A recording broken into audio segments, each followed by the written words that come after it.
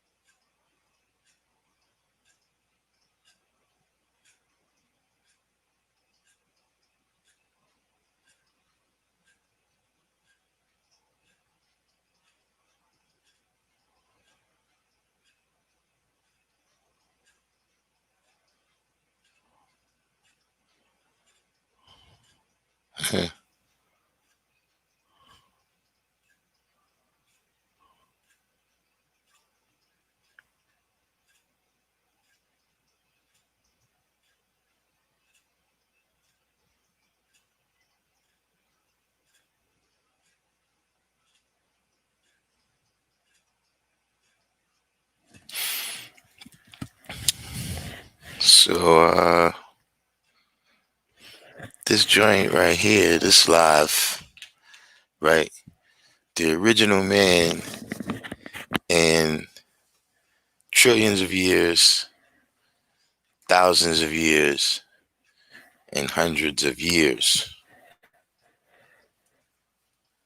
When you look at today in the 1 to 40 and today in the 1 to 10, it tells you those measurements.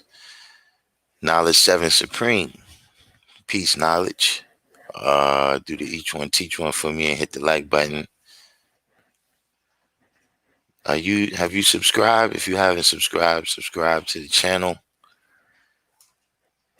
But when you look at when it says the original man, right, in trillions of years, thousands of years, and hundreds of years, when you look in the 1 to 10, it tells you about thousands of years and hundreds of years in today's degree. When you look in the 1 to 40, it tells you trillions of years.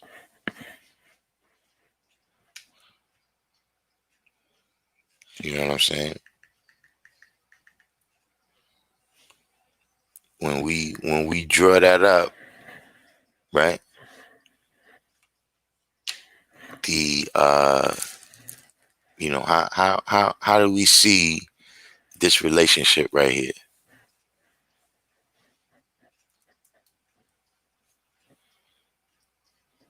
See, because first we know that the original man has no set birth record. But what is the significance, right, of them putting trillions of years, thousands of years, and hundreds of years? We know that this is measuring the time since something occurred, right? That's what time is, a series of events that occur, and we measure them. The bar came in.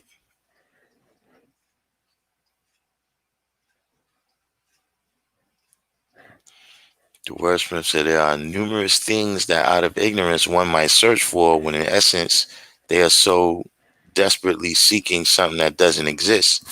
I mean, that's because people have a misunderstanding about where things come from.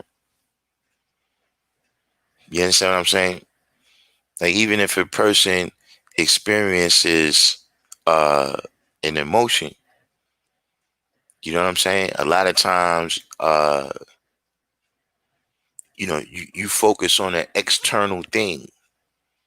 You know what I'm saying? Like, you hate this thing, or, this person hates that person, but really the hate came from in them. The hate came from inside of them. You see what I mean? Because, anything that happens, like somebody in your family can return to the essence, right? How you react to that, whether you cry or not, in these types of things, that's based on you. That's not really based on what happened.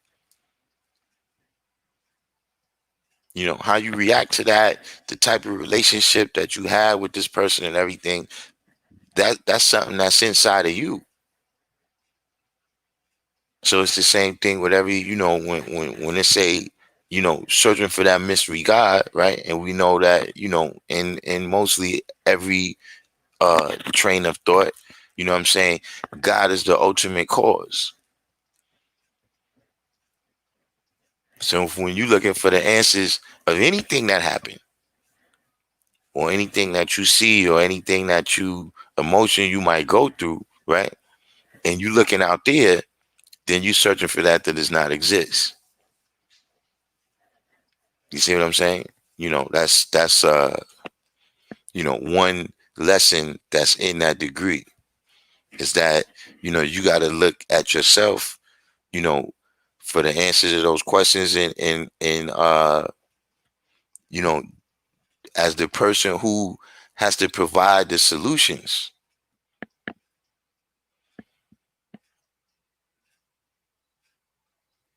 Right, as W said, the search is further separation from self. You see what I'm saying? And he's right. You're making yourself the black jump, and you making what's outside of self the holy baby. Queen Mecca, what is the deal? Fly phrase from the Providence Plantations. The wordsmith said, one only ceases to search when he gets the knowledge of reality, so the illusion no longer has the same magnetic pull on them. Yeah, you know, even look, when you hear people talking about uh stopping drugs, you know what I'm saying? A lot of them, they speak in terms of that they was out searching for that high, right? They was chasing a high, right, in order to alleviate something that exists within inside themselves. And it's, you could go to the rehab, you could go here, you could talk to these people, whatever, you could get all this counseling. But if you don't deal with self, right, you keep going through the same cycle.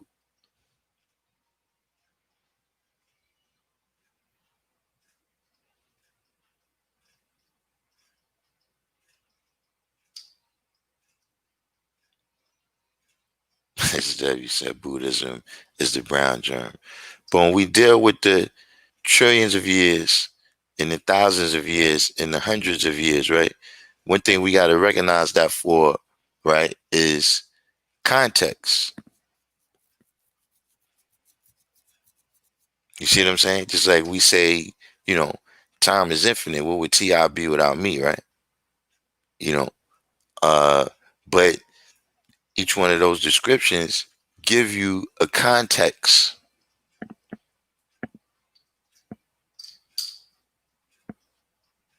If we talk about something within hundreds of years, that's a certain context.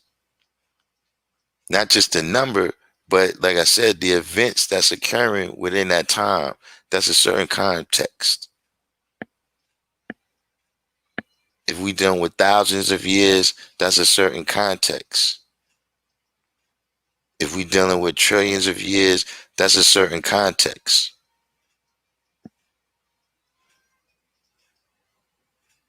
Now, see, a lot of times what we get caught up in the context of is the hundreds of years, you know, meaning the history, just like the degree says, to send a man in search for trillions of years. You know, Buddhism is 35,000 years old, right? But the colored man is only 6,000 years old. See, each one of those is a certain context, right? To lead you to the understanding of what's being spoken of.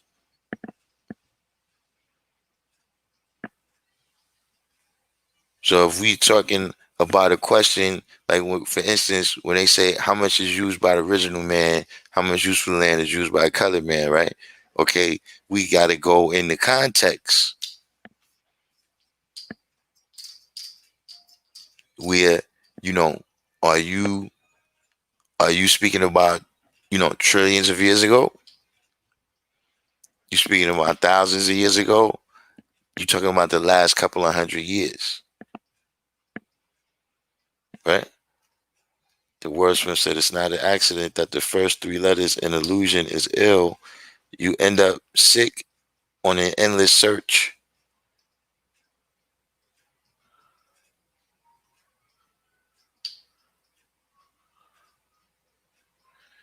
What'd you say here?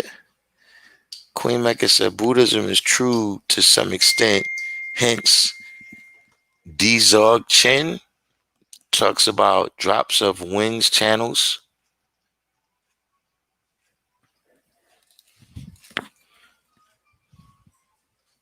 Who's Dzog Chen?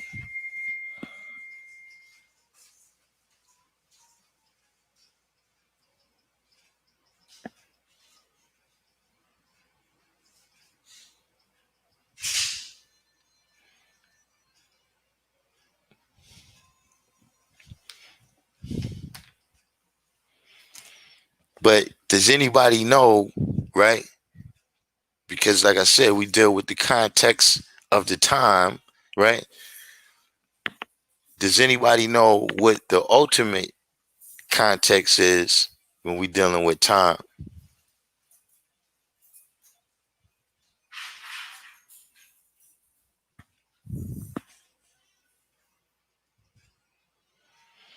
Process, what's going on?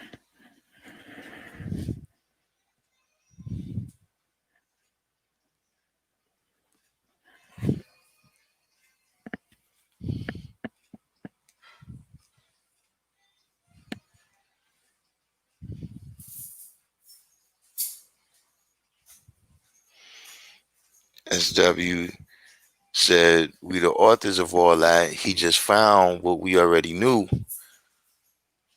That's his search. Crownstone said, relevant motion. Don't get me wrong, that is related, but it's a much simpler, uh, you know,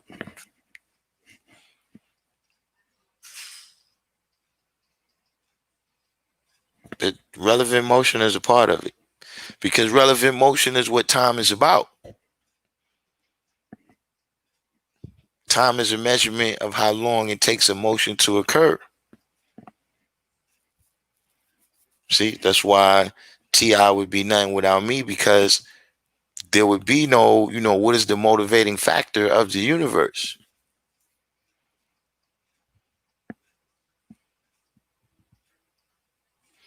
Universal 7 said the body lives in time while the mind is timeless, hence living outside of time. Yeah, and there's a lot of things that happen.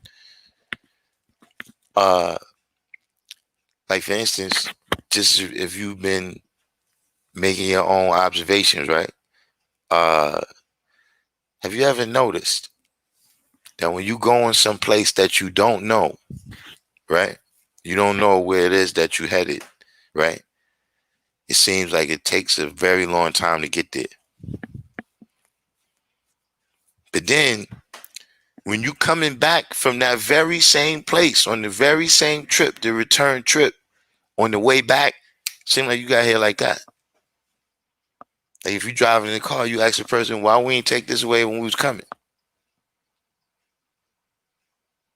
But it's just to show you that, yeah, within the mind, you know, in and of itself, time is an illusion.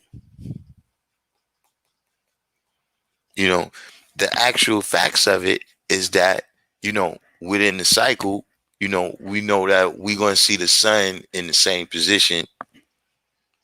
That's the actual facts of it. But rather we saying that's a long time or a short time, or rather we dividing that into two turns of the hourglass, or rather we dividing that into 12 hours. You understand what I'm saying? This is what you putting on it.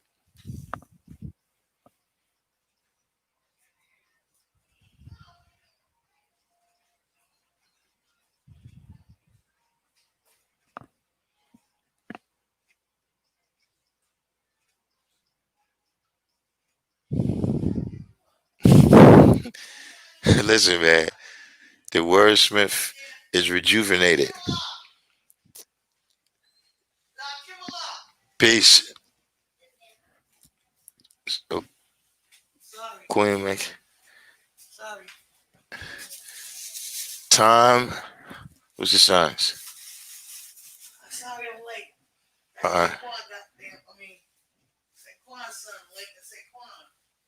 Where's Saquon at? Saquon about his business. His son in front. Hmm. They with me tonight. Want to see my daughter? Time is energy in motion. That's my son. Oh, how old is he? 28.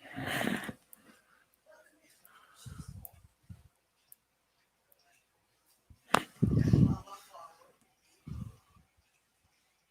That's my child. This is my daughter. But we moved away from the question though. When we dealing with time, right? What's the ultimate context? See my name? No. I didn't make this one. I made this one. My son father made this one. I made this one. My name should be right here. Right here. See it? You can still see it. See my name? I made this. 28 years ago. My son father, he made this. This is my daughter. This is my son. That's me. That's me too. He made this one. I made this one. When I was pregnant with him. Yeah, he's 28. Okay, one on the way.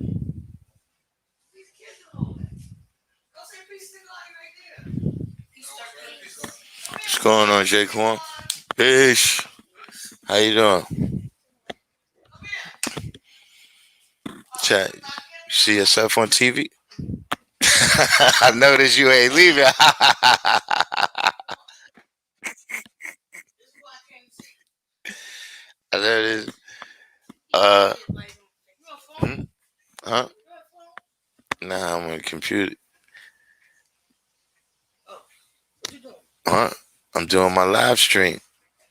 Oh, great. Don't bother you. I can hear me. So Did you ask him, could you get on? the wordsmith. Can I get on? Yeah, go ahead. What you supposed to do? You can ask too. Excuse me. Right? No beginning and ending. Yeah. Peace. Jaquan, you know how to get on Star Asia? No, I don't know the password. It's- That probably doesn't have a. Jaquan, help her. I don't know the password. So how you get on that? One of these three over here, she could get on without the password. I can't remember which one though. Yeah. Try that. So Try that. How do I turn it on? Oh, Lord. You know how to turn the computer on? so the wordsmith said time is a simple math problem. Time itself is how you apply the knowledge and wisdom. time is the set date from the beginning to ending. The bar says no beginning or ending. Universal 7 said time is mathematics, and mathematics are one of the main factors in making the universe born. Well, what I was looking at, right, is that the ultimate context of time is now.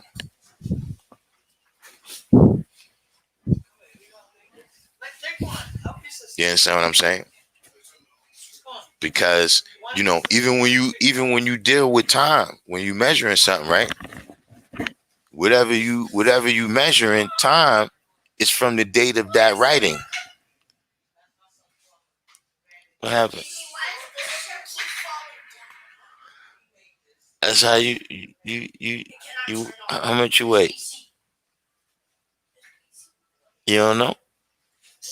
That's what happens. You understand what I'm saying?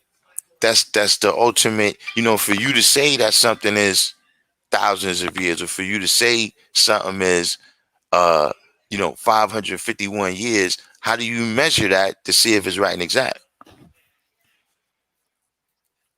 And when you drawing it up and you seeing it, right, you seeing it from right here, right now. See, that's something that it gives you context. Even when you say who is the 5%, right? We talking about who is the 5% right here, right now. Who is the 5%, before Allah made things known on this plane right here? What?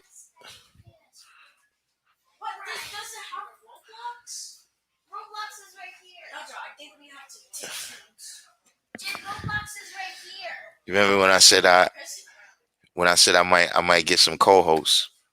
I got my co-host back here today. Apparently.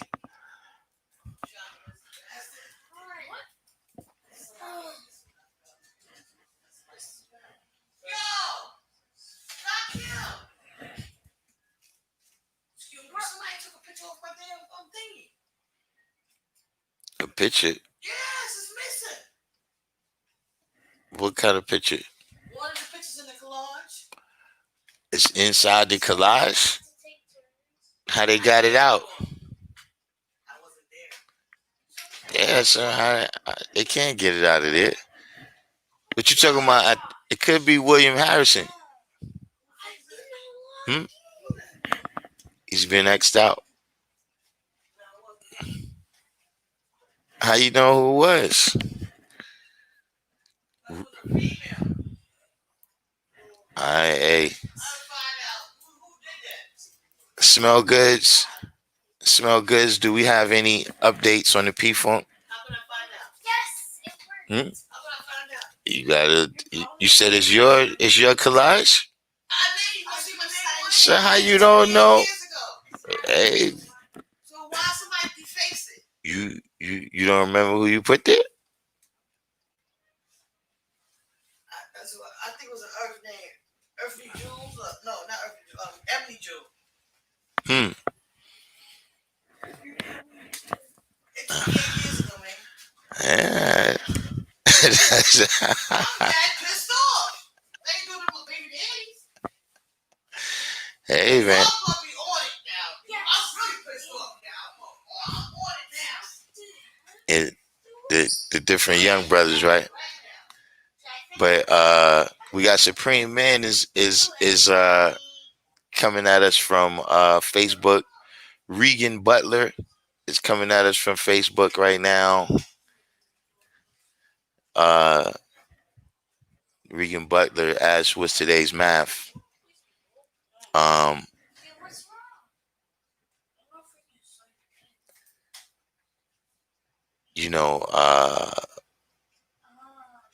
That's this channel is not for what's today's mathematics. I would suggest King Asiatic Allah at King Asiatic Allah on Instagram. If you wanna deal with what's today's mathematics. You know, on this channel, what's today's mathematics is built in to what we build on.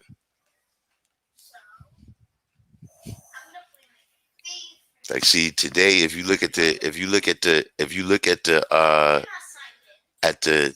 title of the live, right? It says trillions of years, thousands of years, and hundreds of years. So for those, that's well trained, right? You know what I'm talking about. You know where those statements occur within 120 lessons. So in that instance, right? We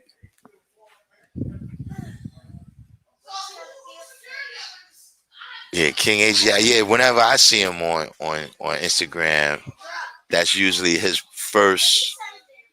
That's usually his first post of the day. Yeah, but you still haven't given us uh we don't I mean, it's good that you're sending it in the mail and all that, but we would like to know uh we need a description of this thing. Like, how what size is the bottle here? What are we getting here? Is this like a spray? Is it with the little thing in it with a roll on? Yeah, you guy hitting us up from the West Coast. Sun guy coming in. Yeah, I need to know what is it like. Is there post a picture or something?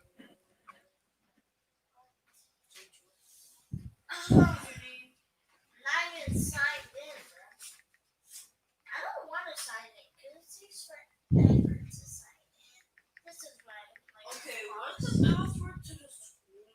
I have no idea. Can someone Just gonna put in a random password. bruh.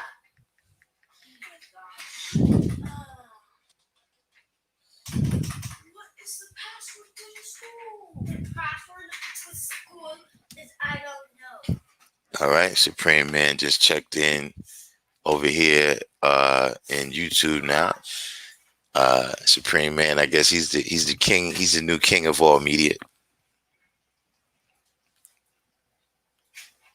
Of course, I'm on YouTube and Facebook. I need to start back broadcasting on Instagram, but right now I let that ride for at least a little minute. But getting back to what I was saying, the ultimate context of time that we're dealing with is now. You know what I'm saying? Because the context of time, this is what I'm saying. Just look at it from your own self, from your own life perspective, right? We could talk about something that happened, something that you did, right? In your own existence, something that you did, right? Don't the context of time have a lot to deal with that? Hold on one sec. Maisha, Maisha, Maisha, my Asia, you gotta go outside and yell.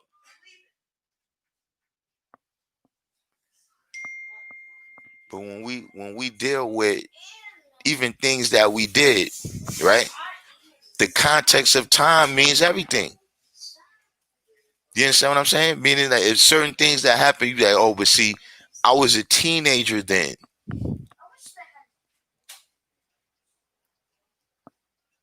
See, if you shitted on yourself, right, and you're 4 months old, right, that's different than if you're 4 years old. It's still, it's in the middle, but for me personally, I'm not with that.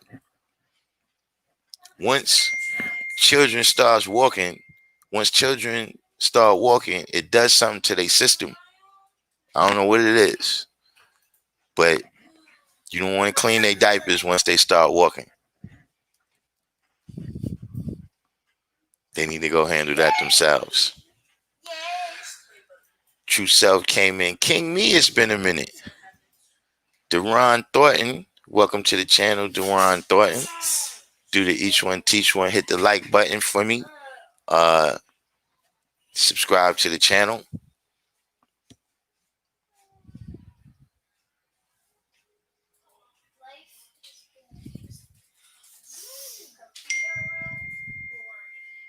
Now Illuminati. Oh, so now we listen. That's what happens when you start to deal with being on point about everything.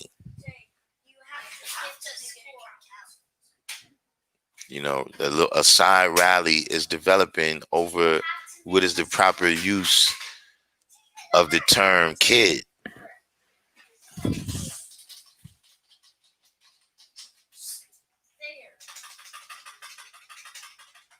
Oh, Divine Our Master. Yeah, I remember seeing that name.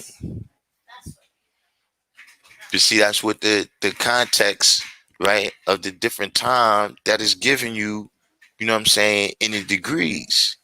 You know, the whole context in the background of over time, we learn things.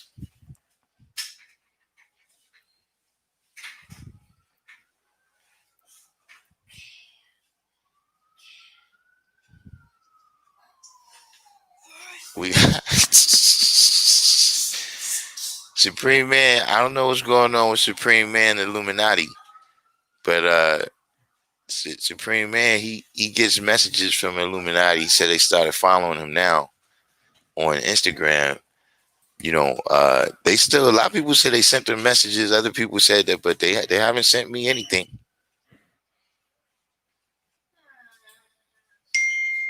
Gianna Rogers. What's going on, Gianna? Have do I know you by another name? Hey, babe.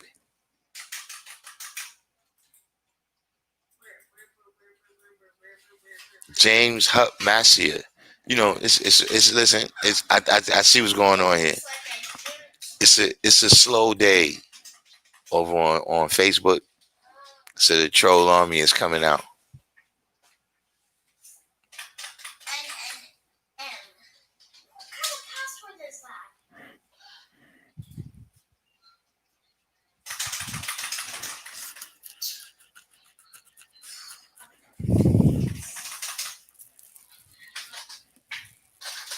Yeah,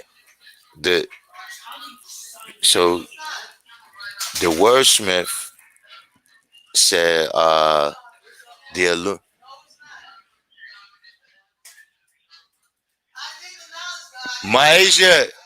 Maisha, you gotta go someplace else and yell.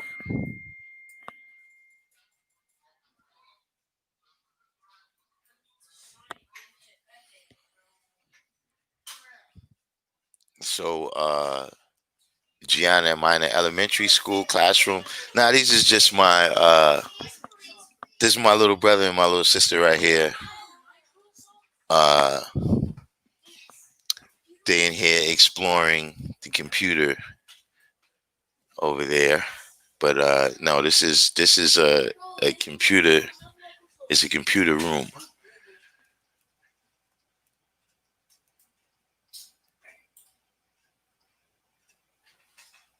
All right, Dominic Pagan give a shout out from Connecticut.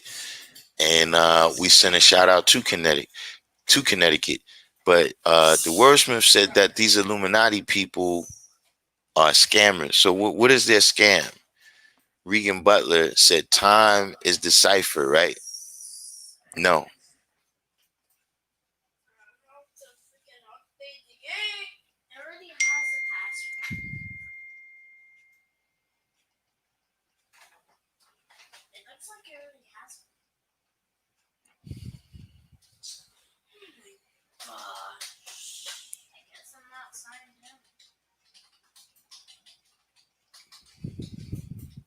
So Dubois said, how do those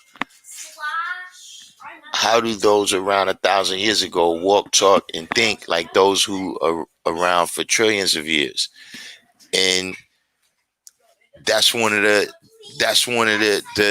things that the context of time gives you.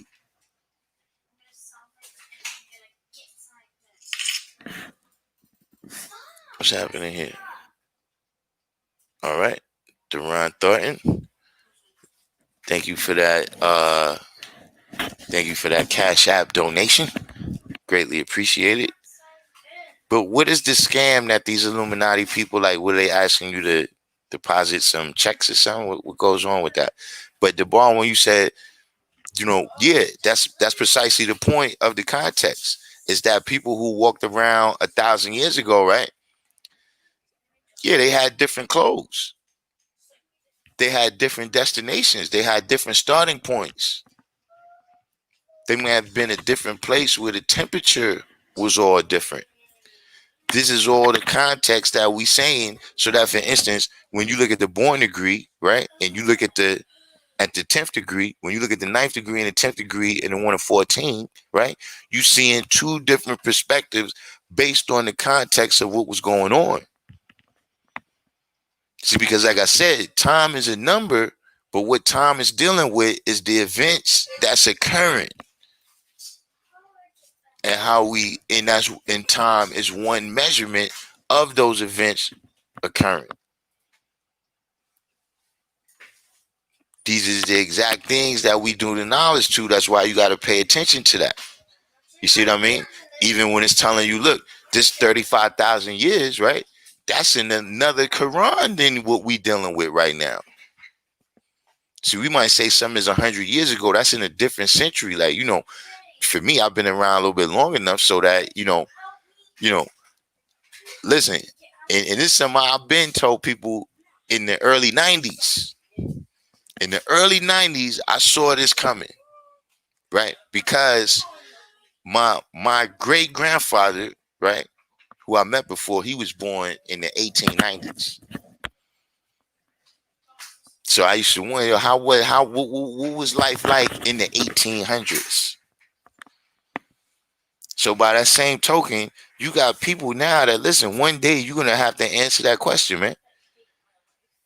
Tell me how it was in the 1900s. Like, see, we living in real time, but it's things like, look, if you old enough, like saying, remember back in the 1900s when we had cassette tapes? Does anybody know, like way back in the 1900s before cable TV?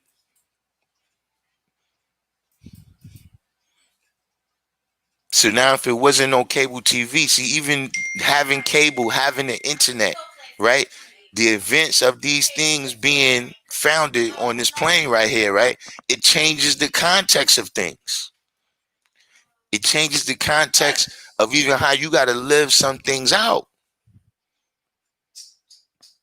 See, certain things that could have been done, right, before the internet era, right, before the context of the time that we existing in, where the event of the internet being invented and coming into use, right, things is different. Things that we may have never heard before, you know what I'm saying? I'm talking about in terms of current events, or look, current event, right now, which we're going to get into that because y'all know I love getting into the current events, but let's complete this topic first, right? All of these these murders that we've seen, you know what I'm saying, of brothers and sisters at the hand of police, right? We wouldn't have saw that in a different time. By the late 80s, you started having, people might have a home video recorder. But in the early 80s, we didn't have that. I didn't have it. So the context of the time that we dealing with, you know what I'm saying? The time that, listen, a person was born in. See, and look, the place makes a context too. So see, that's why it talks about now, right? And it talks about here. It talks about on this part of the planet Earth.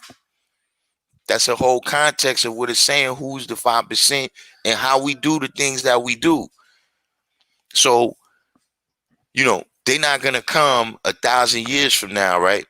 And find us with the same clothes that the Egyptian wore, right? Because if you from Chicago, you from New York, you from Detroit, when the winter time comes, you're not gonna be wearing that. They by the equator.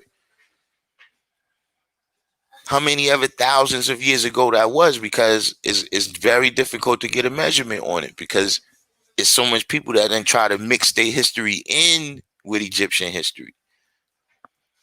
And then they put their context on it and it becomes difficult to understand. You know, this is one of the whole reasons why the Christian calendar is imposed on everyone. See, because that's the at symbol. Look, see this? When as soon as you say, right, that this is AD, as soon as you describe a time as BC, then you bear witness to the context of Christianity. Because BC means before Christ and Anno Domini means the year of our Lord. But whose Lord? All right, listen, y'all got to go yell someplace else, man. Let's go. I'm signed in. Let's go. So be aware of that. But that, like I said, the ultimate context is what could we draw up from all those times and pull into this realm where we at right now as a lesson, as something that we can apply. You understand what I'm saying? Because see, when it says in the degrees, right, that the sun and moon have attracting power on our planet, the attracting power that it has is dependent on the time and the place that you at, the position that you at on the planet Earth. See, like right now, you know what I'm saying, is winter time some places, it's summertime other places. All these different things make a difference. Now look, context of time, right? Context of time, right? How many people got a lot of brothers and sisters? You know what I'm saying? Over a long period of time. So I got a lot of brothers and sisters over a period of time. See, now when those first couple of kids, right? You're born. See, the parents, they still in their gangster phase. They still out on the street. They ain't taking no shorts. They ain't taking no shorts outside. They ain't taking no shorts in the house either. See, one stray word out the side of your mouth, one slight disagreement, or you disobey. See, because they in a gangster phase. That's the context. That's how the sun and moon. That's the attracting power that the sun and moon is having on your planet. The way how they raising you up. But now look, some years pass, right? And then those last kids that come, they come when the parents in their 30s. Now I ain't mellowed out. Now I ain't mellowed out. You see what I'm saying? So now, hey man, cut that noise up out there. Turn that TV down. See, I never got told twice. You know what I'm saying? He never talked twice. Like, I've spoken. Do not make me have to tell you again. But that's the context of the time and what's going on. You see what I'm saying? And like I said, the time and the place make a difference on the attracting power that the sun and moon have on the planet. But you got to be able to draw all that up. See, because is positive and negative in everything. Like I said, every atom that exists got protons and electrons, right? And if we exist in a reality that consists of atoms, that means that everything has positive and negative in it that we don't even see with the naked eye. We see the thing, whatever it is, if it's a computer, we use it or whatever, but inside there, it's positive and negative. Can you play the first game and then can I play That's what That's good, dude. What are you gonna play? So that's the When you finish, you can I know, play my the game? first hour right there, dealing with the context of time, because we got some people in here right now. Let me put the link. We got Supreme Man is in the room as well as All on the Business, right? And I wanted to get into Okay, I'm trying to. uh you know this is we've had like two more recent events, like right now they're back protesting in Wisconsin, you know what I'm saying, about a brother from over there who a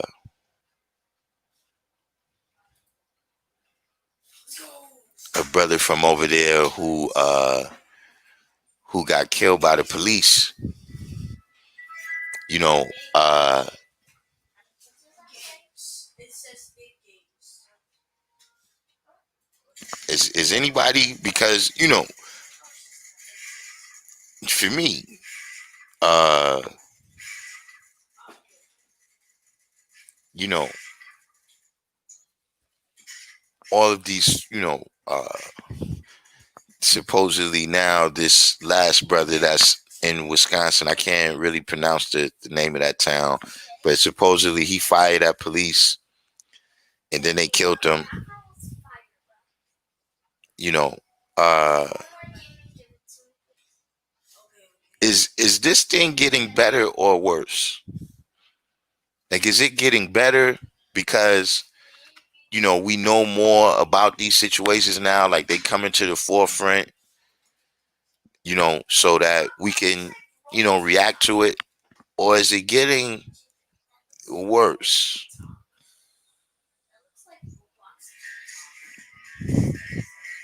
What is going on out there?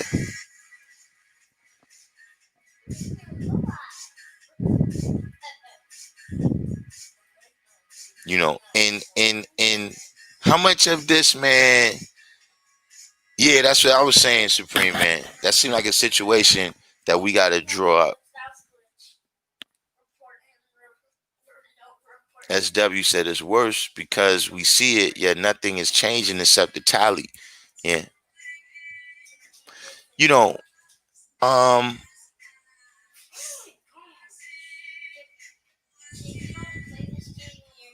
so Universal 7 said they just released video of the aftermath of the Breonna Taylor shooting. Cops left her there for minutes after and said, "Yeah, she's gone," as they waited and watched. Hmm. See, this is what I'm saying. Like, do they have all of this stuff on camera?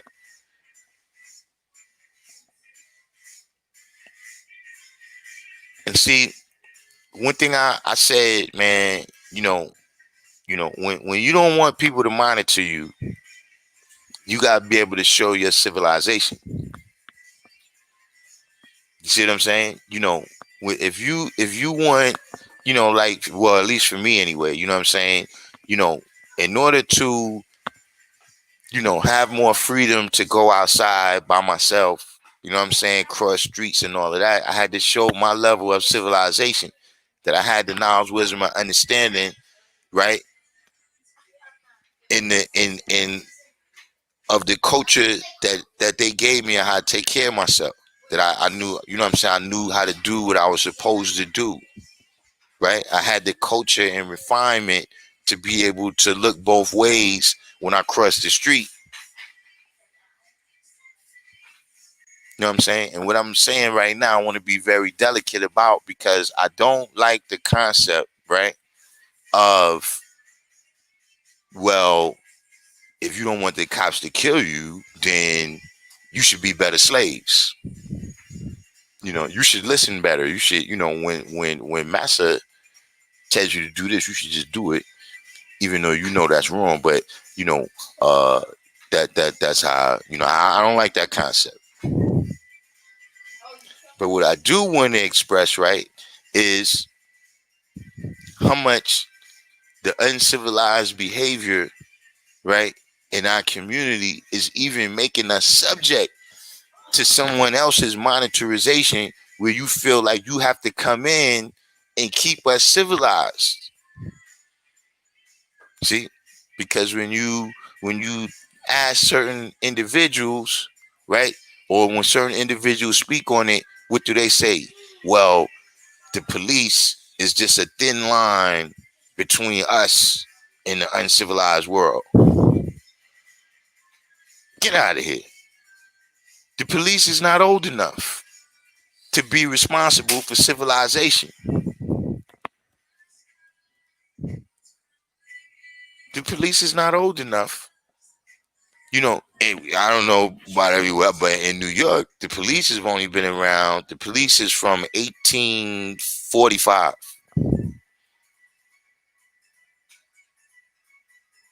So if they from 1845, how could they be responsible for civilization? That means that the people is responsible to become and remain civil, which is our first duties, right? We're supposed to become and remain civil. Because see, if you don't become civilized, how you going to teach civilization? To he who is savage, no, you who is savage.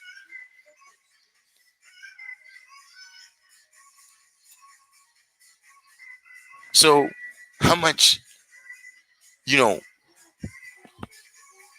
what is our obligation, right? To become and remain civilized as a community, right?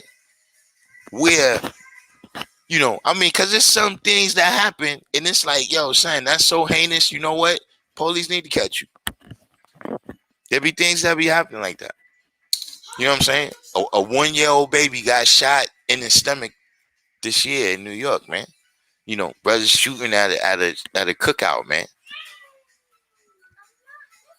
You know, last month a little 6-year-old kid got shot in the leg. Him and his mother got shot. Same thing, shooting out at a cookout. Like I'm talking about, not people there. They got into an argument and it turned to that. I'm talking about people rolling up, right, and shooting at a cookout. You know, not you rolling up on like, nah, this the block where the business go down. Everybody ain't no civilians on this corner. You understand what I'm saying? Not especially not at this time. Ain't no civilians over here. You know, that's one thing, and not saying that that's good. But how many things have happened, right? Just this summer or whatever amount of time that you know, where, right, you had to say, yo, you should get caught, man. I can't even.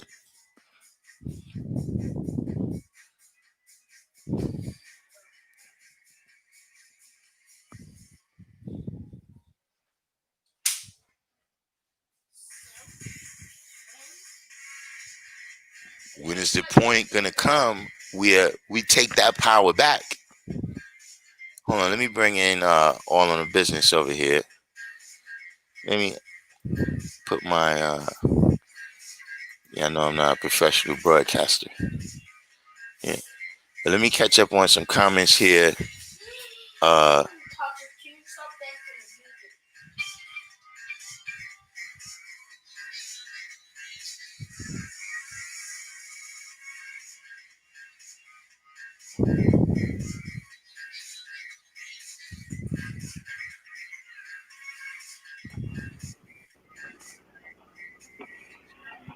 Peace. Can you hear me? Peace.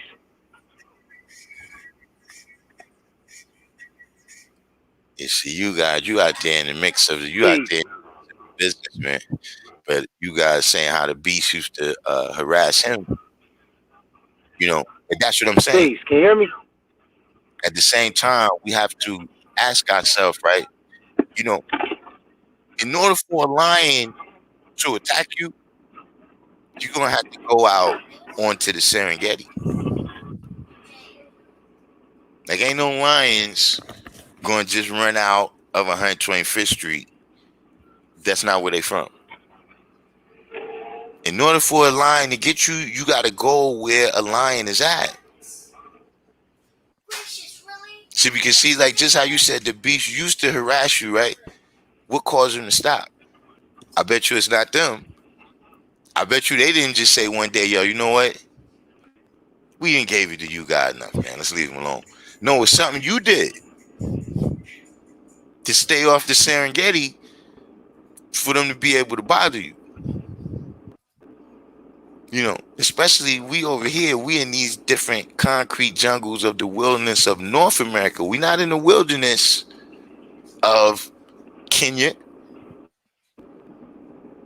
We're not in the wilderness of Sumatra or India or someplace.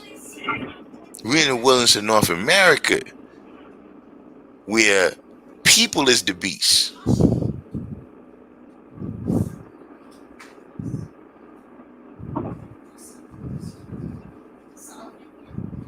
Yeah. And like I said, this is also dealing with the context of time. Yeah, once upon a time, supposedly they found these bones where you got saber-toothed tigers and all of that, but it wasn't no type of predator over here like that. Within the hundreds of years of the time what we talking about where this concrete jungle got established. So kind of going back into my point that they're not going to change. Right. The element of what they need to do in order to survive, right? Which is based on the element of how they came into existence, right? Which is destroying the light and saving the unlight. That's not going to change. If they go disaccording to that, game's over for them. So what is it that we got to do, in terms of, well, the way I'm looking at it, in terms of civilization?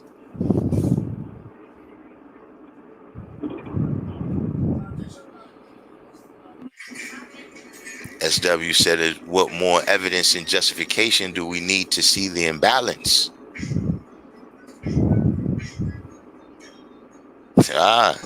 King Me said the things that we seeing now is just in high definition now,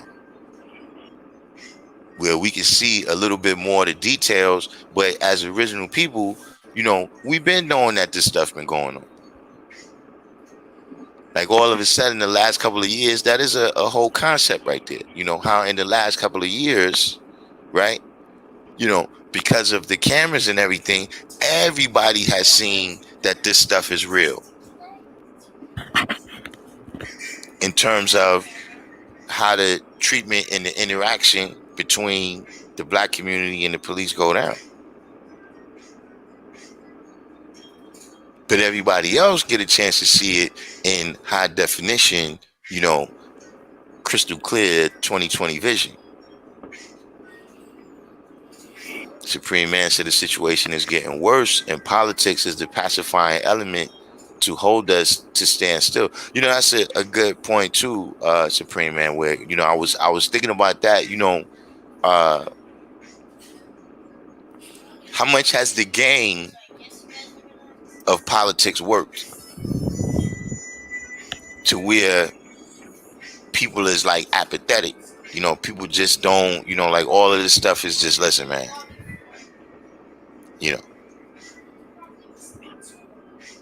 Let's just listen to WAP, man. You know what I'm saying? We don't, you know what I'm saying? The fatigue,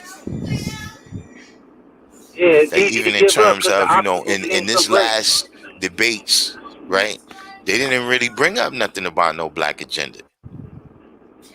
I don't think the God can hear In the me. first debates they was having in the beginning of the year, that was like this is one of the major things, man. If you don't answer this right, you gonna have to get off the stage.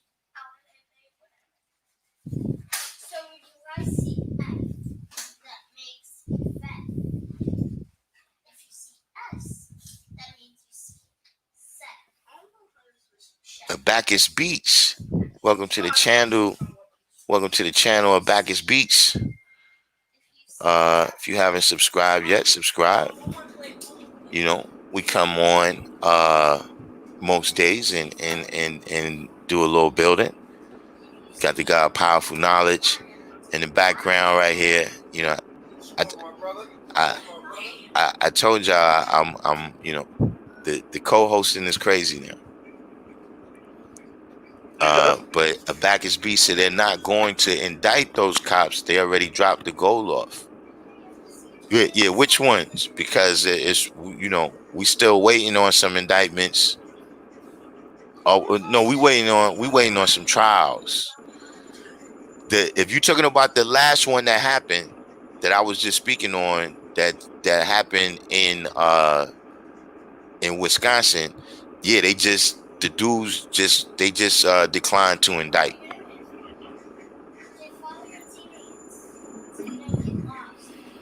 L7 said, "What if you were 14 years old?" So I've been talking too much. I don't know what's the what. You said, "What if you were 14 years old?"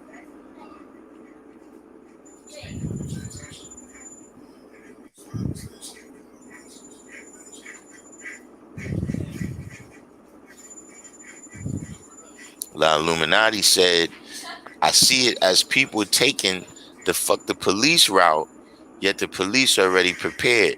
Well, yeah, that's something too. That you got to use wisdom, right? Just off the strength that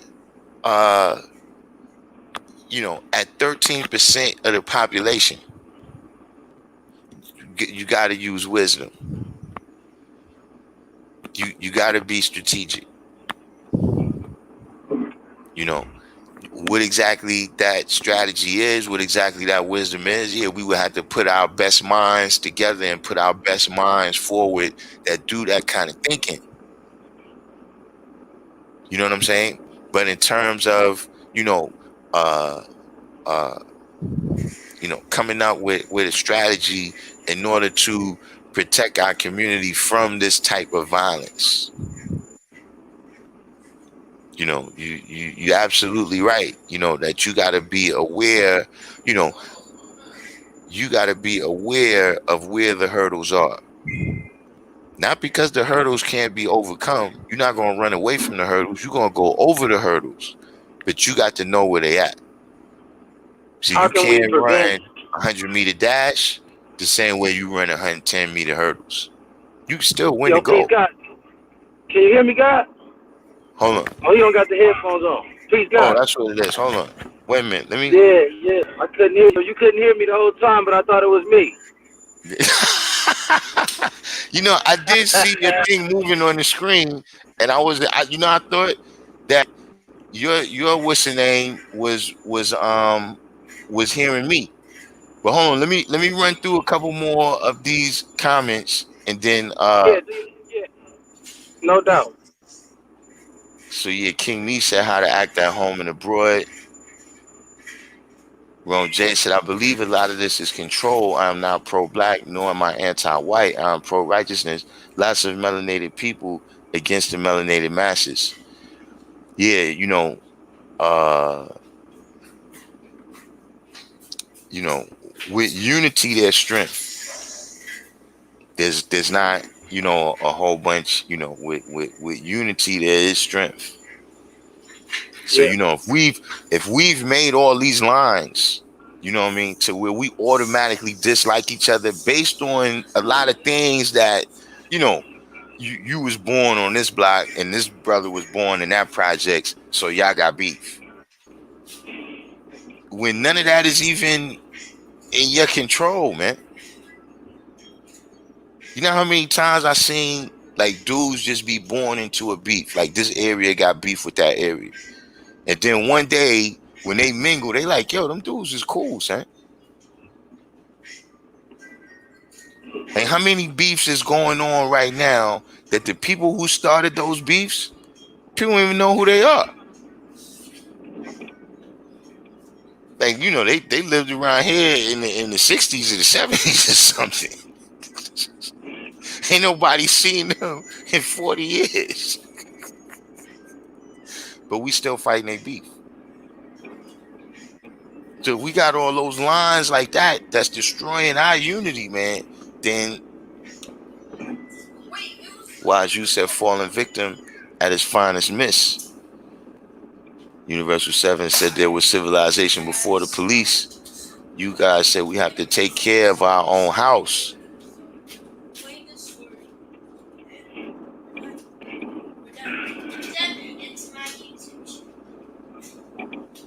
Oh, yeah, hold on. No, it's our YouTube channel, right? It's ours.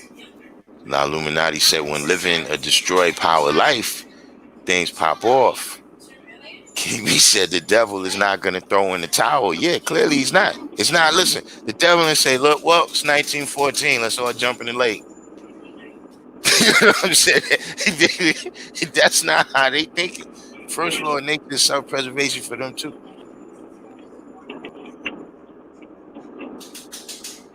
The mathematician said peace is a risk that they can't afford. That's a high powered statement right there. You know, in a small context, you know, just looking at how much is made off of the violence. You know what I mean? How many lawyers, you know, how many you know, judges, you know, how many hospitals, you know, how many jail systems, how many correction officers and wardens, you understand what I mean, that all make their living off of these things that I'm talking about right now. So just on one plane right there, yeah, the economy would probably collapse without brothers engaging in certain things, man, that make them subject to that make them the product. See, every job, every corporation or whatever, they got a product that they produce. The police produce people to go to court. That's what they produce. You know what I'm saying? The court, they produce criminals to put in the system. But just on the grand scale of you exist, right? Your existence, your prosperity is based on us remaining in the position that we in. It's based on us being the useful land. So if we take the devil off our planet to where he can't use us as useful land, then how you gonna live? There's a lot of levels to that statement right there. Powerful Allah said it's been a plan. They overpopulate us here. They got some shit with them. We got to fight back. Indeed. La Illuminati said the subculture of the streets are not being addressed under no circumstances. Yeah, you know, and it's you know, the impact that is having.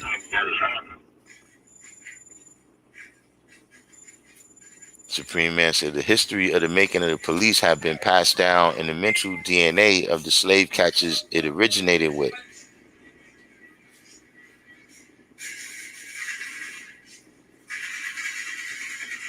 A divine our master got like 1,000 accounts, man.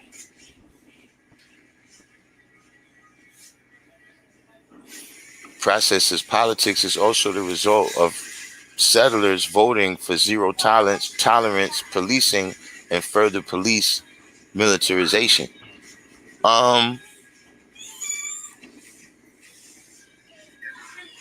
Well, I would say this, just based on not being pro-black and anti-white, right? Uh, See, the political class, the people that's on top of politics, right? The people, the elected officials, the people that's skimming the money, from the government or whatever, right? They have an interest, right, in having animosity within the society.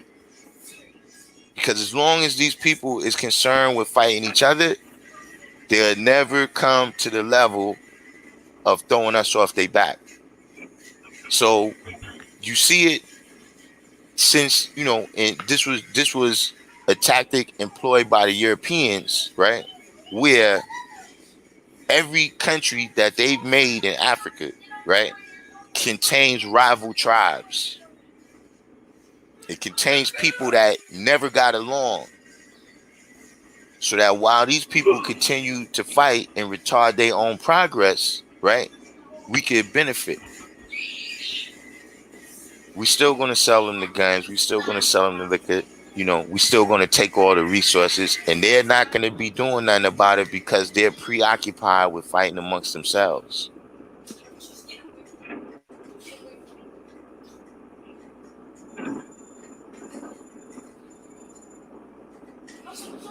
This goes back to the Roman Empire. The Roman Empire did that. Whenever they made a Roman province, they would include rival tribes.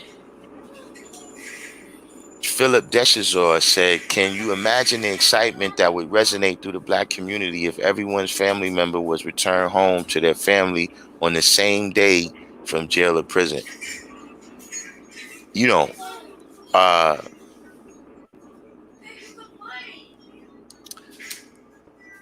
that's one of them things, though. Like I said, man, some people need to be in there. They don't need to be around us.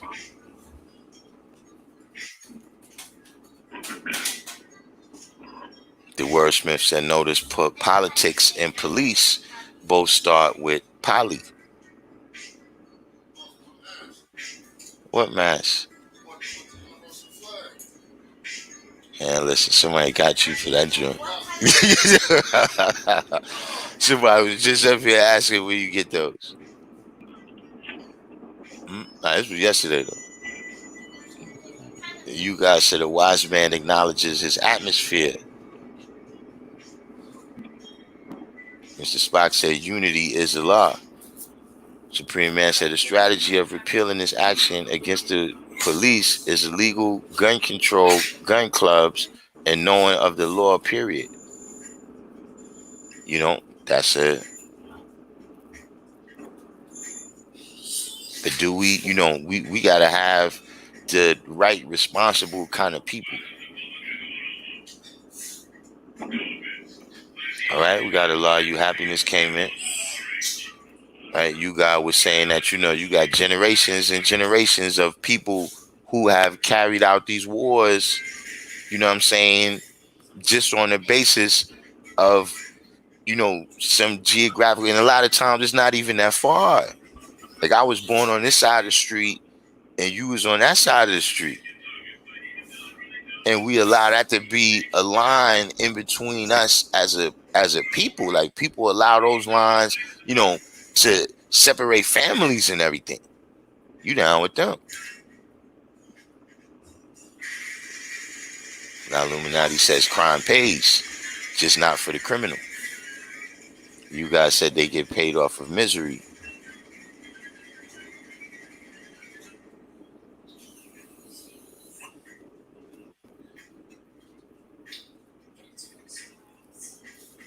The wordsmith said you can't fool the devil.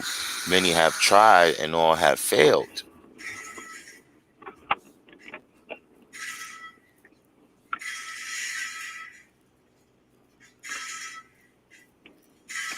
What are you saying? Nevaeh Wright, unicorn? It's coming from this sound. Who knows? Who knows what you up to, Nevaeh Wright? The boss said the 6th degree in the 1 in 14. Supreme Man said culture degree in the 1 in 14, telling lies, causing the original people to fight and kill one another. The boss said in relation to division of our own, like with the groups of people fighting others in Africa. The Pizzy came in. The Pizzy said also the way the economic system is set up is bond for violence amongst the people to fight over scripts. You mean it's bound for violence amongst the people to fight over scripts? Scraps. Right. Absolutely. That's another tactic that they use. You know what I'm saying? By scarcity. There's another thing that causes division. You know what I'm saying? Even in terms of the way, one of the ways that racism developed, right, was by there only being a certain amount of resources, right, for poor people, right, and those people to be put into competition with one another.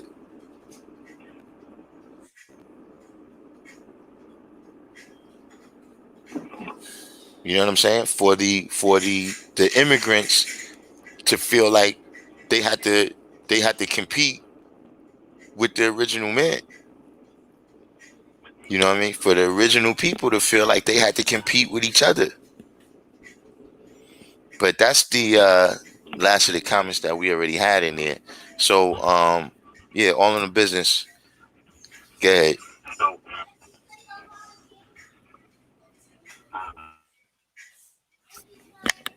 Well, yeah, I was just gonna say, to me, it seemed like we got to get some type of leverage. We don't have enough leverage. It's like the Godfather. We gotta offer them something they can't refuse to a degree. You know what I'm saying? And we gotta come together in numbers and start working together every day. Like when we say come together, it's like we gotta literally start working together. We gotta quit our jobs and start businesses and start getting money together. Legal paper and figure that type of stuff out. In the midst of everything because they doing their duty. It's their duty to try to destroy us. And keep us confused. And as far as trying to solve it that way, it's just so many loopholes and so many obstacles to face when you're dealing with these people. So it's just the best thing is to get our thing together so we leverage ideas, and leverage our position out here. You know what I mean? That's to me that seems like the only way. If we don't, it's being civilized is part of that leverage. But on the same token, they shouldn't just because you're not civilized, that doesn't give grounds for you to kill an original person or anybody at that. You know what I'm saying? You shouldn't just killing people because they're civilized. I mean, if that's why you're doing it. But if they just killing innocent people over and over, they've been doing this for a long time now, man. It's not something to really even. It's not even a debate. You know what I'm saying? This is something that we know is going to happen. You can look forward to it as long as they're here. So the thing is, do they got to look forward to us doing, and we got to move in silence. You know what I'm saying? If you got some ideas that you living out, live them out. But you got to pull up on brothers and stuff like that. And brothers got to see you in person because when we, a lot of times we on this internet, you can't really discuss your whole real game plan. So if you're not walking, talking with brothers and building in person, you're not building in the physical, then it's almost like a lost cause. We don't want to waste our breath because it's a serious situation. They not wasting their breath. You know what I'm saying? They talk about executing a plan and they execute it every time. And their main goal is to keep us oppressed. So no matter who has a better idea, they go with the best idea possible. But everybody's idea involves oppression of black people. when it comes to the 10%. You know what I mean? It doesn't matter who becomes president because they all just gonna be some slave owners. That's all it is to it. You know, so they all look at us the same way. They all on the same team. It's really time for us to start getting at the gang members and pressing the issue with them about putting their flags down. Leave me the screwdriver before you be out. Yeah, I meant to say. Yeah, you know, we got to push the line, you know, to the gangbangers in your community, you know, the gang members, you know, the youth and the older ones, just all of them, you know, we got to push this message of unity, man, for real, like, more than ever, because we got to leave our stamp right here. You know, this, you know, in these years, in these times we live in, we haven't really left no stamp. You know, these rebellions, that's a light stamp. You know, that's a light stamp. The rebellions and the, you know, all the stuff, that's a light stamp in history right there. But we haven't really done no, you know, Malcolm X level, Martin Luther King level type of stuff, no Marcus Garvey level type of stuff in this day and age. You know, Allah set forth this knowledge itself here in these streets, and we really got to utilize it to make a real big impact. You know, and that's the type of leverage I'm talking about. You know, it's like you said, as long as we killing each other, it's gonna be hard to even convince somebody to stop killing you. You know what I'm saying? It's like, and that's the reality, man. And you know, they killed Breonna Taylor, and then they come up with dirt on her name. You know, they throw dirt on your name. They show all the negative stuff about your life, and it's like, to me, that's irrelevant. But but on the same token, it's kind of relevant because, yo, they was in a fucked up position. You know, if you high on fentanyl and you get into it with the police, like, yo, they feel like they got a reason now, and they really beat this case. They think about it before they do it. Like, I could kill this man away with it right now. You know, because he's high. I looked in his eyes, and his pupils are dilating. And, you know, I'm gonna just use that same old thing. You know, this strong black man was high on drugs, and I was in a fear for my life. You know, so it was just a free one for him. You know, it was just a real free kill. You know, and he let himself be a free kill. You know, nobody made him do that, you know, if that's what he was high on, but they don't, you know, I don't feel like justifiable because what? They put us through these hundreds of years of slavery, centuries of slavery, and now that we fucked up in the head, you want to kill us and act like you got a reason, but you know we fucked up because of the shit you put us through and your ancestors put us through. You know, you're not allowing us the freedom to really rehabilitate. You putting drugs and guns on us and all kinds of shit in our community that keep us fucked over. Pardon my language. I know it's children in the background. I don't know if they can hear me. Pardon my language, though. But I'm just saying there's so much they doing to keep a heavy burden on the people to where when they kill one of us, you know, everybody wants to march. But at the same time, it's like, yo, we not right. Just like, you know, the rapper Megan Thee Stallion. She's on Saturday Night Live and quote Malcolm X, you know, half naked with a weave in her hair talking about the most disrespected person in America, but at the same time, she's disrespecting herself on stage. You know what I'm saying? And it's like, how do you protect that? How do you protect the woman that don't want to be protected? You know what I'm saying? How do you save a person that don't want to be saved? So it's like we got to start saving the people, man, right now before this type of stuff happens to them. That way we can get that leverage. So when we step to the forefront, it's like when Malcolm X is marching down the street with 100 black men to get one man out of jail. You know, that type of stuff. You know, that's leverage right there. That's the type of leverage they really don't want to see. You know, but that's what we need to be getting going. You know, and you know, when we get off this, everybody needs to be studying their lessons like we said all the time.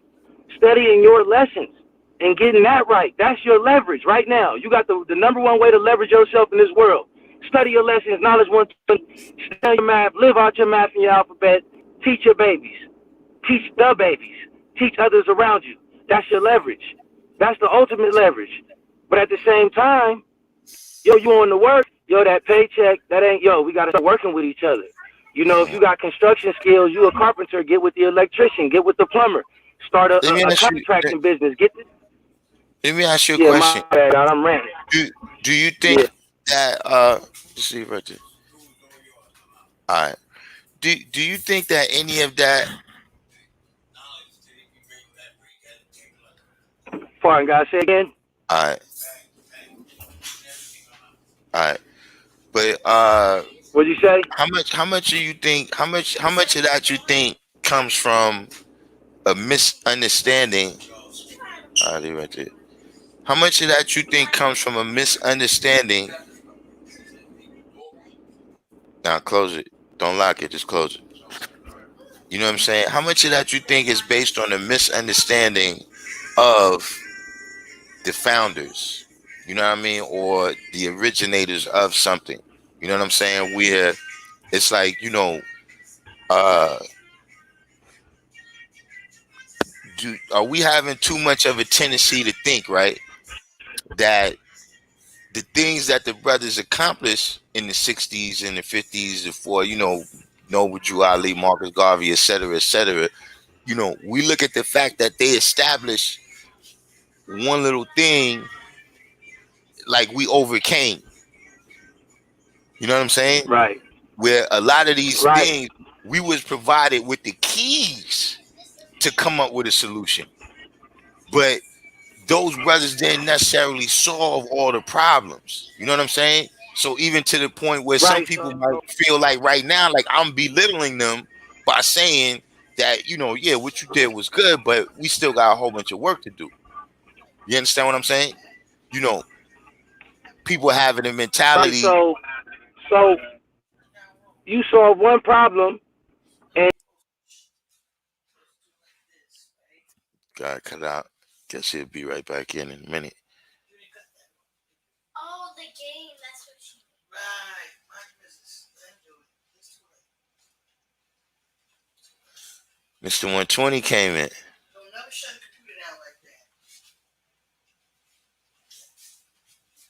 Peace, God. You peace, city God. Shadil. Peace.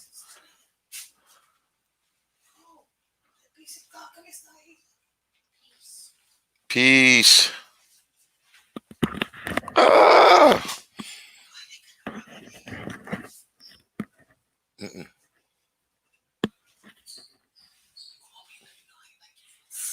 All right. All right. I'll put it in the microwave. It's 10. I go put metal on my mic. Got a point. But so Sosa Santana wants to know about dolphin meat. I mean, listen, shout out to the Dolphins. You know what I'm saying? I used to watch Flipper. I used to watch Flipper back in the days. That was one of my favorite shows. Shout out to the Dolphins. But right now we talking about black people being killed. You know what I'm saying? I'm not sure if like I said, shout out to the Dolphins. You know what I mean? But we could talk about them second after after we talk about black people being killed. All right. yeah, yeah. That's the subject. That's the subject. Yo.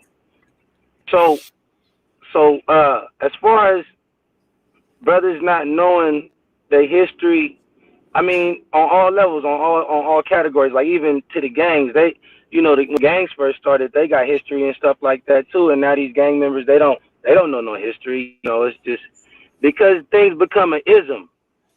It's like things get washed up into like a religious type of thing. Because it's a bunch of followers in the first place. It wasn't. It was one or two leaders, and then everybody else was, a under couple or something like that. And it's always one person in the spotlight, and that's what they do. That's not what we do. That's what they do. They always make it to where there's a spotlight on a specific person, to where it seems like somebody might be greedy. Like you might not be greedy, but the public will shine a light on you in particular. It's something about you, and then they make you the face of it, like Martin Luther King being the face of, the civil rights movement. And I'm sure he might not have even have chose that, but things happened how it happened, and then certain people embraced it, but certain people didn't like that. Certain people didn't like that he was so they knew that was going to cause internal clash. And that makes room for things like COINTELPRO. You know what I'm saying? So people not knowing their history is fundamental to us being broke down over time. But that's why it's like the chosen few choose themselves, and then it, you know, to me it gets heavier and heavier. You know, the message gets stronger and stronger over time. It's like the earthquake that we've been waiting for in California for the past 100 years. You know, the one that happened 100 years ago knocked down San Francisco. The one that's coming, they say, is about to knock California into the water. You know, and it's like the movement gets heavier and heavier because the grief and depression gets stronger. So, you know, we definitely got to teach the history, but at the same time, to make it.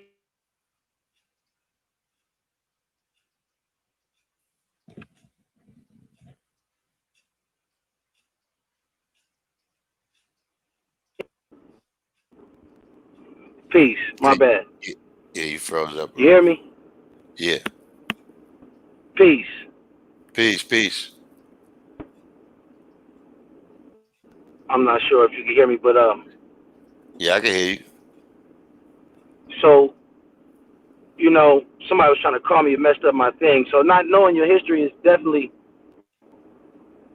is crucial. But if we're not making history, if we're not renewing it, you know what I mean? If we're not setting a new foundation, then you know, I think we're putting the wisdom before the knowledge. It's like we got to set the foundation no matter where we at, and it's like on different levels. You know, certain people is gonna be out here wilding out like Brother Xavier, and then certain people is gonna be trying to do like Johnny Cochran and be the best lawyer and take it to the courts. You know, but it's always different that everybody going to accomplish is different angles that we need to attack. You know what I'm saying? Just like I was saying, I want to do that the tax freedom thing. You know, for the Black Americans to be tax free, we should be tax free. You know, and that's one thing I want to focus and channel my energy on. You know, and then somebody else might attack this at a different level, but it's many different levels to their oppression. So I don't see one man ever going to accomplish everything. You know what I'm saying? But I see a group of us accomplishing it all. Right. This brother You right know, here made hold on, a I'm statement. gonna go out and cut because I can't hear you no more. All right, bet. But the Pizzy made a statement here. He said, I feel like we spend more time worried about how many points we're down rather than winning the game. That's an interesting comment. You know, can you expand more on what you mean by that? The Illuminati said educational strategy has to be put in place.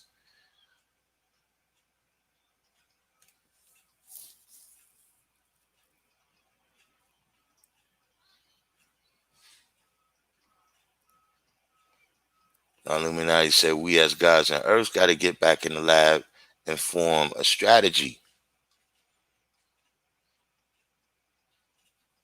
We have powerful Allah said front lines perspectives. Yeah, that's the guy in LA. All on the business without a doubt.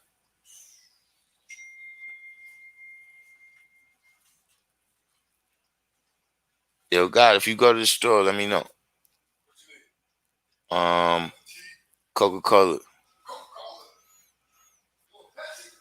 Nah. Like I stopped messing with Pepsi when they diss Ludacris.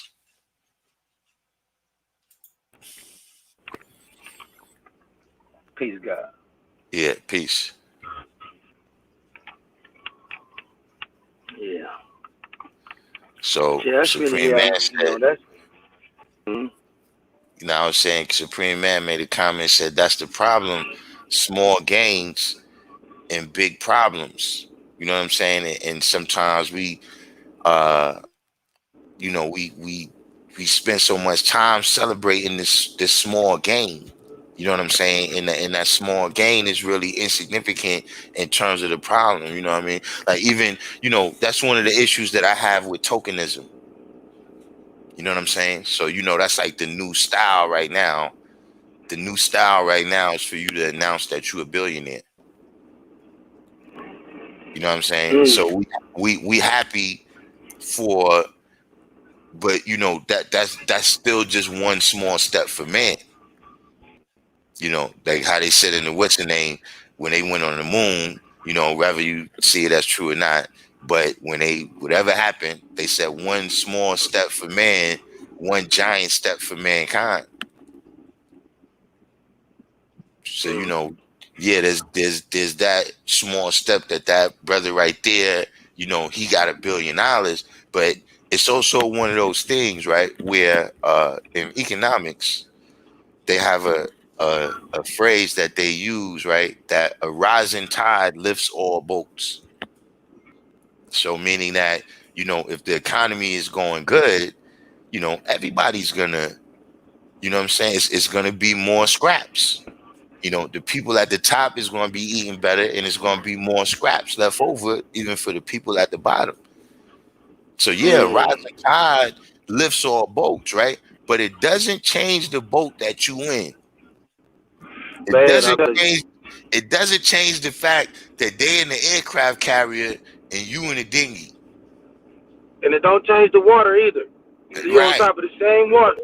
Yeah, and see, they could sail past your dinghy in the wake of their thing or capsize your boat. I'm telling you.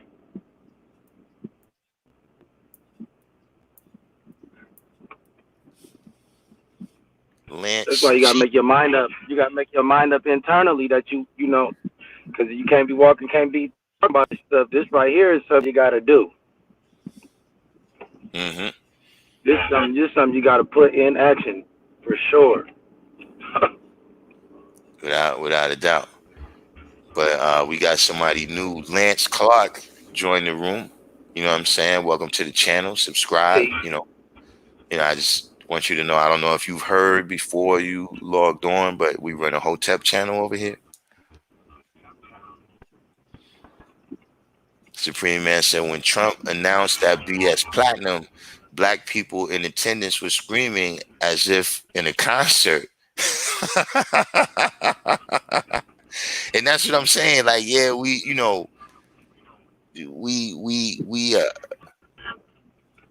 uh, sometimes I guess, maybe it's the pent up frustration, because like even with these cases, you know what I'm saying? A lot of people was celebrating the indictments. They were celebrating because, officers got fired, you know what I'm saying, in the midst of these events, but how does that work now that you got acquitted? Does it mean you could go now to another force? Does it mean you could go to another force and use your experience from the last force, right, to join over there? All right. Supreme Man said Lance Clark is his man from the NOI.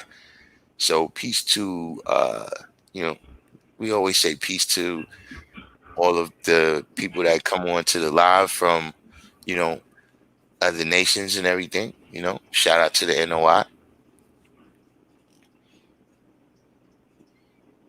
So you guys said the fight is never over. Yeah, that's because and you hit a thing on the head, and it's related to what we're saying, because they continue daily, but they not remaining successful because they trying the same thing daily. See, they know how to apply things that's not mentioned in the lesson, at least not that lesson. Mr. Spock said the pale Arab here can't answer me why he's selling pig in his store. You know, the, in at least around where I've been, you know what I'm saying? It is, they've become more conscious of that. You know, it's hard to get a ham sandwich in Harlem right now. You know what I'm saying? See, a lot of that was because uh their own people didn't know they were over here. See, they was doing all of that. That was, like we said, before the internet era. You know what I'm saying? Before, when it was just a handful of them here. You understand what I mean? And it's also based on who they see us as. You know what I'm saying? What is cool to do to us, because For me, bro, I'm not giving nobody else a ham sandwich.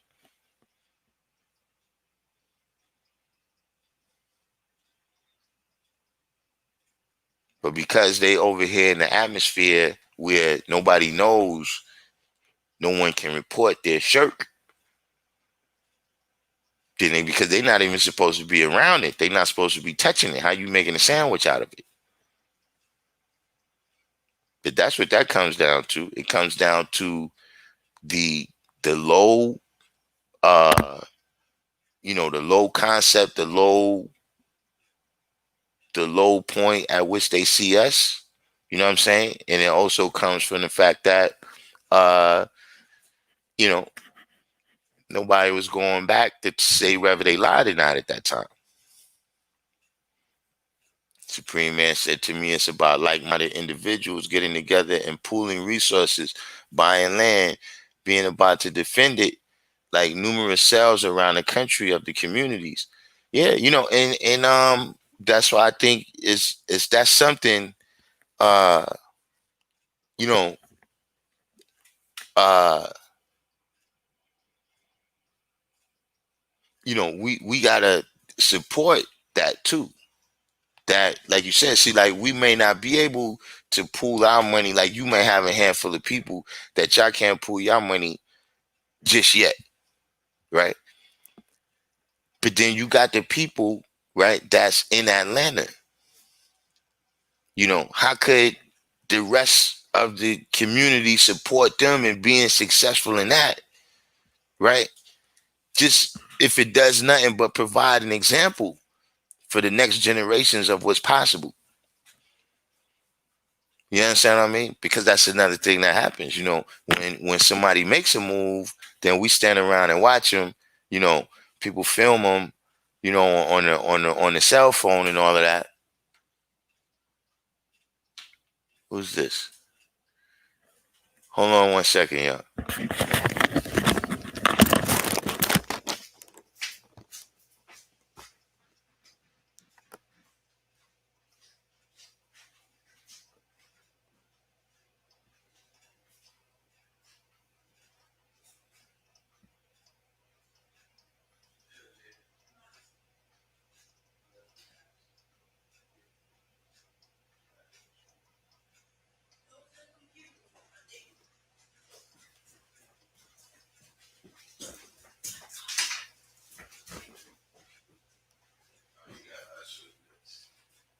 You had to get that one.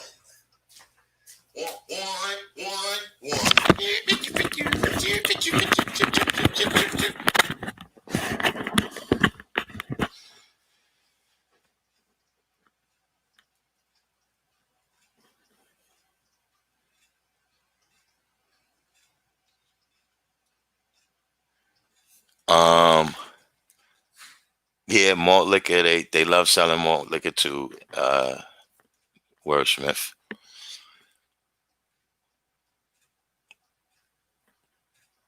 Mrs. Spock said it has to be everybody on one accord with sex, like a big gang, one accord, but different sex, because people will not give up their belief system or what they feel is right. That's not realistic. But look, those are other lines that we got to stop too. You know what I'm saying? In terms of, like I'm not going to join what you're doing, but I'm saying this is not even a reason for us to fight. This is not a reason for us to, yeah, now, when we teenagers and we going back and forth, we trying to show and prove what we know and who we are and all these things like that. But I'm saying, for these things to extend, but like you said, see, we all can live on two objects can't take up the same space at the same time. So see, you can have your community over there, we can have our community over here. But like I said, that doesn't mean that we can't support each other, you know what I'm saying, whatever it may be. Maybe right now, today, you can't join that community, but having that community thriving, right? You don't want to let that go. So then when the next one is built, now it's two communities. You see, even when you look at the lesson, you had these communities, but they was kind of isolated. You know what I'm saying? I'm talking about, from, Reconstruction up until, say, the 1920s, right? You had these different communities, but they were separated and isolated from each other.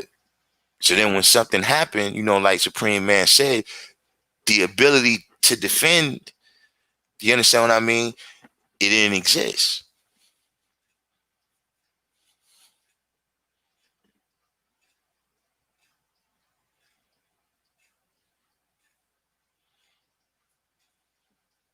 Halftime said a rising tide is also a terrible time to learn how to swim.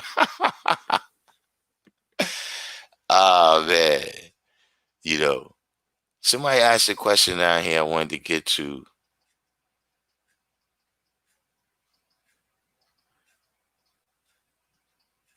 All right, this is it. Process says, did the original man ever own delis and corner stores in New York?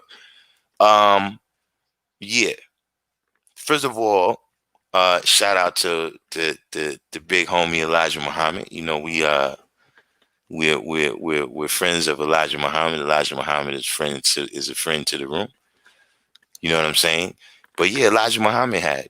You know what I'm saying? And other than that, in New York, they did have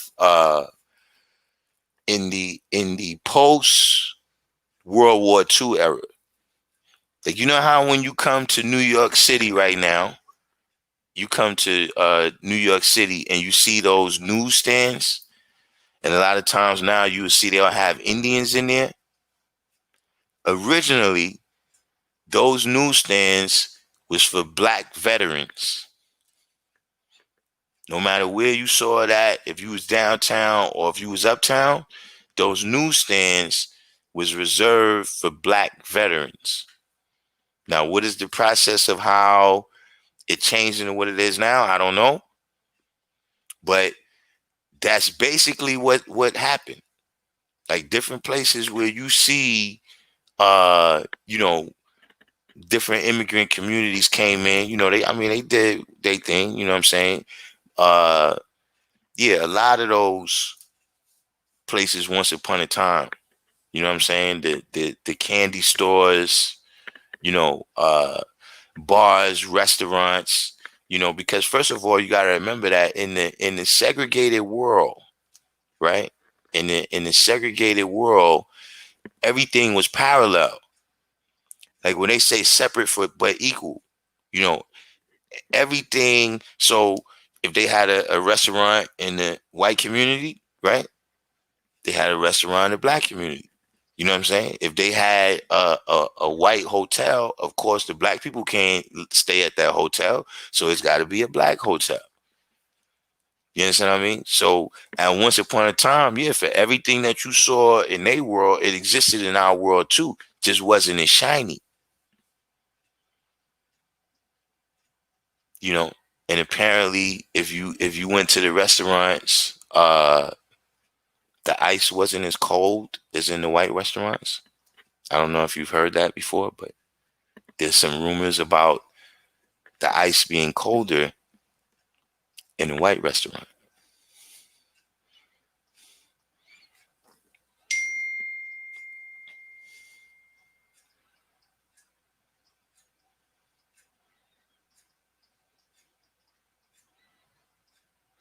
Freedom Allah.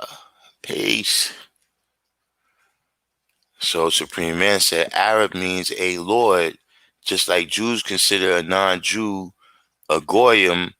Arabs say only Arabs can be lords, so they will sell your baby swan because they consider us less than them. Yeah. You know, the idea, that has been pumped, right, is these people are animals. You know what I mean? Even in terms of,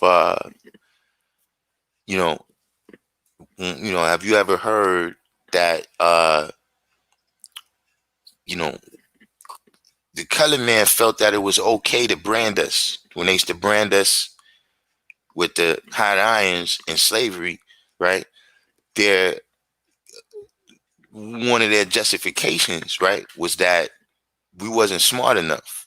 Our brains wasn't developed enough to detect pain the same way. And so it was okay. So this idea that we're animals and thusly we could be treated like animals, unfortunately, even we've been infected with this kind of idea. You know, that's the very unfortunate thing, is that we've bought into this, in some ways at a higher level.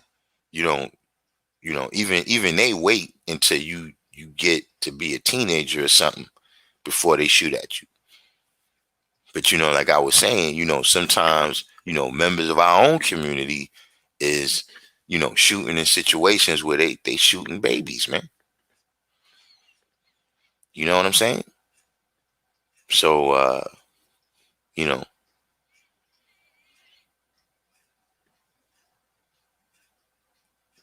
Universal 7 said things had to be run like a government. That's exactly, what we supposed to be establishing.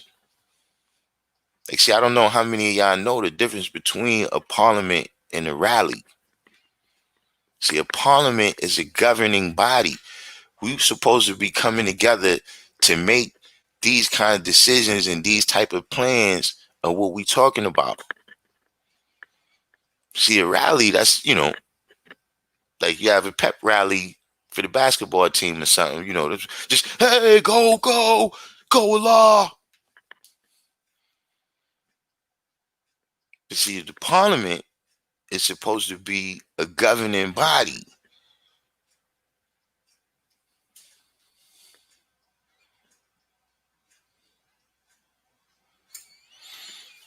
Yeah, you ain't know about that 793rd? That originally those newspaper stands was for black veterans. I started seeing those Indians probably took over those newsstands like in the 90s, maybe the very late 80s. Hold on, let me send Supreme Man a link.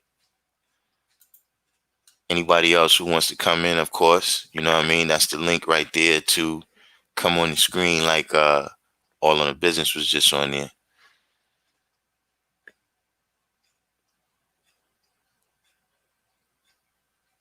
Right, Nation Business, SW. You know what I'm saying? It's really what we supposed to be, nation business, nation building.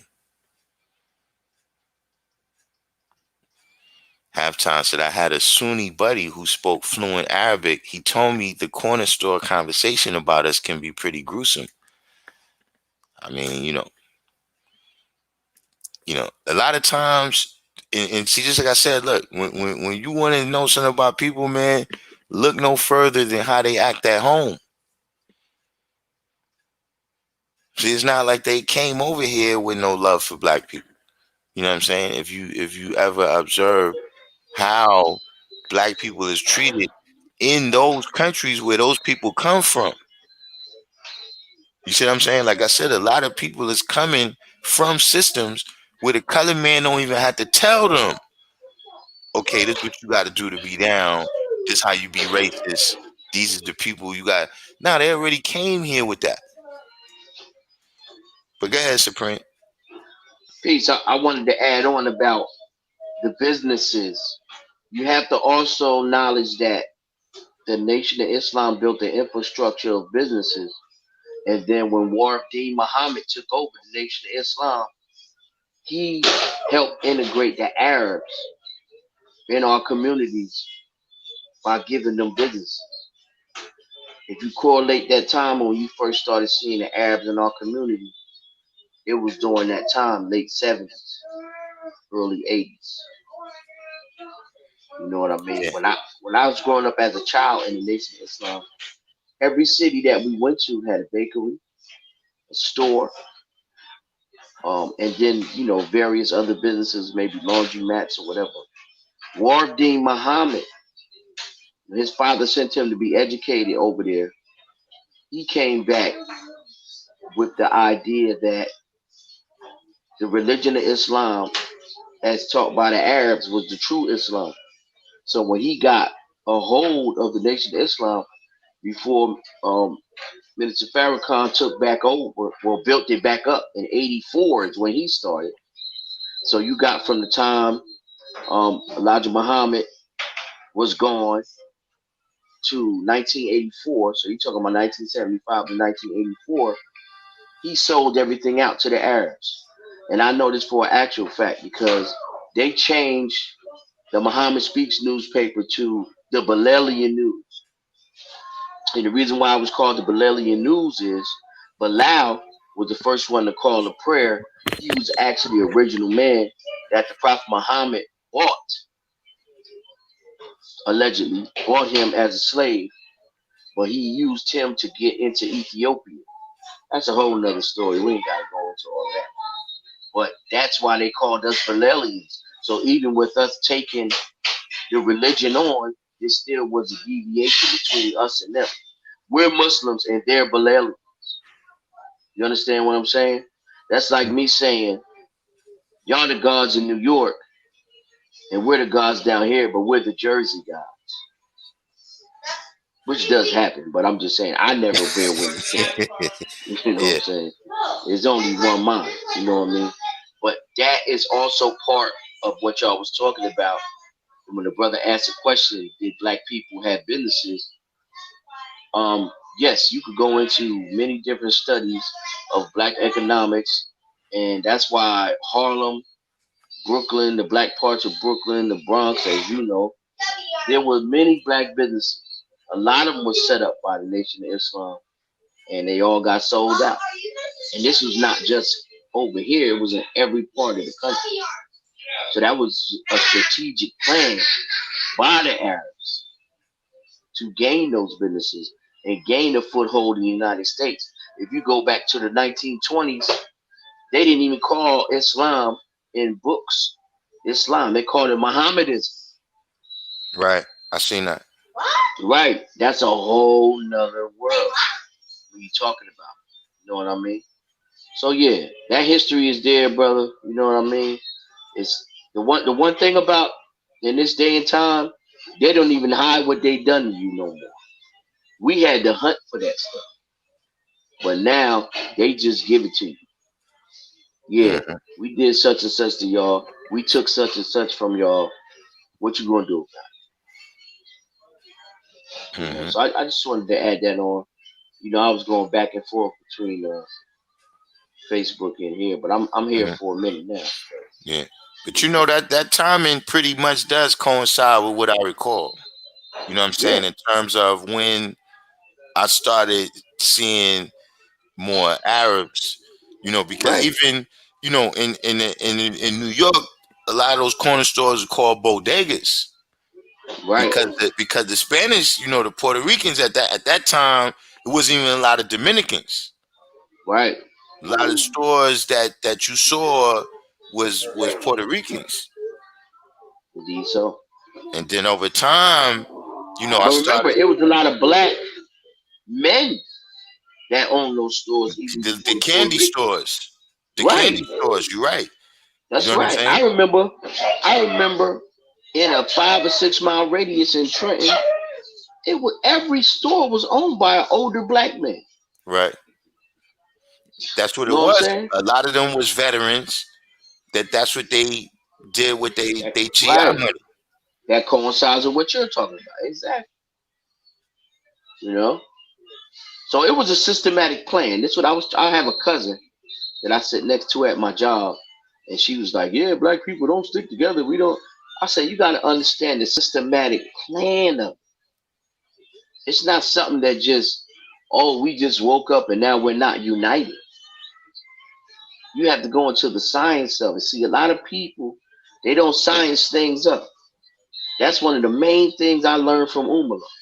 Science up everything that you deal with. Because if you just take the literal meaning of it or judge it based upon what you see, most likely it's not going to be right and exact. And willfully, everybody on this channel understands that. That's why we take things from knowledge to born. It's 9 different ways to look at something in order to get the proper result of information to make it knowledge, because knowledge is just a gathering of facts. I mean, pardon me, information is just a gathering of facts, but knowledge is the foundation of a substance to bring upon the reality to make yourself better. So when you hear these brothers talking about, oh, knowledge ain't nothing but information, they're totally wrong. Mm-hmm. You know what I'm saying? So Yeah. yeah, I mean, you know, the history's there. You have the advantage in this day and time. You can research anything. You know, I was building with a brother. I ain't gonna say his name. He was saying, "Yeah, God, you know politics and all that." No, brother, I just read. I'm not a political pundit. I wouldn't consider myself that. I just do the knowledge. When Trump put this lady up for Supreme Court, I just Googled her history. And I started researching the different things that she said she was. She said, I'm an originalist. You ever heard that term before, guys? Yeah. Right. So originalist, and I just born it for the program. An originalist is a person who interprets the Constitution in its original form and does not deviate from the Constitution. They don't bear witness to And any also amendments or anything. the Go ahead. original ideas that the people had in the original context of the listening. So what's dangerous about those type of people is that you're during that, at least for us, what's dangerous is that during that time it was slavery. Dan, that's my point exactly. So, as opposed to, and just for the room, that's as opposed to the people who say that the Constitution is a living document, which means that it has to change according to how people see it in different times. You know what I'm saying? Like that context was for then, but it's a living document. So things that's alive, they grow, and growth is change. Right. But that's add on with that though, because I hadn't had a chance to Google her. You know what I'm saying, and really see, is she like a Well, I can't radical hear you. or I can't hear you. peace, Can you hear me? peace. Yeah, I can hear you. Hold on, let me see if my one Wait a two minute, let one me two. see what's going on. Yeah, my sound is on. Can you hear me? Yeah. I'm gonna go out and come back. I'm gonna go out All and right. come back. Let me read some comments here. So Allah is real said I came up in the NOI straight war with the soon to be. At first it took me a second to catch on to that. Yeah, I know I'm slow.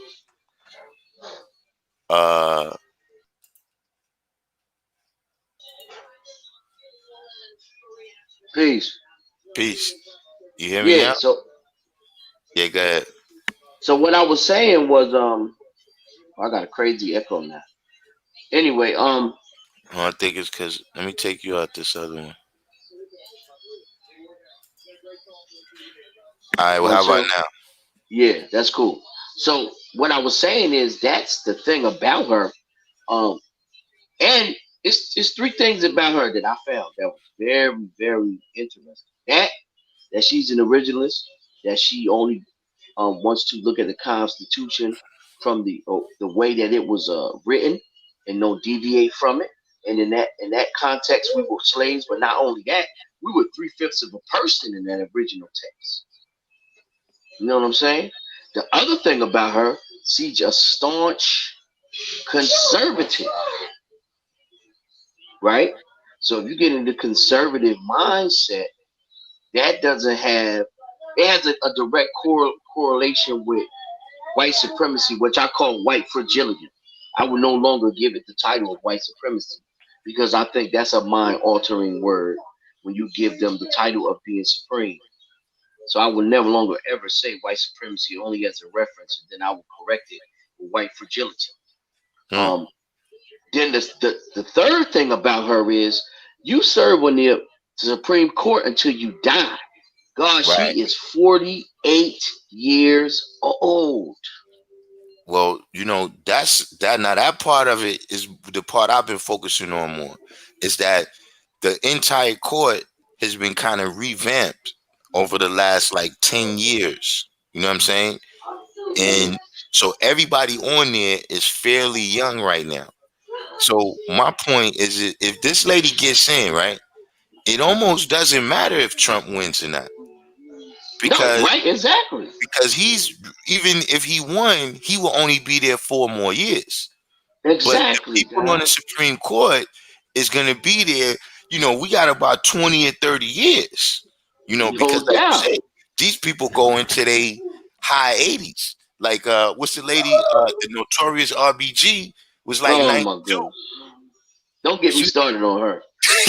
you know, Please like don't. listen, man. Listen, man. You got to deal with the notorious one, man. Listen. I'm just gonna say this. Black people, right? They want to hero worship white people so bad. They found another deity amongst white people to worship. It's just disgusting to me, man. And then they go, listen, this one made it extra disgusting. They asked Biggie Small's son, Hmm. Christopher. Mind you, he never met his father before. Everybody knows that, right? Well, I ain't gonna say that. But he doesn't remember his father. There's Right. no way he can remember his father. No way. At all. They gonna ask him and say, would his father, what would he think about that woman being called notorious? Oh, my father would love that to share that with her. I can see if they asked Faith that, or they Yeah. asked his older daughter that. Hmm. This kid didn't know his father. Right. You know what I'm saying? Yo. And then again, we go into this aspect of what me and you was taught from the foundation. One good deed don't make a bad man good, and one bad deed don't make a good man bad. You understand what I'm saying? Hmm. So she might have done certain things, but come on, man, you're gonna worship her now? No, man. Hmm. If I do my job, I'm a father, and I feel that, and not even from my words, but some people tell me I'm a good father. I think I'm a person that's always learning how to be a good father. But should I be rewarded for that? In all reality, it's just I might be seeing more in the light of that because of so many people who are not doing. You understand what I'm saying? Hmm. Like Danny Green should have made that shot last night. He's a professional basketball player. Yeah, I'm talking about that. He, Stop it, he Five. should have made that shot last night. Listen, man. The Lake Show might be getting canceled, man. Now, Cypher, Hey, we're gonna win a chip. the Lake We're Show. gonna win a Listen, chip. man. We're gonna win a chip. But I'm just saying, he should have made the shot. He's a professional basketball player by himself, and he's been on championship teams. But if he makes that shot, is he considered one of the greatest players in NBA history? No. He's supposed to make the shot. You Right. understand what I'm saying? So Hmm. that's where I'm at with it, man. I'm this hero worship and stuff, and it's just disgusting, bro. Yeah. I think Yeah. one thing we caught up in is the polarization. You know what I'm saying? Like the especially with Trump. And even with Bush too. It's like the enemy is so clear cut that people feel like we gotta choose sides against him. You know what I'm saying? And Yeah. they kind of leaping before they look. You know what I'm saying? Like you leaping Right. on this side, but dude, you know what I'm saying?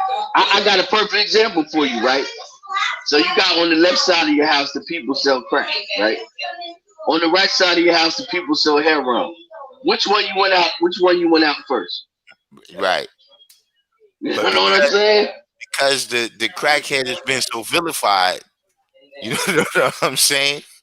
Or or look, or look, I got an even better one, right? Look, we talking about the modern era, right? Where Hmm. the heroin addict today he's a medical patient. He's Right. not he's not a criminal.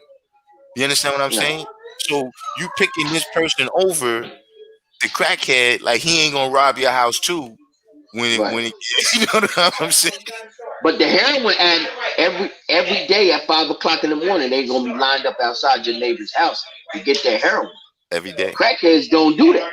Uh-uh. They You be know in what the I'm crack. saying? Right. They cop and go. You know what I mean? So I mean that's where I feel we are in American politics. It's left wing, right wing, same dirty bird. Um, like I like what Ice Cube was saying. I mean, we spoke about this before. We don't got to go into that again. But he's just saying, make them earn your vote.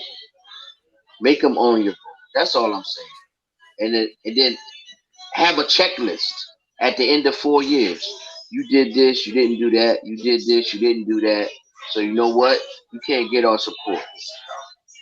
Mm-hmm. That's all. We want to hold the Democratic Party Well, responsible for that.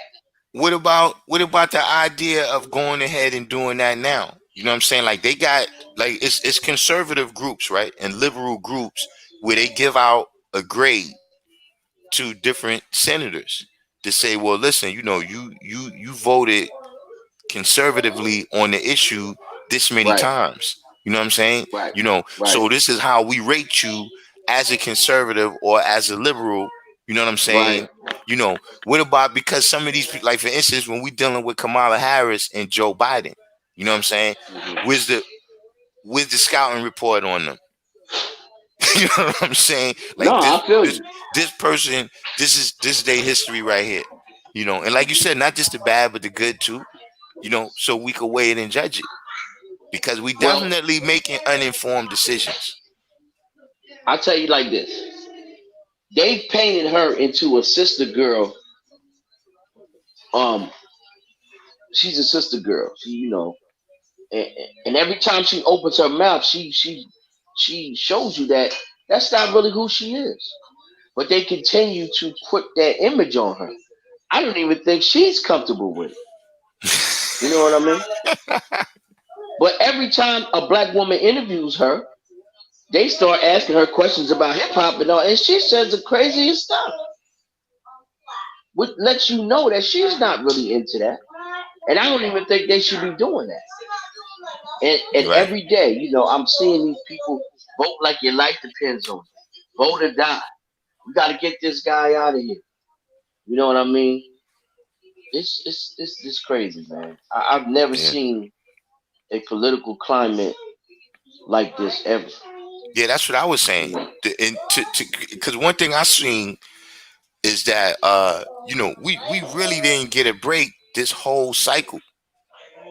Meaning, like, there was never a point that they wasn't talking about the election since election night 2016. You know what I'm saying? Mm. For the first couple of months, is we still reanalyzing that election. Well, Hillary won the popular vote and this, that, Hillary should have won, and this was, you know, then it went straight into, okay, well, who we getting to run against him? You know what I'm saying? And that's one of the things that I think has led to the kind of fatigue where they're going to get a low turnout, in my opinion. And I think, I got two. I'm sorry to cut you. I good. got a couple things I want to say. Number one, if Joe Biden wins, he's going to be the oldest president ever at 78 years old. So that's setting up Kamala Harris to eventually be the president. To me. Yeah. Second of all, when in retrospect, when we think about after Trump was elected and certain people went and met with him, doesn't that make sense now? Whereas everybody was vilifying all of the people who met with him, Steve Harvey, Jim Brown, all of that. Don't it make sense for you to at least dialogue with an individual that you feel is totally against you than to speculate where they are? I mean, that's doing the knowledge, right? Mm-hmm. Not saying these particular individuals did that, because maybe they didn't have the mental wherewithal to do that. But for me personally, I would like to do it. I'm not saying take the Kanye West approach. You know what I'm saying? Where he was hugging the dude and all that. Mm-hmm. But just try to understand what's in front of us. See, Right. with the Democrats, right? They won't even do that. It'll just be a party. Like if Joe Biden wins, right? There will be no accountability at least for 3 years because everybody just be relieved because Donald Trump is not in office. Mm-hmm. They're not going to say, "All right, Joe Biden, you in there? What's really good?" Right. And then if they do say something, they just bring Sister Girl out. Mm-hmm.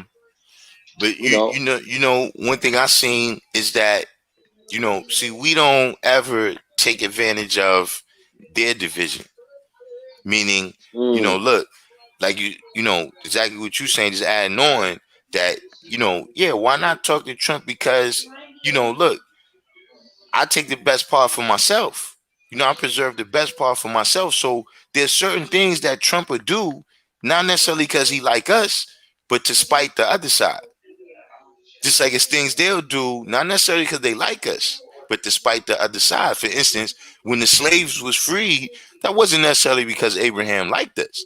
That was despite the other side. You see what I'm saying? but all that's researchable. Like I read something else about that. Um, some of his quotes about slavery. You Mm-hmm. can Google Abraham Lincoln's quotes on slavery. None of them was about equity and humanitarianism. Well, the most famous one that illustrates it is he said, "Listen, if I could save the Union by Right. freeing all the slaves, I'd do it. If I could save the Union without freeing any of the slaves, I I'd do do it it. that way." Right. You understand Exactly. what I'm saying? Exactly. So, And like he you had said, other quotes. He had other quotes too.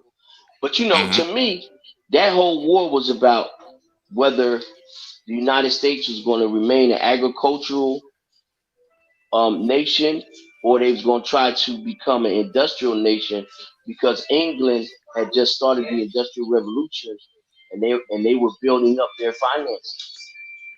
Now, the other thing that you got to think about when the North won and they decided to become an industrial nation, a lot of that free labor went to the North. You know what I'm saying? To hmm fill the factories. But then at the same time, they opened up the portal for Europeans. Because I've heard you speak about this, and I know this for a fact. Europeans were not collectively considered white. Only Anglo-Saxons was considered white. Italians, Germans, um, Irishmen, they were not considered white at one point in this country. You know what I'm saying? If you go back to that movie Gangs of New York, that movie details how New York City was and the division in New York City. And at the time that movie came out, that's when we had Seneca Village. You know what I mean? Which is Central Park. hmm But where does that movie take place? That movie take place in the Lower East Side, if I'm not mistaken, right? Yeah. Right. We wasn't even worried about that. I think Ba- you only see like 4 or 5 black people in that movie. well, you see them in the part where they have the riot. They have the riot where they Right. they they hang some black people. Yeah, That's that's true. true. That's true. That's a true thing that happened in New York. But basically, over there by where the courthouse is, like 100 Center Hmm. Street, where the Right. tombs and all that is, Indeed. that's the 5 points. Right. So I mean, all this stuff is researchable, and that's the only thing I want these young people to know. Um, don't get caught up in hearing us manifest stuff because we're going to tell you where to go and get it for yourself. As a matter of fact, y'all need to take whatever we give y'all and take it to a deeper level of understanding. You know what I mean? That's what Umala and them taught us. They spoke about this time when they was not going to be here. And they said specifically, what are y'all going to do? And not in a nice way. So as us, you remember, God, when we went into the nation, and me and you spoke about this before, Umar and them was younger than what we are now, G. Yeah. You know what I'm saying? Like, think about that. And we looked at them like some super incredible mental giants at that time. You know what I mean? I go back, and this is for everybody else on the channel. I go back and a lot of people have archived Dumar speaking, Umar speaking, Kundalini speaking, regardless to what happened. I'm just talking about what he manifested at certain given times. Yo, man, that stuff is relevant right now. And the list keeps getting longer and longer of individuals who are not here right now. And then you got to think about it. If you was really coming around like we was, they had an impact on us. But listen, it took 20-something years for that impact to fall on our heads, really. They had no impact on us when we was doing what we was doing, because we was doing what we was doing together. Me and you was together doing all that. And separate. Yeah. But now, it's real. You know what I'm saying? Like, oh, man. Yeah. You know. So what we got to do is every generation behind you has to improve. So by the time we get into God cycles and all that, we want to make sure the people that we dealing with it didn't take them 20 years to get the message like it took us. Yeah. Especially, man, with the way things is going savage right now. You know what I'm saying? Because I Oh, don't know if really? you saw this story about, because speaking about people and they God ciphers and the generations behind them, they killed an old man that was in the Spike Lee movies. I saw that, G. Shot him in his back over some argument or something at the store, from what I understand, It man. was an argument? I thought it had to be drugs. Well, the way they described it, there was some argument at the bodega. I mean, at the store. They followed him home and shot him in the back. Oh, man. That's, So that's what I'm yeah, saying. Where, that's bad, man. yeah, it's actually, people may look at it as something that you're doing for other people. You know what I'm saying? Like, why should I go out and spend my energy telling somebody else what's right and what's wrong? Yeah, because if you don't build, you could end up being destroyed by them same people that you neglected. Word is bond. Or your family will become victimized by the people that you do not teach. It's just like the Spider-Man thing.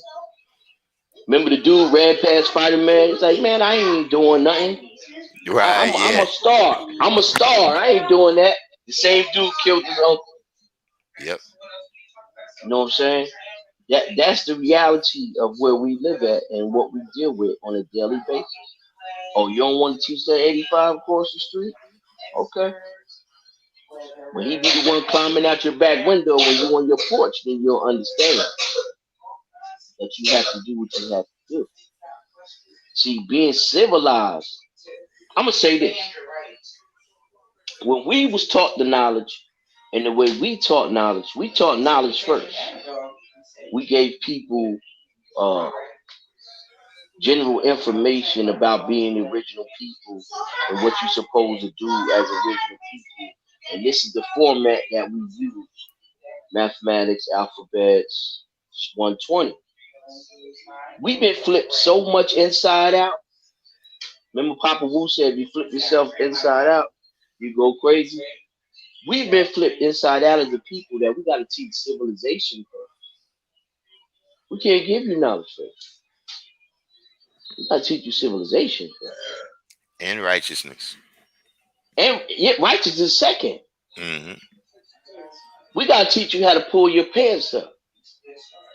We got to teach you how to honor old people and not shoot them in the back over an argument. We got to teach you how not to shoot babies. Stuff that when we was coming along, that was already like in our homes already. So we didn't have to get that part. We could go straight to the righteous. We can go straight to the knowledge. Because righteous just mean to do right. People literally don't have a sense of right or wrong anymore.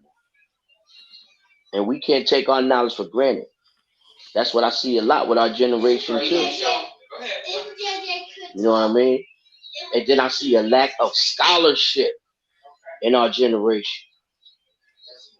It's certain brothers, I ain't gonna say no name. I've been introducing them to different sciences that I learned 20 years ago. You know, brother, he talked about the Bible and all. I said, don't you know the Bible is taken from the Egyptian Book of the Dead? What's that? What you mean, what's that? You gotta be kidding me. You never went beyond that science? Don't you know the Arabs stole the legacy of the original man and called it Islam? Don't you know before the religion of Islam, there was Arabs? Don't you know in a so-called Arabia now, it's people that are Christian? They didn't, that's not their legacy. They stole all that. Dubai, that's our stuff. All that stuff is ours. We just lost it. It's just like people quick to say, oh, the original Jews. Yeah, but what about the original people of Islam? Not the religion. That's only 1,400 years ago. We've been on this planet so long that we can't even give a number to it. But we supposed to bow down to something that's been around for 1,400 years? Nah, man. Nah, man. You got to get it right, man. And brothers got to be, they got to be more studious in this culture. Stop getting caught up in one aspect of this culture. There's no stopping when you learn 120. You don't get a ribbon. You don't get a certificate. You don't get a trophy. You go to other schools of thoughts and you take the best part for yourself. You start teaching people. You know what I mean? Mm-hmm. I'm just telling you what I see, G. Yeah. Because I'm one of them 120 dudes. You gonna be around me. Eventually, I'm gonna ask you something. And don't let it be the Bill Day or the Wisdom Bill Day. Because I want to hear it. For the born day. I know brothers. I just listen, this is something I gotta talk to you off air about too, but I just learned that it's a brother that's building in the town that he lives in. And all of the brothers that he knew for like 25 years or better have turned on him, guys. Like, I'm telling him, yo, G, you got artillery in your house? Because the father said the only person that can hurt me is what? One of us. Right. The only person that could kill Nipsey Hussle was what? 60. Right. So jealousy and envy manifests as murder. And it's a shame that a brother can't do his job. And he got to watch his own brothers because they don't want to be studious, and they don't want to do research, and they don't want to go amongst the babies. This is a dear brother of me and yours. When I tell you about what's going on, you're going to be bugging. Hmm. And I'm like, yo, when was you going to tell me this, G? Like these other individuals, I'm going to have to build with them, G. Like, y'all better not do nothing to him. And they turned on him for being about the lessons? Being about the lessons, building with the children, incorporating himself within the government of the city that he lives in. Mm-hmm. Just doing positive things. Yeah, they don't understand. Listen, them dudes is like 85% of the 5%. And those are the most dangerous people on the planet Earth.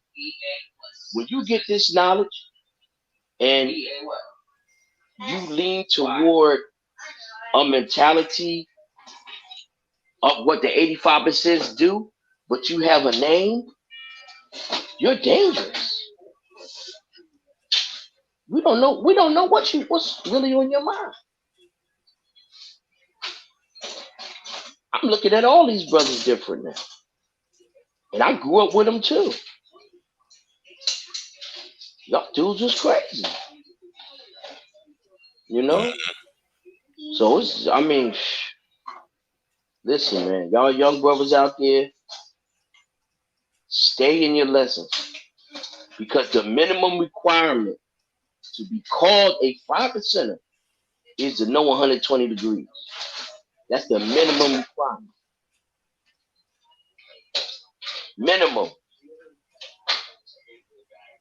So you got somebody around you and they don't want to study, just keep building around them.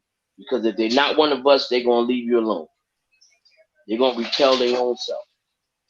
And that's the best way you can do it. Our generation got caught up in homeboyism because we had people whose name was knowledge and they became K. Or their name was unique and they became uni. No disrespect to the real you. You know what I mean? Or they had all of their names are short. Positive became Paz. Those was our friends. And we didn't check them.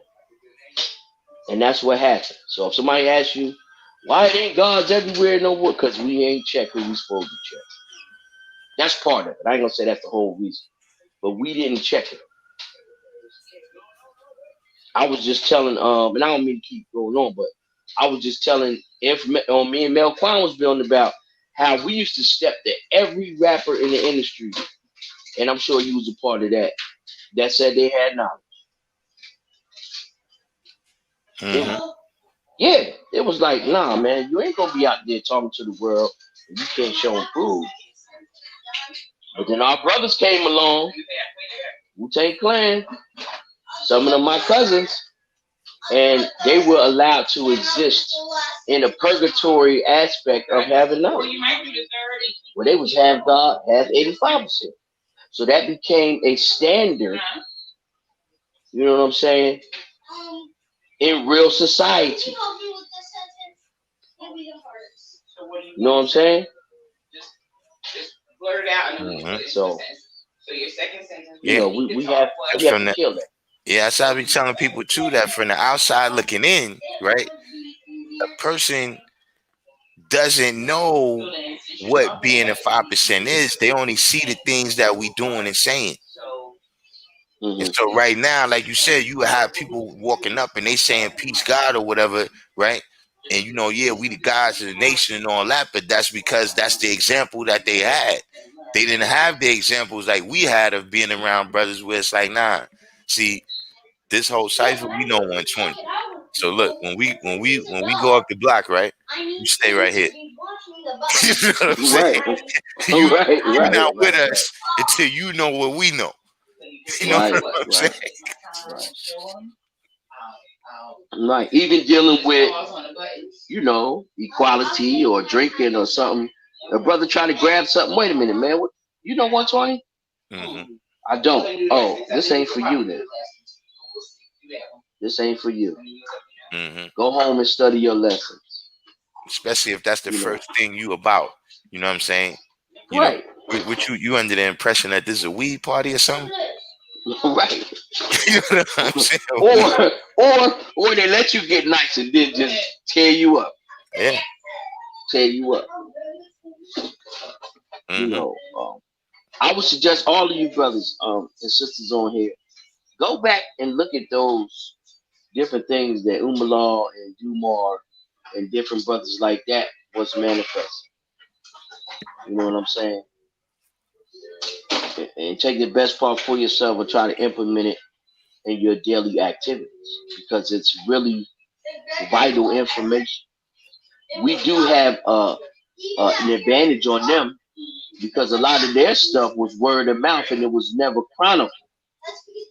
But we got to chronicle a lot of stuff like the God Rashim, both Rashim. You know, yeah, we can go back and reference stuff.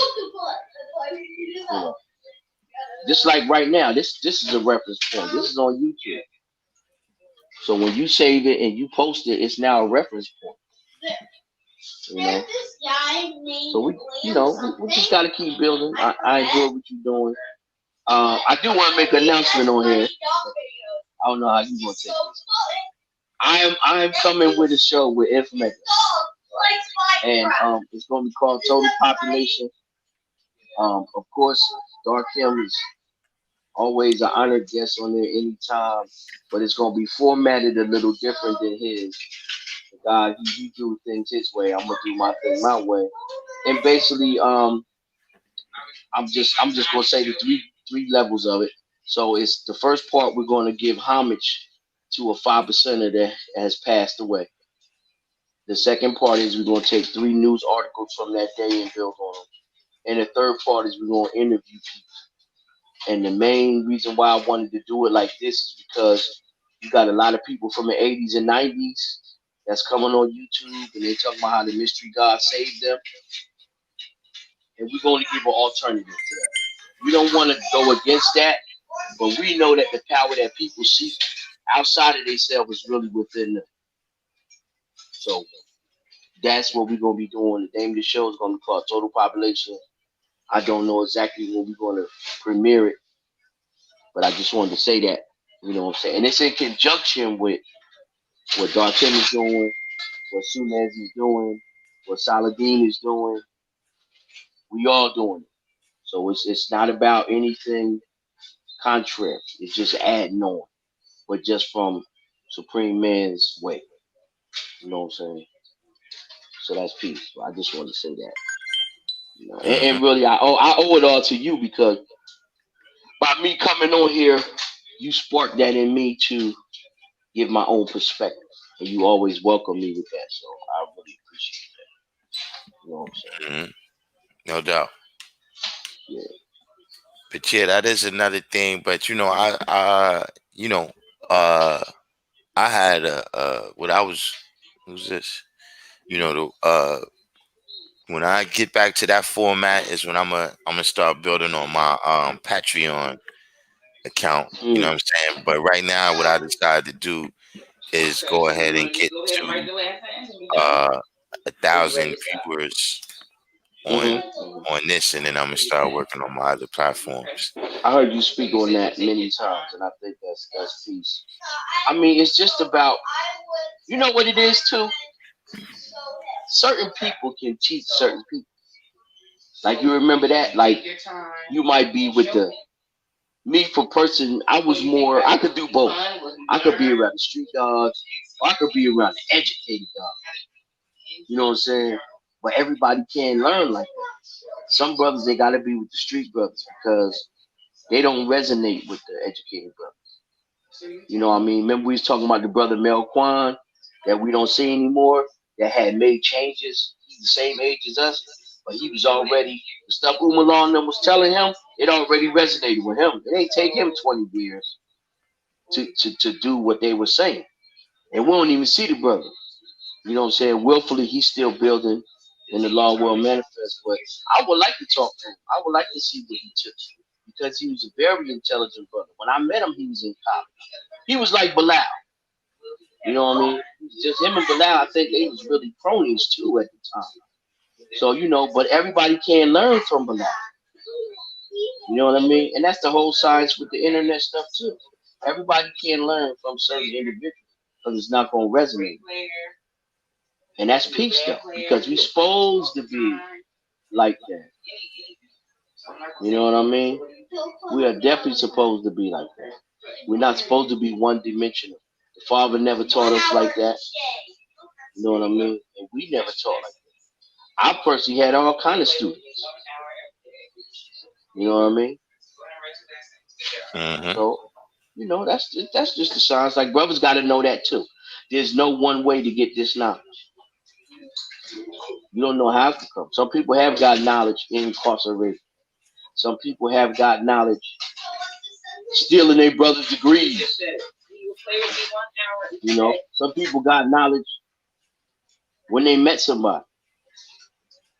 You know, anywhere. You can get this knowledge in any way. And now it's even more ways because now you can just push a button and become interested. But you still need to seek out somebody who's, you know, got a certain level of understanding to be able to explain it to you. If not, you'll be thinking that the Allah that the Muslims speak about, that they stole the identity, is the real Allah. That's not Allah. That's the mystery God. The one that them dudes over there in North Africa that they call the Middle East. There's no such thing as the Middle East. So you got to think about this. If they're talking about an imaginary place that doesn't exist, how could you think anything else they talking about is real? There's no Middle East. Where is that at? That's North Africa, for lack of a better term, use Africa. So how you gonna be in an imaginary place dealing with an imaginary existence, telling me the original man anything about anything? You can't tell me nothing.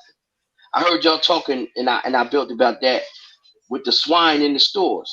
Man, I used to go in them stores. I used to be talking to the Arab, and I draw him up. You know, yeah, how you doing, brother? Yeah, assalamu alaikum. Why you giving babies Kanzir? Man, look at me. They look at me like, I'll be like, you ain't even supposed to touch that. How you gonna do that to my family out here? Get out my store. Get out my store. So you ain't no Muslim. You take time in the physical form. Oh, gee, I used to go crazy in them stores. Bombing them Arabs. You know what I mean? They're not Muslim. That's my whole thing now. They ain't even Muslims. If you doing something like that, you disqualified yourself. I ain't even trying to hear it. You ain't no Muslim. You serving swine. And then on top of that, if you get into research Dubai, right? I don't know if you ever heard of this before. So I'm not going to just say Dubai. Let's just say over there in the Arab world. They have this homosexual concubine thing that they do.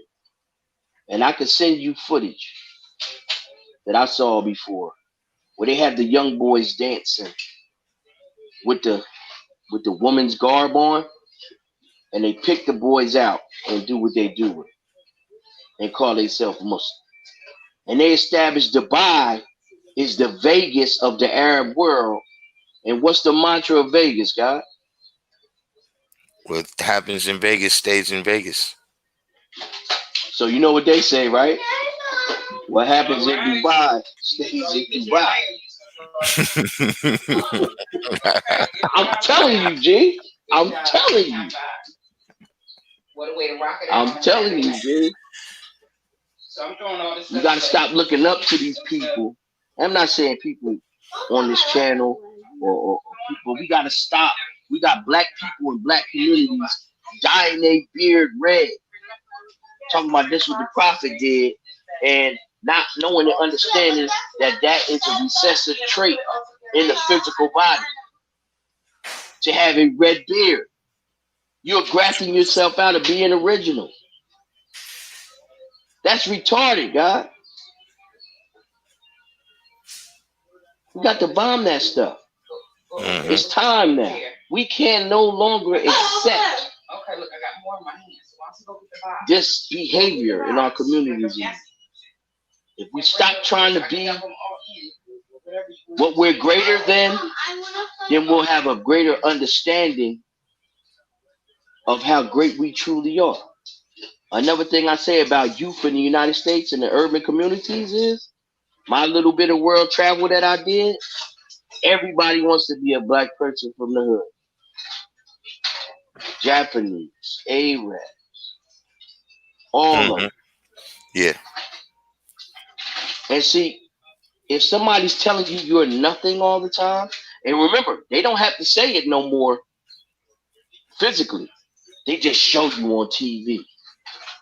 Everything you watch on TV, there's no positive black people. The black women are sexually deviant. So the messages are subliminal now. But you telling me all this stuff about me, but then when I go around the world, everybody wants to be with me. See, that's something that our brothers in the Wu should have brought back that knowledge. Mm-hmm. On a international level, though, they may speak about it occasionally. Go ahead. You know, that's one thing that I've seen since I was 85%, right? That you know, in particular, not exclusively, but you know, black women go to the store and buy bleaching cream. You know what I'm saying? While white people go to the store and buy suntan lotion. Mm-hmm. You know what I mean? Or did you ever know that that a white woman's perm makes their hair curly, Mm. whereas the black woman's perm makes her hair straight. So Wow. this is something that I noticed, even as a child, Mm. that it's like they got you chasing, they got you kind of out on a wild goose chase, trying Mm-hmm. to beat them while they spending all the time, what I mean? Even the description that, you don't hear that so much now, what I mean? But the Tall, dark, and description, handsome. tall, Right. dark, and handsome, you know what I'm saying? Right. You know, Right. No, I mean, you're so right in that assessment. I mean, also, what you got to understand is the blonde itself on the planet Earth is dying out because their birth rate is now in the minus around the planet Earth. I seen a graph that dude, Pharaoh, young Pharaoh, he mm, had a graph. He had a graph about the birth rate of European countries versus African countries, and it was the numbers were completely like upside down compared to the birth rate of the African countries with Europe. And you know it's like that over here. So literally people, the blonde as being the last um part of the human family in a physical description is dying out. But then again, look at a lot of our women. How do their hair look? Our women, they got fake blonde hair in it. well, it's going crazy now, like where, I see blue, green, pink. I see, I see all Yeah, kinds of colors out there now. Well, I've that's been from wondering. That's from Little Kim's video. You remember the video for Oh yeah, niggas be yeah. quiet. My niggas bring the riot. No, Tough no, no, talk. not that one. That one, the one with Little C's. Yeah, that's it. Little C's Yeah. do, do, do. That one. That started the hair coloring revolution. This is what I tell people. Little Kim's album, her first album, from a, a con a conceptual aspect of sexual behavior and attitude, changed America. That album right there, do not sleep on the psychological effects that album had first on the hood, and then everybody copies the hood. That album changed a lot, man. And a lot I can't talk about on this station like that, but it was the attitude, sexuality, and different things of that nature, as well as style, everything. So what may come off wrong, what I'm getting ready to say is she is the greatest female rapper that ever existed. Because if you look at today's modern rapper, it is nothing but her recycled. All of them are nothing but her recycled. Now I'm not going to say this. The content that she had was the greatest, but I'm talking about her influence, which really was Biggie, and they showed that in the movie. He grafted her into. Well, I'm not going to say grafted. He constructed her into the artist that she was, and then when he left, she took it further. But you got to think about it. Megan Thee Stallion, uh, the girl from the Bronx, Cardi B, what's the other what's the name took her whole style and format. Uh Minaj. Nicki Minaj. And now all of those women copy Nicki Minaj. And she directly copied Lil Kim. But if you go into the psychology of the album, you'll understand what I'm saying. She changed American culture in so many different ways. I don't even think she knows. You know what I Mm. mean? So, Well, a lot of people probably ain't gonna want to hear that, but one it thing is I what it is. say, but look, I'll balance that out because this is a Hotep channel, so I'll balance that out. You Yes, know, sir. Yes, because I agree with that. But what I would add is that even though he came at a much later time, and there was elements of his character or elements of his personality, at least for music, that became like the archetype that brothers based on now is Lil Wayne. No, I agree with you. You know what I'm saying? I'm just talking about women now, but you're Yeah. right. Can I tell you how I think Lil Wayne flipped everything? Well, yeah, go ahead. This is how I think he flipped it now. When we were growing up, who had tight pants on? Who wore Where? tight pants open? In the hood? Women? Nah, it wasn't none of that. No. White boys. Okay. Who had chains on their pants? White boys. Right. Who were the primary people of the skateboarding culture? Right. White boys. Who took the pills? Right. The white boys. So when Lil Wayne, now, first of all, Eminem introduced pill culture on a universal scale to hip hop. See, they always been doing pills and stuff, but it wasn't openly accepted like that. Yeah, he made it cool to Right. do it. So Wayne actually just became Eminem in a black form. He got on all the drugs. He dressed like a white boy, but Eminem didn't dress like a white boy. He just wore a sweatsuit. But he just took the Eminem format and took it all the way to the left. If you think about it, you know what I'm saying? And now our youth dress like the white boys dressed when we were young. They do the things that the white dudes did when we were young. That's it. Straight up and down. All of that stuff was from a different time period than that's why it doesn't resonate with us. I remember the RZA telling me when he did the Bobby Digital album, right? That if you smoke dust and listen to that album, it sounds different than if you are sober. Right? And then I knew some dudes in Shaolin, they told me that's real. So when we listen to the music now and we're not on lean and we're not on pills, we can't hear it the way they hear it. We can't. Yeah, that's what I was just thinking. Maybe that was maybe that was my issue with Bobby Digital.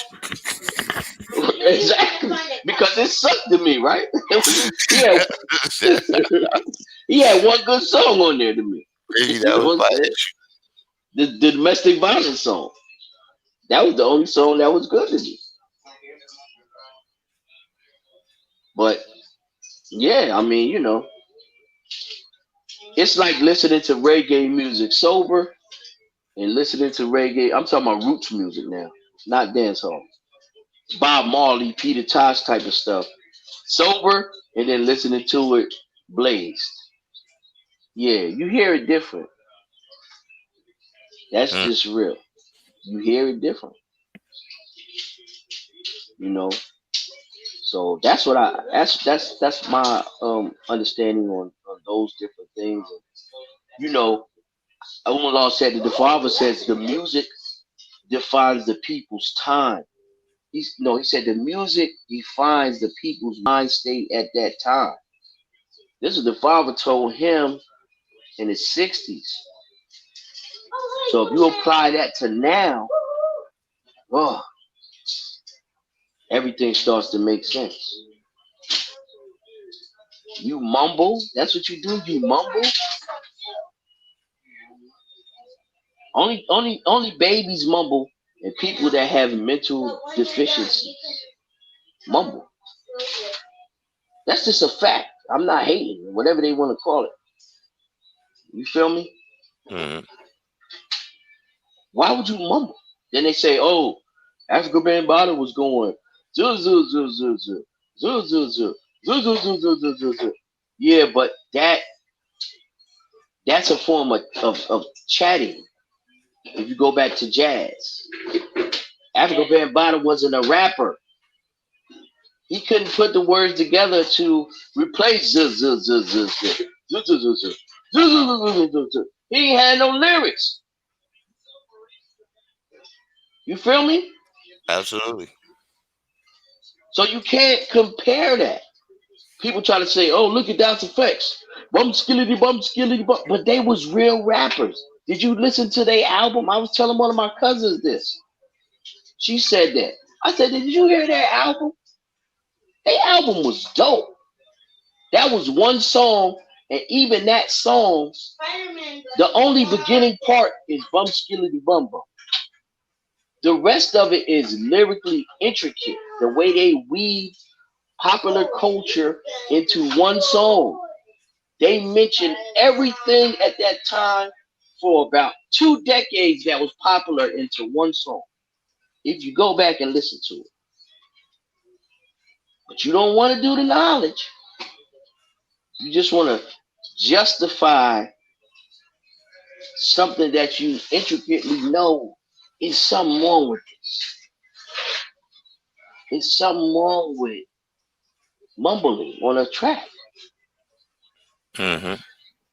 It, just you have to go back to the minstrel age, because I study music as well, and the minstrel comes out of the plantation, right?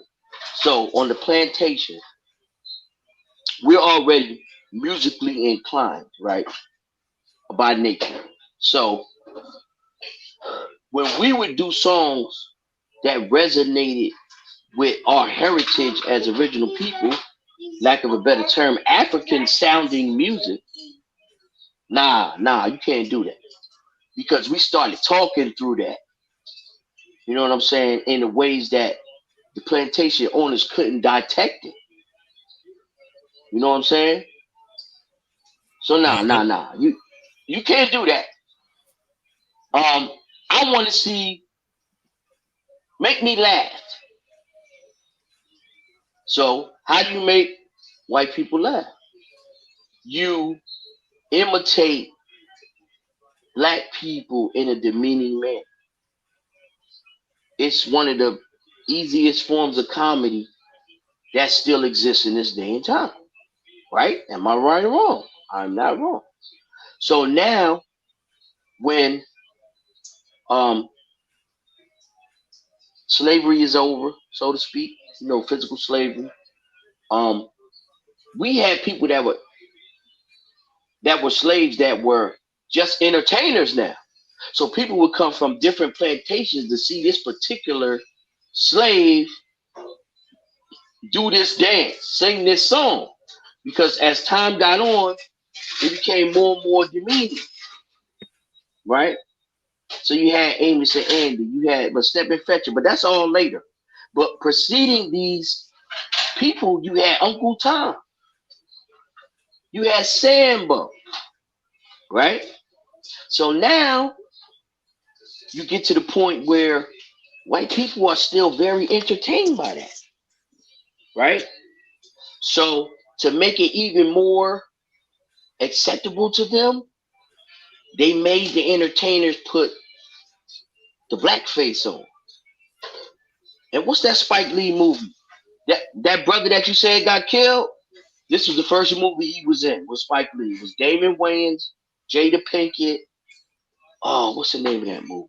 I've seen this movie about 50 times. When they had MC Search in it when he was acting like he was black. You know what I'm talking about, right? Oh, what's the name of this movie, God? You said Damon Wayans, Jada Pinkett. Damon Wayans, Jada Pinkett. Most Def was in this movie. I know somebody in the chat is gonna be able to. Yeah, hold on. Yeah, let me scroll down. I'm sure somebody just put it in there. Yes, especially 793rd. Bamboozled. Bamboozle. So they showed you in Bamboozle. They went through the history of that. That movie is if you ain't never seen that movie, watch that movie. But anyway, right? So now vaudeville becomes a thing because I read a biography about Sammy Davis Jr., right? Sammy Davis Jr. started out as a vaudevillian performer. At 4 years old, he was supporting his entire family. 4 years old, God. Because his father taught him vaudeville. Yeah, him and his father and his brother was a group at one time, There right? was a group, They, exactly. yeah. But he was outstanding in the group. But he started as a little kid doing vaudeville. So this ties in, I'm going to not belabor this point, but this ties into how the music industry started, God. Because it was one white Jewish man. He taped an original man doing a vaudeville performance. The performance was very demeaning. But what he did was, he went around to different bars around the country, right? And he said, I'm going to give you this recording. People got to put a nickel in the, that little thing they used to turn around. Nickelodeon. It's called a Nickelodeon because it was a nickel. I'm going to come back in a few weeks. And this is the percentage that I want from this Nickelodeon. And they was making so much money that the bar saloon owners, they agreed to it. That's the beginning of the music industry, G. That right there. And that person that performed that is just like the people of today. He got nothing. He got a one-time payoff, and that was nothing. So it's really just the same thing from that time period. Now, that time period I'm talking about is the early 1900s. It's another movie. It's called The Minstrel. It's on YouTube. And it stars the brother who he played his most prominent role was what's the movie Ghostface and them used for Wildflower? That song Wildflower in the beginning. It's the best effing I ever had. Oh, JD's Revenge. He played the minstrel. Now the minstrel was before JD's Revenge. You got to do the knowledge to that movie, son. That movie's hard body. I probably gotta say, but mostly I stay away from those type of what's the names. I know, but this is I know, because I do too. But the minstrel is different. Do the knowledge because it takes you through the history of entertainment. You know what I'm saying? How demeaning it was to be an entertainer in that time period. So by the time you get to Step and Fetch It, which I also read a biography about him, one thing people don't know about Step and Fetch It was he did that. He did that demeaning characterization of black people, but he had revolutionary mindset. Him and Hattie McDaniel at that time were the biggest entertainers for black people. Hattie McDaniel, she won the first Academy Award for a black person for playing and going with the wind, for those who don't know. And they had all white wait staffs. So all they maids was white or Asian. White or Asian. You know what I'm saying? And that was revolutionary in black Hollywood at the time. Actually, there was no black Hollywood. You couldn't live there. You had to live in Watson, Compton, and all. You know what I'm saying? You just lived in the best part of those neighborhoods. There was no black Hollywood there. That didn't happen for many years till like Richard Pryor and Flip Wilson. I read a biography about both of them as well. Flip Wilson, he had demeaning characters that he played. They played a big part into why he destroyed himself. Richard Pryor as well. See, people look at the end result and they judge, but you gotta do the knowledge. You gotta science it up. How did these people? That's why I read all the biography.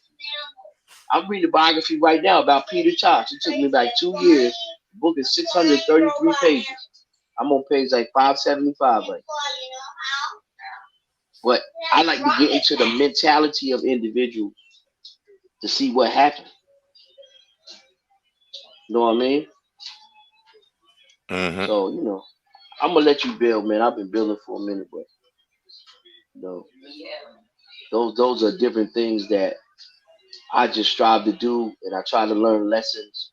And all you younger brothers and sisters is out there, just learn the lessons. Not 120 in general, but specifically 120, and then life lessons from the experiences of others. Because remember what the father said, Darkim, you should experience other things, but some things you should experience all things, but some things others can experience for you. Right. That's how I always looked at smoking crack. Mm-hmm. Because it's like, all right, I see what's going on with him. Why I want to do that? Exactly. You feel me? So, you know. But yeah, man. Get to some do the knowledge of some of the posts or something. I don't want to Yeah, let me catch up. Let me see here where we at. Hold on, let me I'm going to it as well. yeah, let me get in the We had a couple side rallies going on. yeah, they side rallying it up. I see a couple things going on. I think we for some reason it's only a certain amount. Oh, let me see if this works.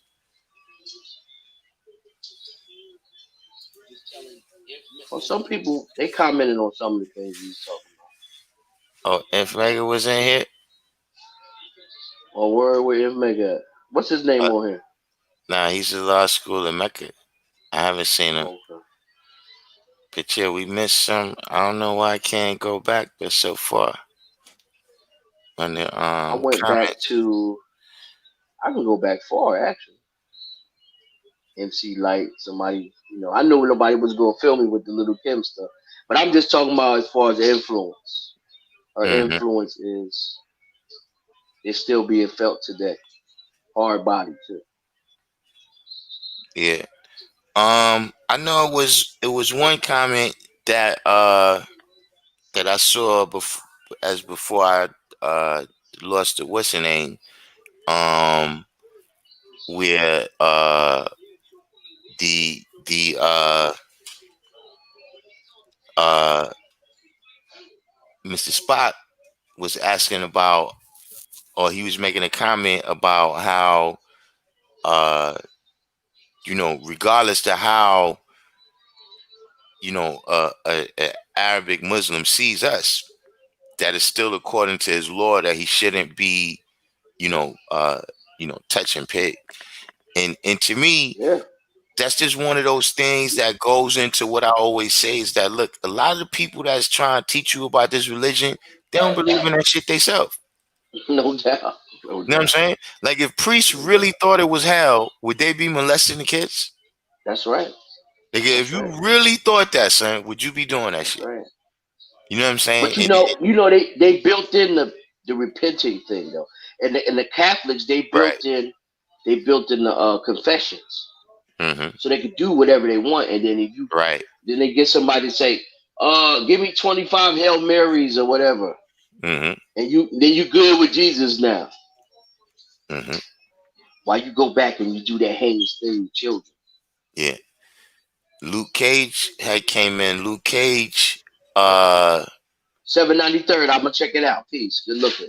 Luke Cage was asking about a song. What was the song he said? Um, I rock the mic. I'm trying to think of which song you're talking about. I cannot think of what year, around what time, because I had like a ancient song Mm-mm. that, man, this song is that had to be about 94, 95. I'll have to MC tell Light. you about that. MC Light, I rock the mic. I rock. And Missy was on the hook. No, she did the hook, but Missy was like in the chorus, and I think Timberland did that beat. That's when she had her comeback with that song. That song was also with Roughneck. It was Roughneck was the first single, and then I Rock the Mic was the second single, and then that was it for that album. But that album I think went gold, and it brought her back from a long time ago. Because remember, she came out actually in the 80s. And her biggest song prior to that was the song with Positive Check. Remember that song, right? Mm-hmm. Yeah. And then she came out with Roughneck, and she came out with I Rock the Mic. And I think Mm-hmm. I Rock the Mic was also on a movie soundtrack, if I'm not mistaken. And it had like Well, she was in that era right before they started hardcore marketing hip hop to the colored man. right. You know what I'm saying? Like that kind of started with Snoop and around the time whenever was the time that Yo MTV Raps went off the air, Right. that's when they decided to use that as the mainstream, format. Right. Mr. 120 said, I've been to Dubai. I felt like I was in some type of comic book hellish landscape. Even the trees is made out of plastic. Oh wow. Hmm. I might be going there beginning of next year. So I'll come back and compare notes with you, Mr. 120. So you willing to try to take care of them better. You keep them all together because if you keep them in a I think I got just enough Quranic knowledge to mix in with my supreme knowledge that I'm going to be. I'm coming back with a deal. I'm gonna have some type of something. I'm coming back with something. I'm not going around amongst all of them with all that bread to come back. There's no way I could do that. Yeah. The wordsmith said can't take somebody seriously with their face and hair painted. I mean, yeah, that is a certain factor. Like I said, you're not supposed to take things on face value, but there's some people that I could just look at them and tell I don't want to hear what you got to say. Well, when the face tattoo became the style, right? And the first person I seen with the face tattoo besides Mike Tyson, it was on one of them reality shows. It was a woman. I think she was like Asian and black. It's one of them like around the Flavor Flav era when he did his show. It was another show. And this particular Mm. woman, she had a face tat. She was very attractive, but she had the face tat. And that was the first time I saw somebody outside of Mike Tyson. And now when I see people with face tats, I'm like, they work for themselves or they don't care about ever working again. Mm-hmm. You know what I mean? Smoked Hour made a comment. MC Light is greater than Little Kim. It's not so much he's saying in terms of rhyming. You know what I'm saying? If you're talking about rhyme for rhyme, who's the better MC? You know what I'm saying? But in terms of the impact that they had, you know what I'm saying? Like, how many people, recall MC Light and Roxanne Shante, you know what I'm saying? Female MCs that could really hold their own. You know what I'm saying? Like MC Light was never really a female MC. She was just an MC, the way it was at that time. You know what I'm saying? The in the industry kind of changed around them. You know what I'm saying? To where you know, the Queen Latifahs, the MC Lights, the Roxanne Shantays, you know what I'm saying? Like, look, that's a perfect example. If it was today's industry, right, the real Roxanne would have been the one that was the hit. Mm-hmm. You see what I'm saying? Right. Because she had the look that fits in with how they want things to be now. You know what I'm saying? She But was the Cardi B of her time. Somebody wrote her rhymes and gave her an image. but she couldn't be lewd and obnoxious like Cardi B. Yeah, it wasn't She that was the time. Cardi B. Yeah, she was the Cardi B of her time because they manufactured her to go against Shantae. She Right. was not a real MC. You know what I'm saying? I gotta speak on this. Smoke Dower said, I be feeling like y'all older heads be making Yo MTV some Soul Train type. No, it Um, wasn't like See, look, that's part of what the original part of the live is about. You know what I'm saying? Is how, time puts things in a certain context.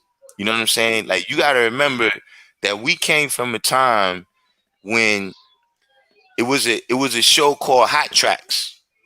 that. Hmm. You know what I'm saying? And Hot Tracks wasn't necessarily a hip hop show, but they'll rock some hip hop on it.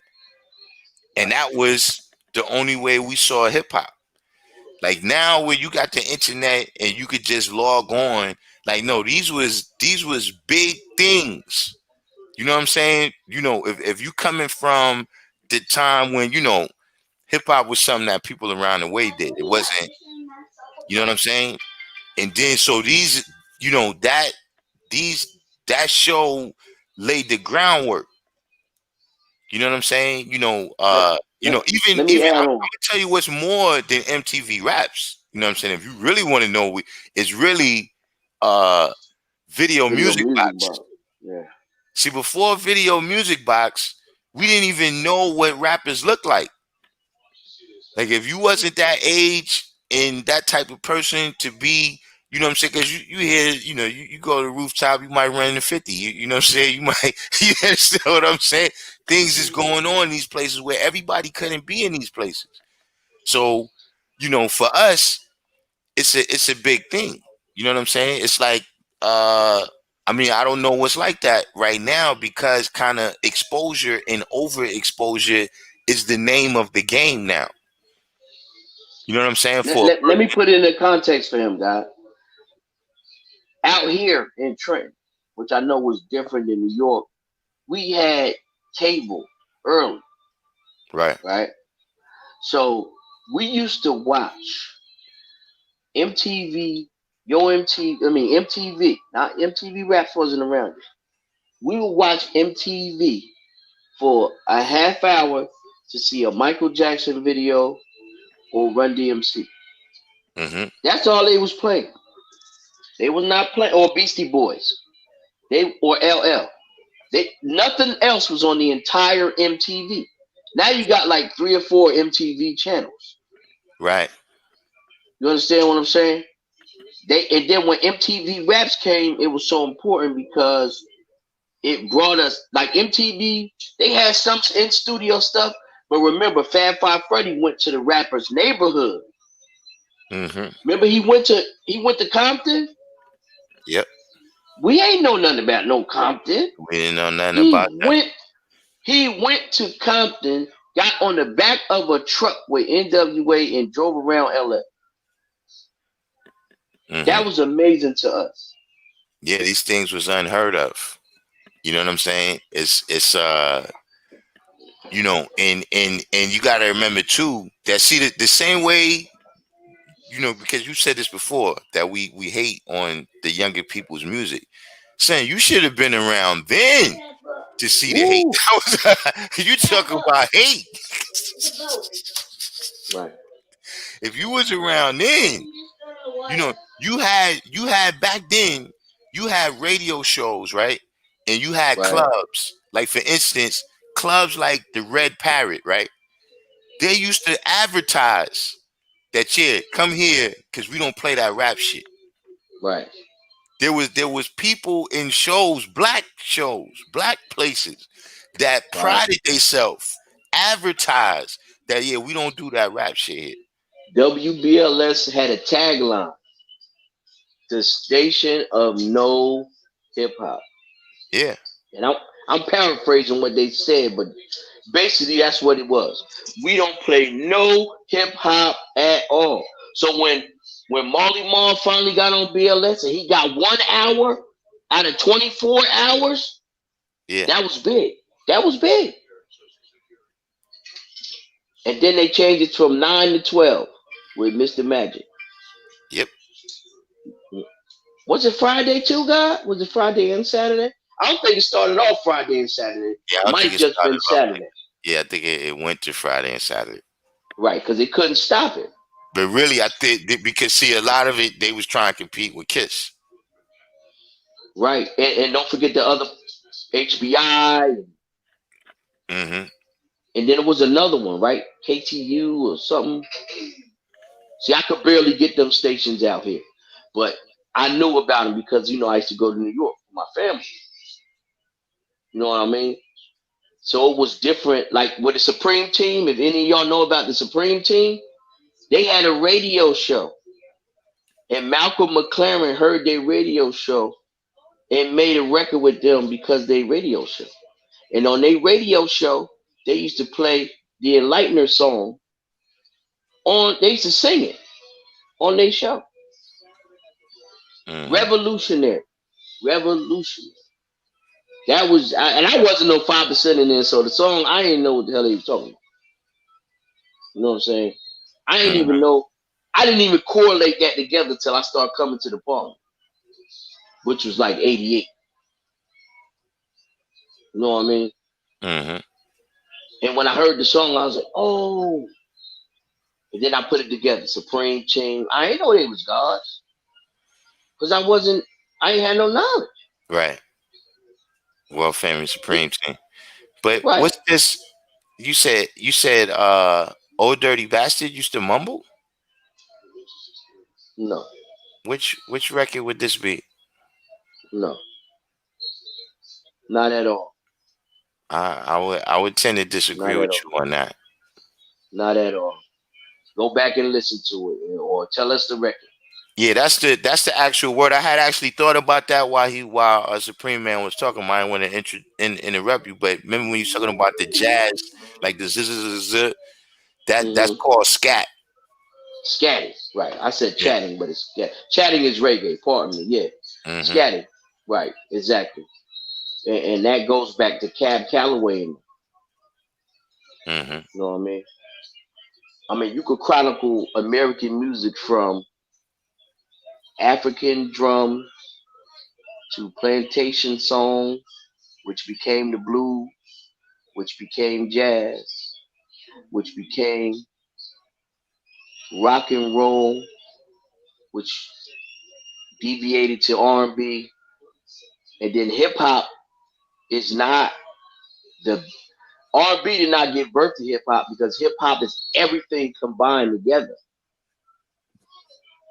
It's the African drums, the blues, jazz, anything could be hip hop as far as musical construction. But you can't, certain songs, they have to fit a format to be jazz, rock, hip hop, or the blues. Hip hop is all of that together. Okay, I'm about to test this You know what I'm saying? Dear Mama by Tupac is like the blues. Mm-hmm. Let me see if my building, But then he got can stand he up got to water. he got I Get Around. I don't even know where that would go in any other format but hip hop. I don't know. Um, I It would ain't put that in a more R&B type camp. think so. Mm-hmm. Well, it's possible. But I mean that is the you had all them elements of because hip hop. Some people say the foundation is from braggadocio, but you had other people making songs like that. Just hip hop, it became more prevalent because at first people was rapping about what they wanted, like Sugar Hill.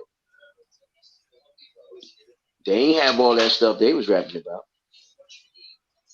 And then in the '80s, people ain't really have it yet either. But when the '90s hit, yeah,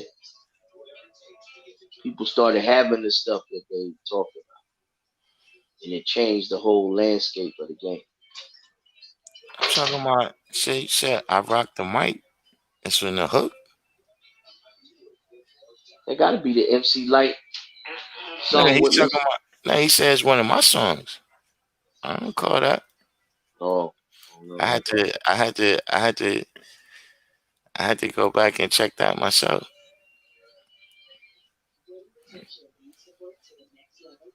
Hmm. Oh, somebody smells good. He says, bad Leroy Brown, the baddest man in the whole damn town. That wasn't you know where that comes from? Smells good. That comes from Dolomite. When Old Dirty put that on that record, and that's not mumbling. You can hear everything he's saying. Yeah, so I don't know.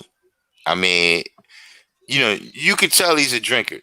You know what I'm saying on his songs, but mumbling. Uh, I would say Brooklyn Zoo is quite lyrical. Most definitely. Brooklyn Zoo is the most unbiteable song that was ever made. You cannot bite that song in no way, shape, or form. You just can't bite that song. You can't recreate that. That's his greatest song to me. That you can't recreate that, man. That was crazy. All You're the different elements he put in that song, he did. you're real hip hop man. Am I getting spins over there I haven't checked your show. I better be getting some spins over there, real hip hop. Now, Smoke Dower said Bone Thugs and Harmony was mumbling. I don't agree with that. I don't agree with that. And I know you ain't listening to hardly no Bone Thugs, but I did. They were not mumbling. They were doing a '90s version of harmonizing. See, you got to go back to where hip hop started. There was a lot of harmonizing. Bone Thugs was harmonized. They were not mumbling.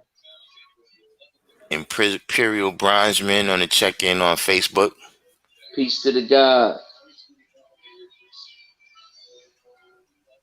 Smoke Dower said this man LeBron really might be a false prophet. Come on, man. When LeBron, Come what, on, what did man. he prophecy? We gonna get the chip, man. Just have some patience, man. Matter of fact, I have to make an announcement. I am doing a personal parade in front of my rest after the chip. Everybody's invited. I'm just gonna have my Lakers shirt on or my Lakers beach towel, standing in front of my house. Just drive by and beat the horn. Everybody's invited.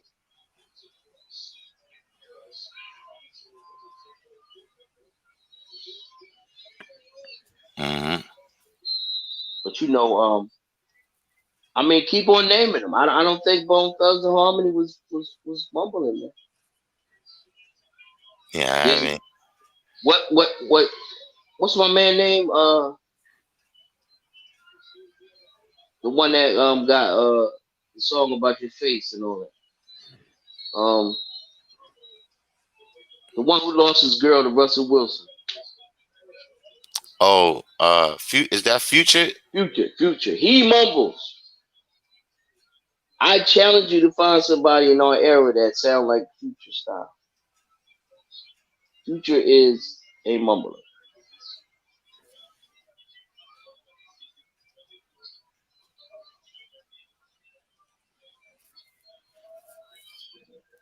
And you know what? I wouldn't have as much problem with mumble rap if it was a diversity in the music. I once went on a tour with Poor Righteous Teachers, right? It was Poor Righteous Teachers, Big Daddy Kane, EPMD, Salt and Pepper, Too Short, Father MC, and Edo G and the Bulldog, and De La Soul on one tour. Now, if you study those musics, those are pretty diverse artists. what they were talking about. You will not see a tour like that now in terms of the new artists that's out, because there's really no diversity like that. The one great thing about what I liked about our era was people was allowed to give their own expressions. Now I'm gonna tell you when that stopped. When we was primarily doing more as far as in the industry, the A&Rs got so much power, right, over the music. But if they signed somebody and the person didn't blow up, they got fired. So they started signing people who sound like the other person.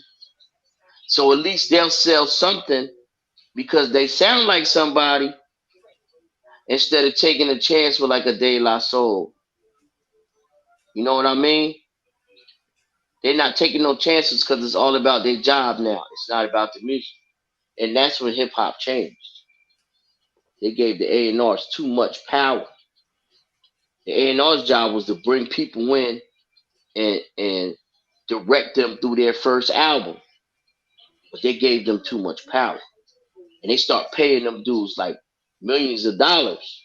Not saying they ain't deserve money, but are you gonna take a chance on millions of dollars with something that you think is dope, but you gotta build it up? Nah. They used to have artist development back then. They don't have artist development no more. Mm-hmm. Artist development was an art within itself. The Jackson 5 was artist development to death.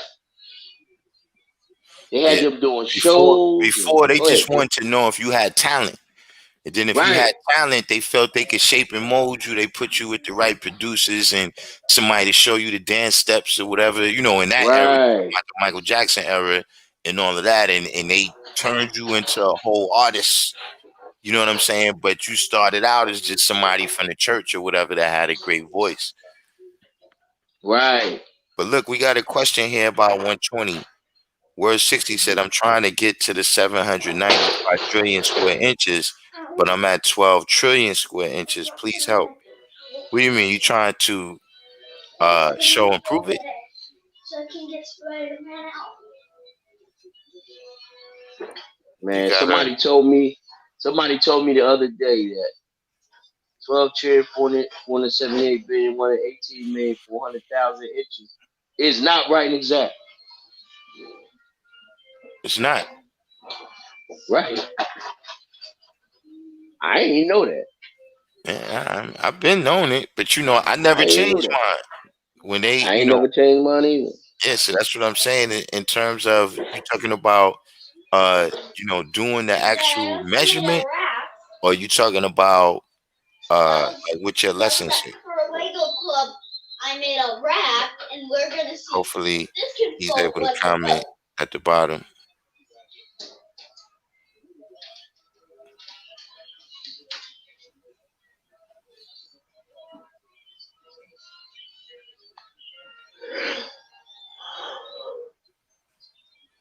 And my Miami Hurricanes getting spanked right now, Lord.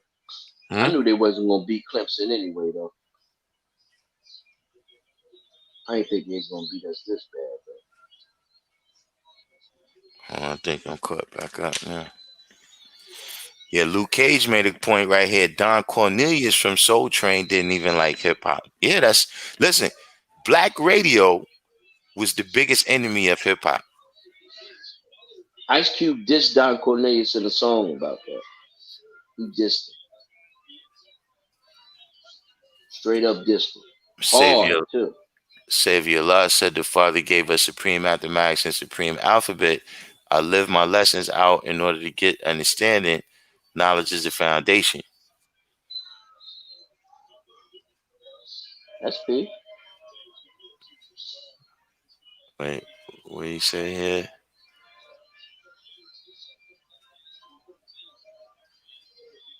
I think I'm finally catching up to where y'all was talking about who's the mumblers.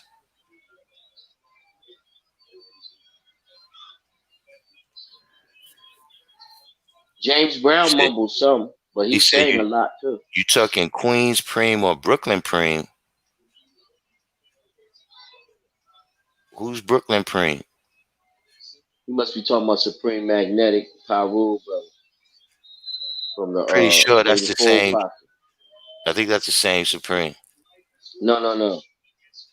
Supreme, he talking about for the Supreme Team in Queens. He's the original man. The other Supreme from Fort Greens, Pyru. Not saying Oh you're no not no no original. no no no. I think I know what you want. When we say Supreme Team, no, it's neither one of those two. Oh yeah. That's Okay, what yeah. it is. Nah. This is the world class Supreme Team was probably the first hip hop show. Nah, 88. That's way late. Yeah, and the first 5%ers on Right. radio. Period.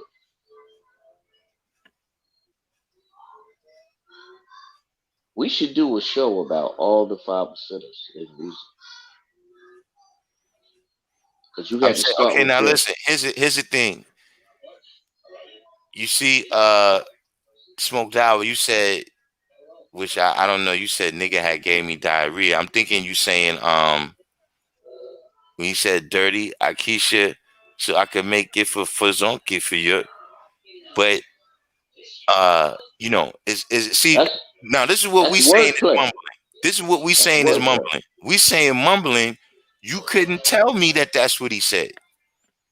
Like when I listen to I don't know what they said. It's mumbling. So I'm not sure. Uh, maybe our definitions of mumbling is different.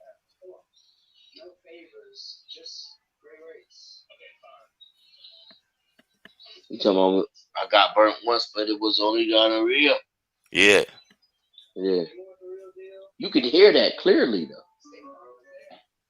So I can get fizz up funky for you. That yeah, is actually, let me tell you something about that. That is the Wu Tang style. Because the Wu Tang style, RZA made up the Wu Tang style because he had a lisp and he used to stutter. So he started doing it on purpose. And that became the Wu Tang style. Now I was there when he made that up to account for his deficiencies and his speech impediment that he had. So he used to say words like scratching. Like I don't know if you know about scratching, but when you say fizza funky, if you scratch a record, the word funky, it goes futta funky. So by him saying fizza funky for you, he's just acting like he's scratching, but he's rapping. yeah. That's it. I mean, this is. I think in your desire to defend mumble rap, Right, you're accusing some people that's right. You have to go back to James Brown. James Brown did mumble, but he sang a lot too. yeah. But I wouldn't say that's mumble rap though. You It's know, not mumble rap. He mumbled. James Brown had a thick South Carolina sharecropping plantation accent. Like my grandfather spoke like that. God, but he used to do so that. Yeah, that's how they talk. That's mumbling though, God. I mean, it could be mumbling, but I'm telling you, that's a just a really thick South Carolina uh Georgia. sharecropping plantation Yeah, because accent. he's from Georgia. Nah, he from South Carolina. James Brown, I thought he was from Georgia. Mm-mm. Oh, okay. So you said being a mumble doesn't negate your lyrics. No, when you mumble, what are your lyrics? Like Yeah, if I what are you can't, talking about? yeah. Like see, we came from a time when look, we used to quote the whole rhyme. Like look, if Run DMC came out with a song, right? Supreme would be saying the Run lyrics, and I'll be saying the DMC lyrics, and we going back and forth. We saying the record. I'm saying you Right. saying that right now. You could sing a whole mumble rap song that same way. Genus Germ, welcome to the live. Do the each one teach one. Hit the like button for me.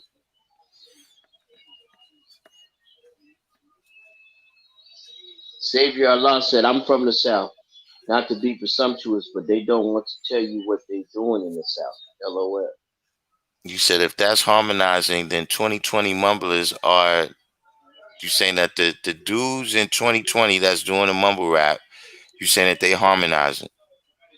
See, I think we have a different definition. See, first of all, you gotta remember where harmonizing came from. Is that the people who first started rap, they idols was the Temptations. They idols was those Right, soul singers and everything, and that's the way music was made. That's why they had right. the dance steps, the stuff they was wearing, the costumes. Those was the people that they was looking up to. So they brought that into the hip hop game. But the young people who was coming up after them, it's like, okay, yeah, we hear all that stuff right there, but it's this new stuff you doing, this 1 2 1 2. That's what we attracted to. So slowly, the harmonizing dropped out. Where probably the last person who was harmonizing was Nice Eric and Sermon. smooth. Who? Nice and smooth. Well, yeah, that's all the Eric Sermon era. Yeah, that's the same era. Yeah. But Nice and Smooth did it even more than him. Like they still held that essence of that pre-going era. So you They said did they did it uh almost every song. Smoke Dawah said, for example, well, I've never heard a Young Thug song, so I couldn't even, I don't know what he do. So you saying LeBron prophesied that he's the best and passed the ball.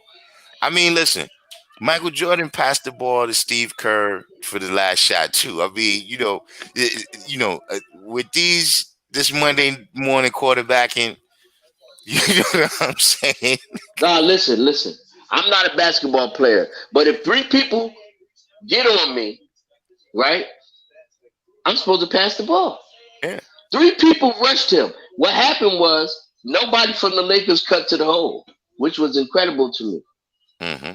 Yeah. And then Danny Green, he didn't have to shoot a three. He was so open, he could have dribbled up to the foul line and shot that ball. And nobody would have been able to block it. But he froze and just threw up a three. And that hit the front rim. He front rim a straight ahead three with nobody in his face. See, I'm not a huge Kobe fan either.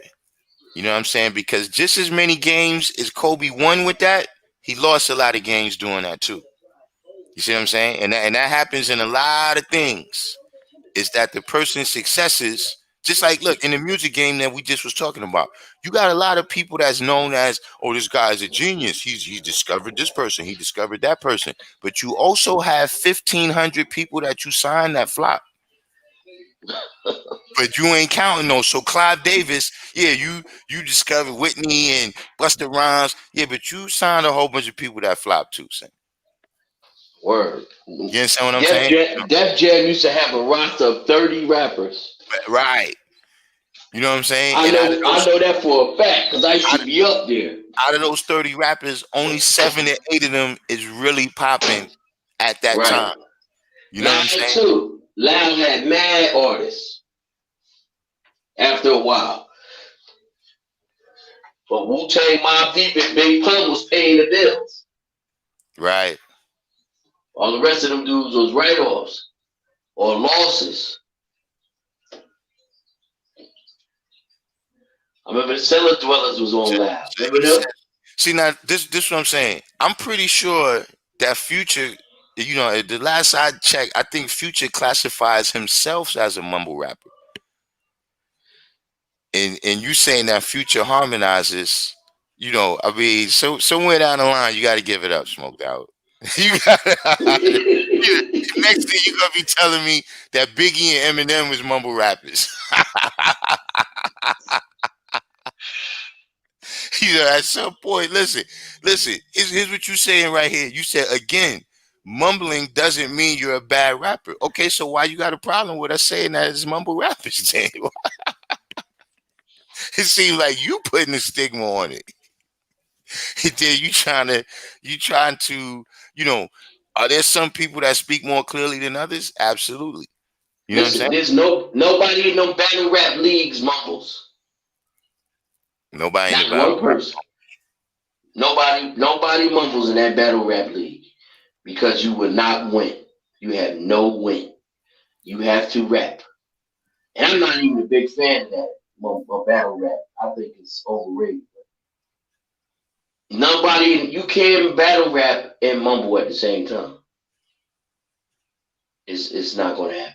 You have to speak clearly. When you diss somebody, you have to say it clearly and precisely to get your point across. You cannot mumble your way through a battle. This one. I think that mumbling is creative to the point of, I think most people that mumble, and this may be prejudice to it, but I think most people are high out of their mind. So for you to be able to have rhythm and be that high is creative. To me, that's somewhat creative. Because these dudes are very inebriated off whatever. So that, you know, to be able to do a song in that state of mind, you know, because if I drink too much, I can't do my vocals because I'm going to start slurring my words. You know what I'm saying?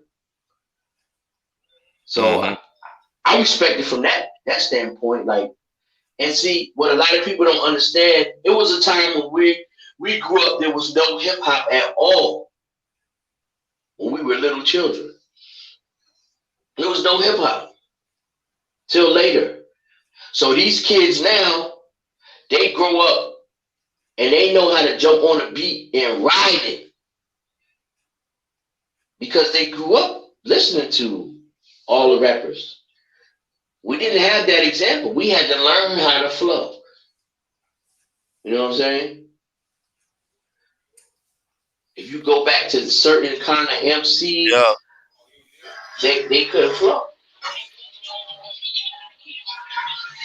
They over-exaggerated their flow. You remember that dude, Mikey D? Nice, man. Huh? What you said? You talking to me? Oh, you talking to somebody else? Yeah, I've been. You didn't see it? You didn't? Yeah, when I walked. Yeah, I've been here doing this. You about to go up there? All right. Yeah, you need to get some. I'm gonna get one before I come.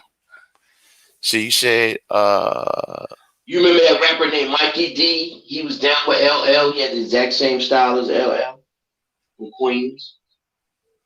Mikey D. He's still around. Yup, it was a rapper named Mikey D. And him and LL was a group. And they had the exact same style. Yeah. I know you're talking about now. Right. Homeboy could not ride the beat like LL. He had the lyrics, but he couldn't ride the beat, so he didn't blow up. Remember, he dissed LL and everything. Remember, it was like 5 or 7 people that dissed LL when he first came out because he was different. He was like pop compared to Modi and Melly Mel and them. Okay, I think I see what your problem is here, Word 60. See, you got to deal with square inches. So you got 196 million. Yeah, this calculation that you got right here, you got 196,940,000 square miles, right? Then you got times 5,280 and times 12. So you're multiplying linear numbers, right, by a square number. You see what I mean? 5,280 feet is a mile, right? But in order to get the square mile, right, you gotta multiply the 5,002. Because remember, the formula for the area of a square, right, is s squared. You know, you gotta multiply the length times the width. You know what I'm saying? Or the length times the height. So you got 5,280 going this way, and you got 5,280 going this way. You see what I mean? And I'm not. Should you be multiplying here? But yeah, you got these. This is. I saw somebody put the formulas down. You know what I'm saying? As I scroll down, we'll see What you say, man? if you looked at the other numbers. And take this. My super cold hands. Aren't they super cold? Right. But see, there's Supreme also was out in Corona. What's Supreme? The one from the The one that you drug dealer talking about in Supreme Fort King? Greene. Yeah. Oh, from the Paid in Full posse. Right. Okay. See, that's how I remember it. Look, see, Eric B and them is from Fort Greene. Cool G is from Corona. Right, but Eric B is actually from Elmhurst. He's actually from Elmhurst. I do know he got a lot of history. I didn't know exactly. No. I know he was wrestling in the bridge at that time when he started making records. Right, with Marlon. Right. But he's from Elmhurst. He's from a suburban lifestyle.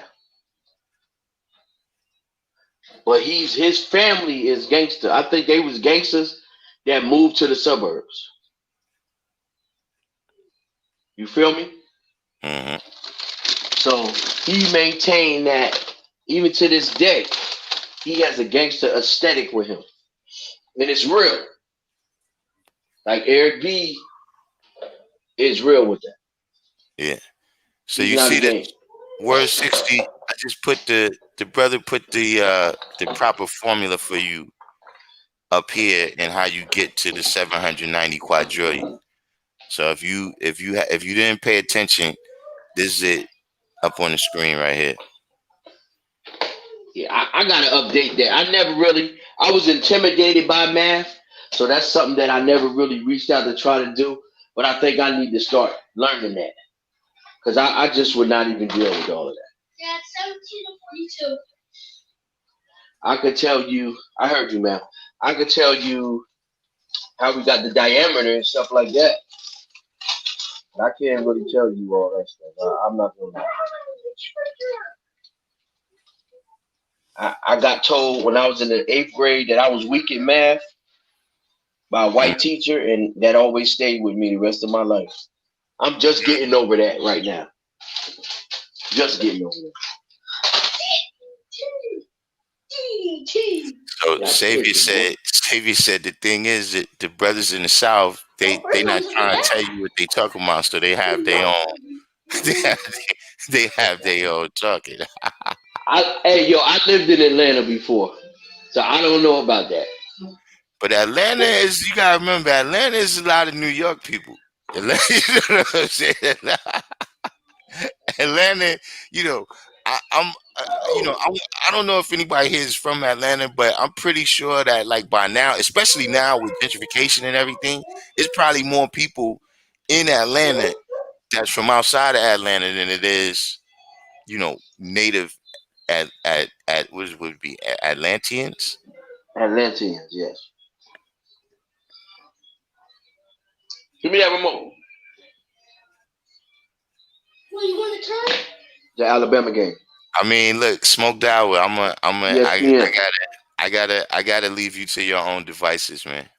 You know what I'm saying? I mean, if you really, let's be 100, man. If you really think that you can compare what people are doing right now to some of the people that you named, if you really think that, then look, we all got to see what we see in the world. But as you can see, not many people, somehow you see an elephant and we see a screwdriver.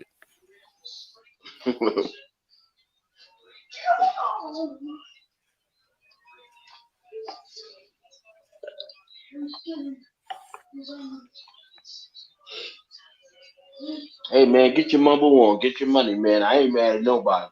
I just don't listen to it. It doesn't resonate. It's one of them things, See that's one of the things. Is that for me, this how I see it. The music that they making that mumble rap, they not making that for me. Mm-hmm. Like when I was doing my music, I wasn't making it for the people who was listening to jazz or whatever. So I don't, you Right. know what I mean? It's that y'all keep trying to get us to accept it. Why do we have to accept it, man? Why can't y'all just do like look, anybody that's doing mumble rap, right? I'm pretty sure they don't miss my streams. You getting your 40 million streams a day. Like, look, I don't listen to Cardi B, right? She's actually from my area. You know what I'm saying? I don't listen. I'm sure she doesn't miss it. Right.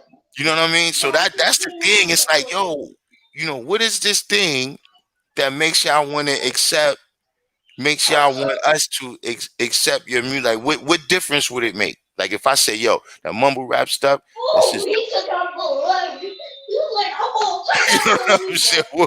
What difference would it make then? ABC. Exactly.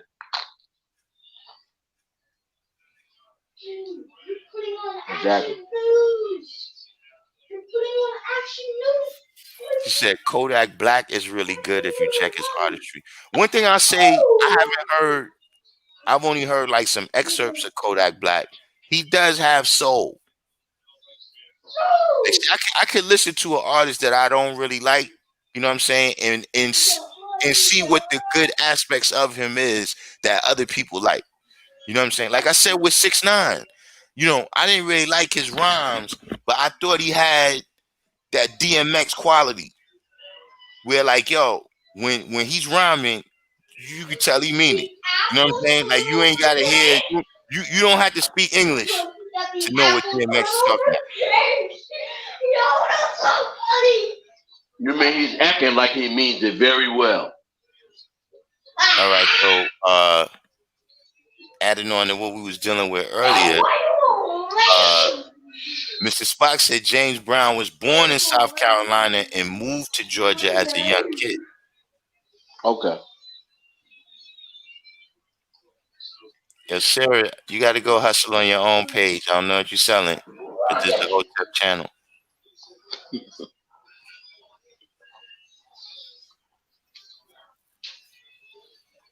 Would you say Chief Keef is the father of all modern rap nowadays, as far as all the mumble and drill rap? I know he introduced, drill rap all around. I've never actually heard a Chief Keef song, so I can't say.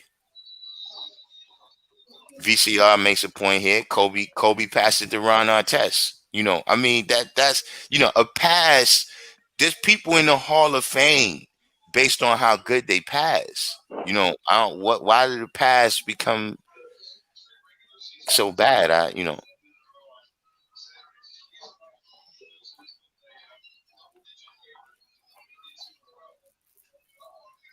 All right, see, this is where you're mistaken. See, when you said 1 mile times 12, right? You got 63,360 inches. That's 63,360 inches in a straight line. That's not square inches. See, like when you deal with a square block, right? You can't just say that from 125th Street to 126th Street measures the whole block. You got to multiply from 125th Street to 126th Street by from 7th Avenue to 8th Avenue.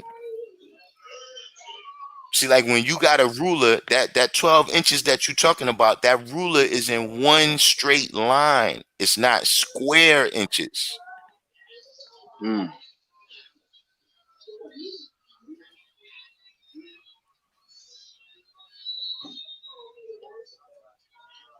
Kobe the GOAT. Now, I was never really a huge Kobe fan.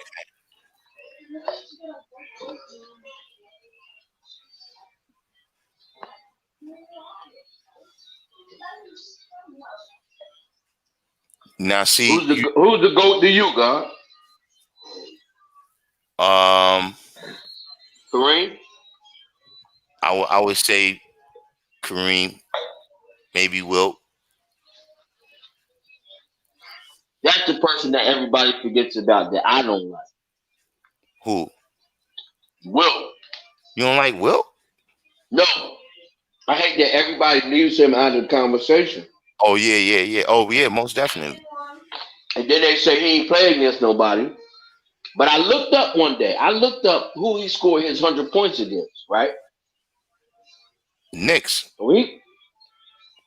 No, pardon me, not when he scored his 100 points. One time he had 53 points, 30 rebounds, 11 blocks, and like 12 assists, right? Mm-hmm. When he did that, he played against Walt Bellamy, who was an NBA Hall of Famer, who was 7 foot, and there's another white guy that was 6'11" that he played against, right? So if you say he played against nobody, and those dudes were his height, right? Mm-hmm. Then why couldn't they do what Wilt did? Mm-hmm. That's my point. Yep. You feel me? Wilt Mm-hmm. was a professional basketball player, a professional volleyball player, a professional tennis player, was at the top of his game in each one of those professions. When he was at Kansas, right? Wilt was 7 foot and he ran the 110 hurdles, the 100, and the 200. Yeah. Now, find somebody now at 7 foot that can do them things I just mentioned. He definitely is one of the greatest athletes of all time. Without a doubt. Again, I read it. I read his book where he said he knocked off the 20,000 Wizards. I read that book. I did not know that he was proficient in all those different sports.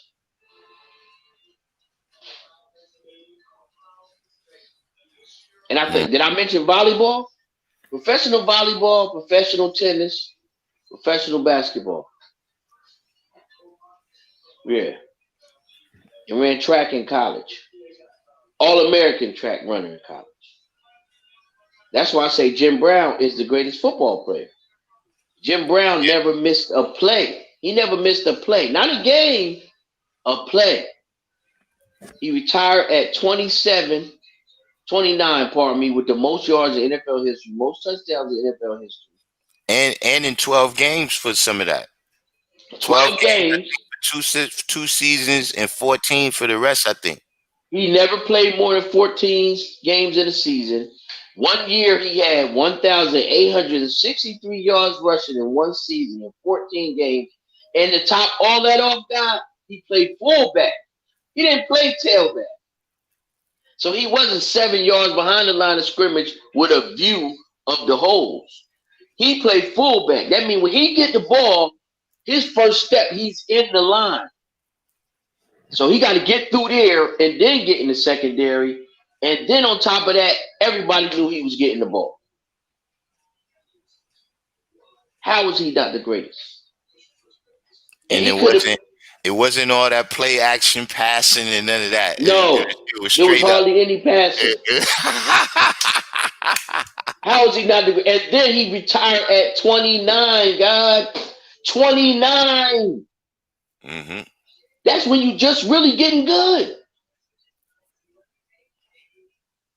Mm-hmm. And never missed a play. He has to be the greatest. They say it's Jerry Rice. Jerry Rice played like 18 years. Jim Brown played 9 years.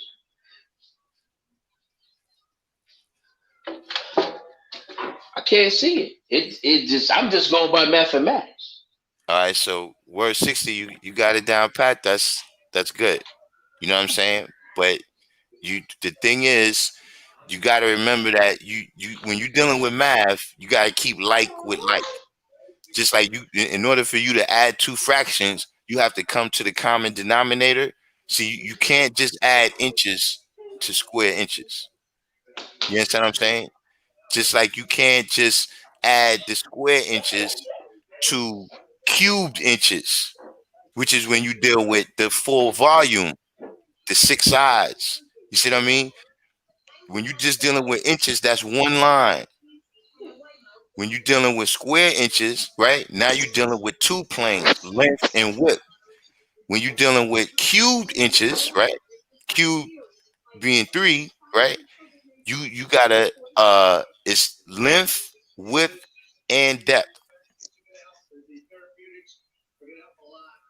Hey, guy, how long you gonna be on the air? Not too much longer. I'm about to run through All right, this right here, I'm and gonna have to say peace. Then it's no doubt. always a pleasure. Text me tomorrow when you gonna be on. I don't gotta work Monday either, so if you gonna rock out Sunday night, we could do that. All right, bet. Peace to the God and peace to everybody. All right, peace to the God. Peace.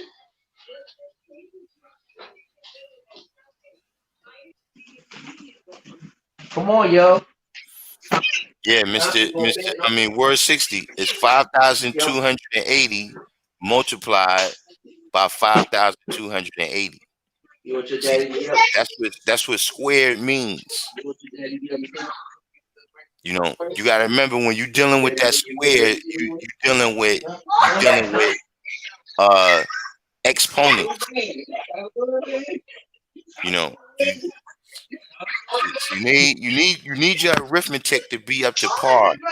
You know what I'm saying? In order to show and prove these mathematics. You know what I'm saying? Like, don't forget that Fard suggested that we get into these topics, you know what I mean? Trigonometry, calculus, physics, chemistry, etc., etc. That's science as well. Like I said, man, just because we deal with this highest levels of science, that don't mean that those lower levels is not also necessary. You see what I'm saying? Smoke Dawah. How do you go from mumble rappers to Rakim?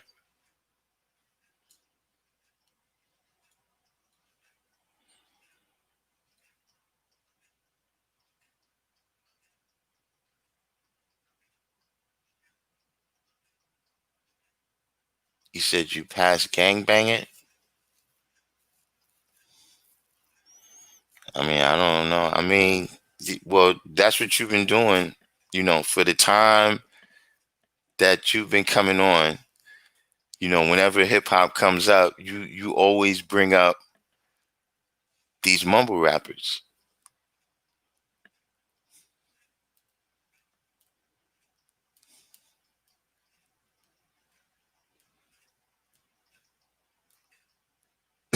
$7.93 is stupid.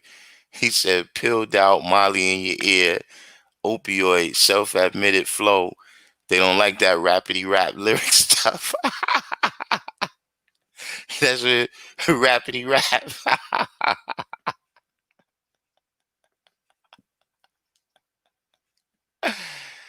Oh man. Fly Phrase from the Providence Plantation said, I lived in Atlanta for 4 years and everybody I met was from New York, Philly, Virginia, and other places. There was only a few heads I knew originally from Atlanta.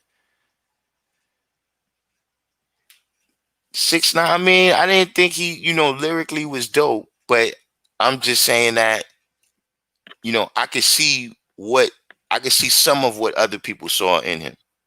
You know what I'm saying? And it was that authoritative flow, you know what I'm saying? That authoritative delivery, uh, that actually made people even believe, like if he rapped like he looked, nobody would have believed he was a gang member.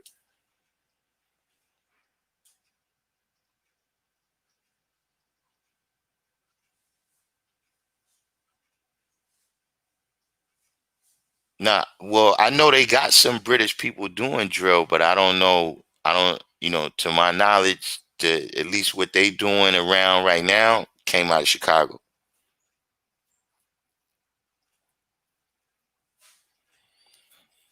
When you able to mumble your lyrics in that style flow, it has attracting powers. Look at it as an add-on. You know what I think? Look, it might be one of those things. Maybe if I was pilled out too, I would understand it. I just, I'm just not. I'm not from that. I don't know what you would what you call it, but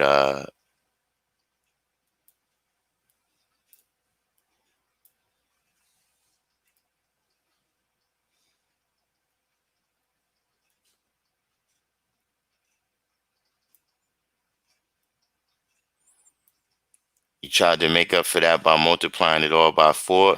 Nah, what you would have to do is, if you was going to use 4,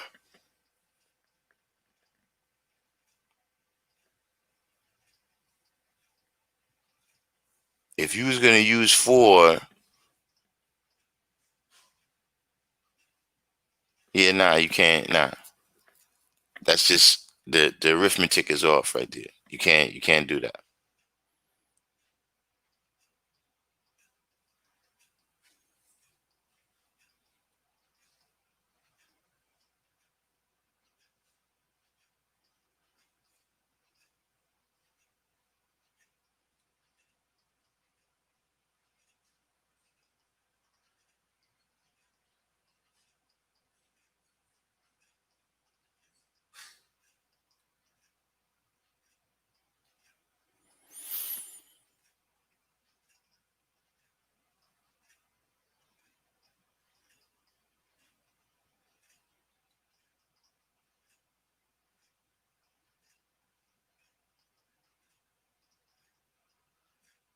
Yeah, that's a good idea. Word 60.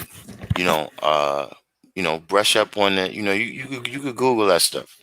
You know what I'm saying, and see it right on the internet. You know, see, just like with supreme mathematics, right? I say a lot of times you have to visualize it in application. You see what I'm saying?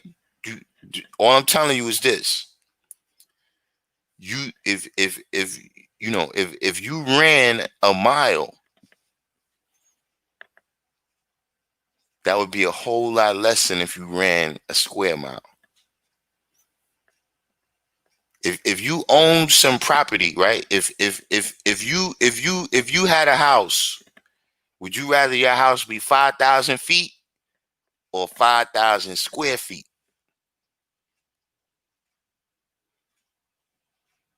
See, when you visualizing it, what you're doing is the difference between a line and a square. An inch is a line. A square inch is a square. That's what it means. But when you look at it on the internet, they're going to give you, a little geometry, which is the visual representation, right, of mathematics. You know what I'm saying? You can make shapes with formulas, and then you plot the answers on the graph, and you make shapes.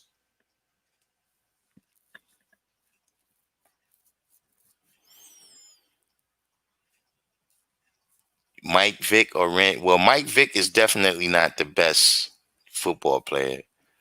Uh, Randy Moss got an argument. He got an argument for it. I still wouldn't put him above Jim Brown though.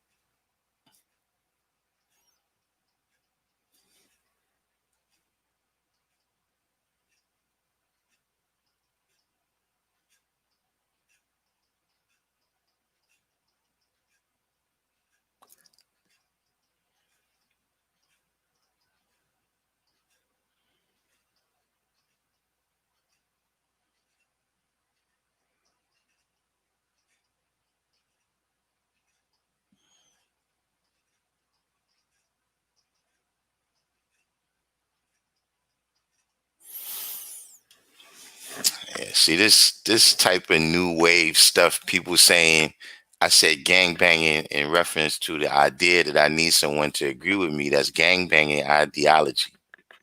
No, it's not.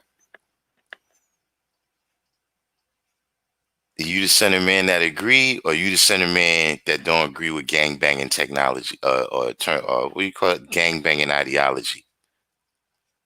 See, some of these things, man, people get this stuff off of TV.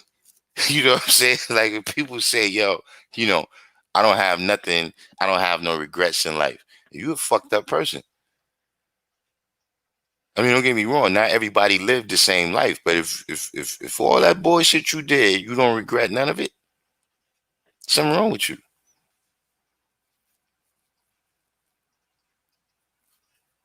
75% of the country think Breonna Taylor is a drug dealer.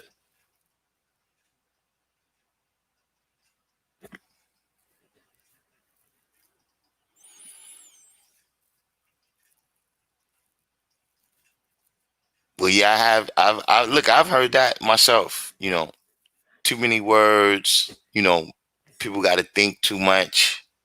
You know what I'm saying?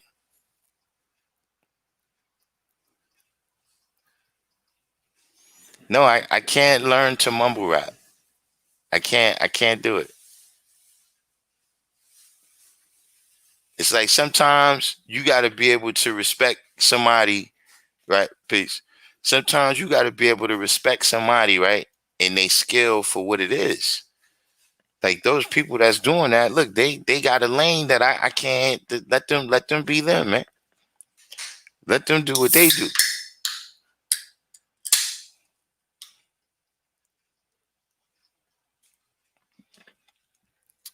Don't tell boy mastermind. I drank some Coca-Cola.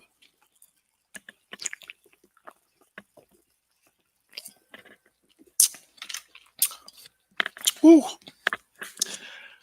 Ah. Oh man. Woo. So thirsty that hurt.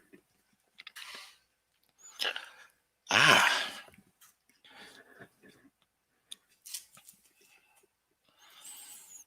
Universal 7 said, be careful of the food you put in your mind.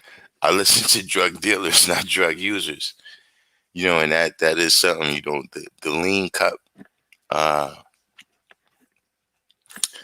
the lean cup did kind of appear around the same time as this mumble rap.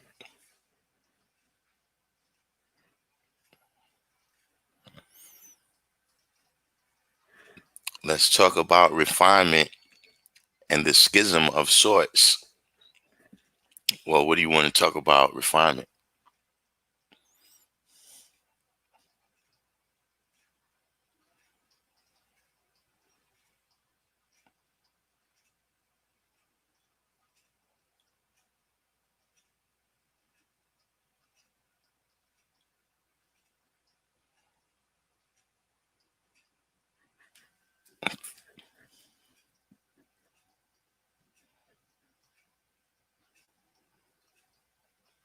Mr. G1 said Gucci Man is definitely somewhere in the 6 degrees of separation, responsible for mumble rap along with Young Thug. Yeah, you see, you don't know how to, you don't know how to, you don't know how to, you don't know how to, you don't know how to have tea. See, you don't know how to have tea. When you do tea time, this is how you do it. You see that? This how this see this you came too late, man. You missed it. You missed that part of the party. You missed that part of the party when we learned about tea time.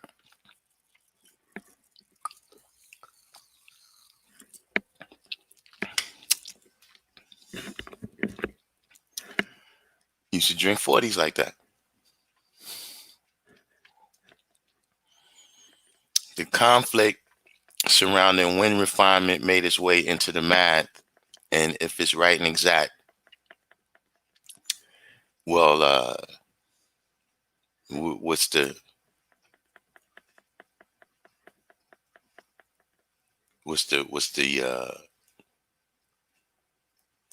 conflict?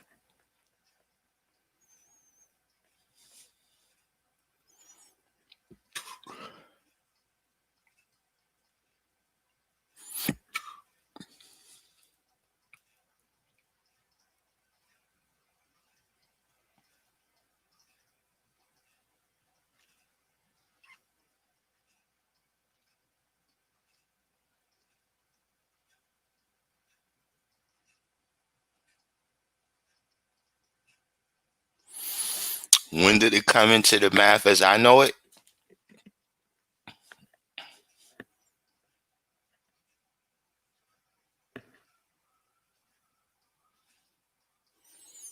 It wasn't there in equality ciphers.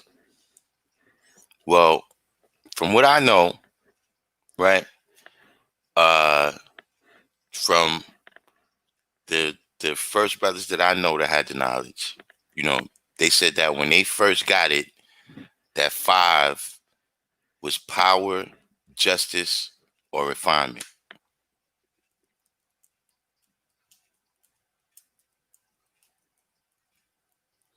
Now, some other people that got the knowledge, like in 65, they say they never, when they got it, it just said power.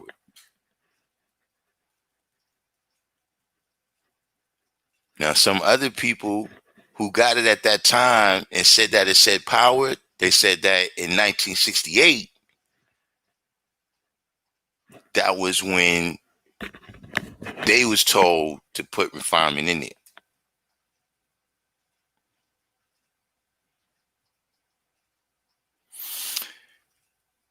See, I'm gonna tell you something, and it's just an experience. If you pay attention enough, you will notice that it's really only one group of guys that refuse to acknowledge it. Like, that's a particular group of people. Well, if you consider 1964 the late 60s, then I would say yeah. Like, for instance, Smoke Dawah, for number 7, what mathematics do you have?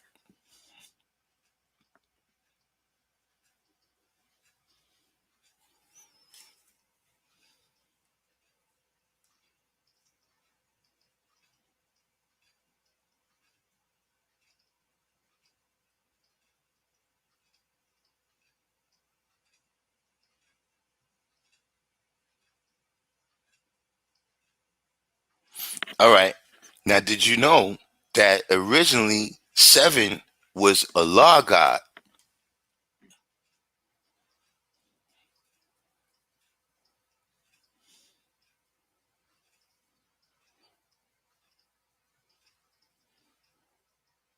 But did you notice that you don't see the same discrepancy about that?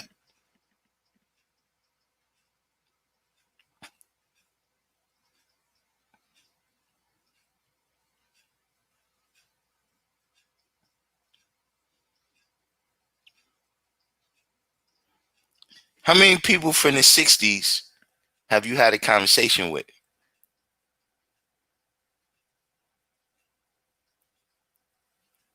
Or have you just been on Facebook listening to people who got the knowledge in the 80s?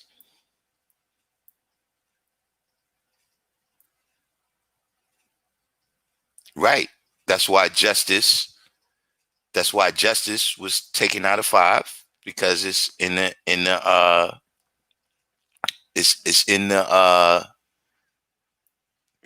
alphabet, and Allah, of course, is as well.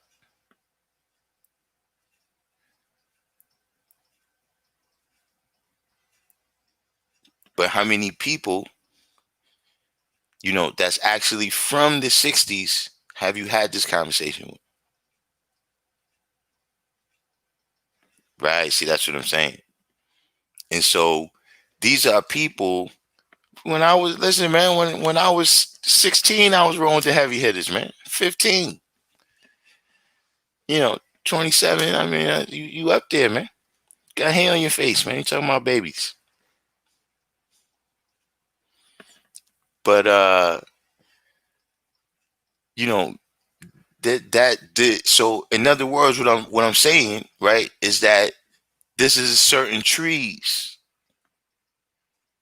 that whatever extends down from them is a certain thing.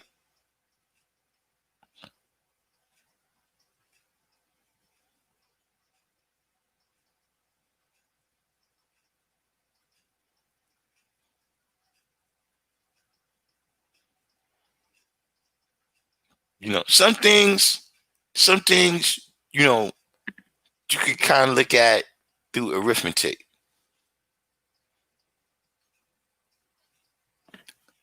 Why do most of us have refinement?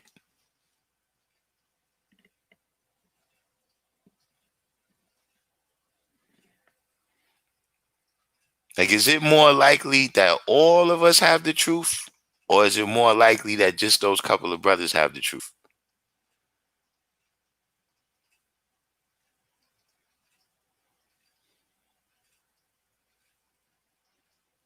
But that's how, you know, that's what was told to me by firstborn Prince Allah. Allah Supreme, a few other brothers that I built with that uh had it in the very beginning.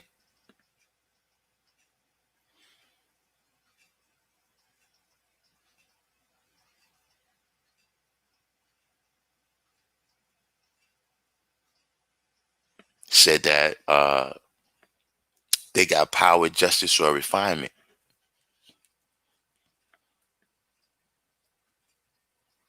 And they my brothers. The people you talking about, they my brothers, man. I'm talking about my brothers like this. But watch the behavior of those people that don't have refinement in their mathematics.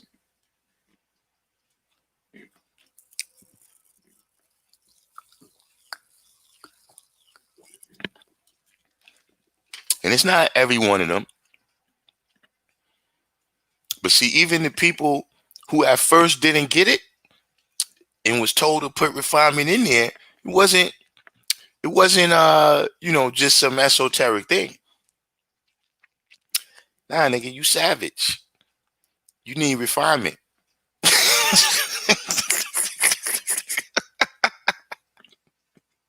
Like, look, watch those people. When you say common sense, they say sense ain't common. They always doing stupid shit. The people who say that sense ain't common is always doing and saying stupid shit.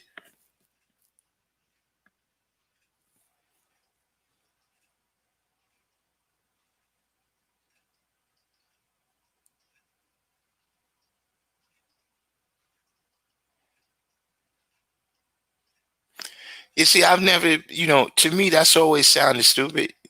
God don't need no refinement. Then what the fuck we studying for?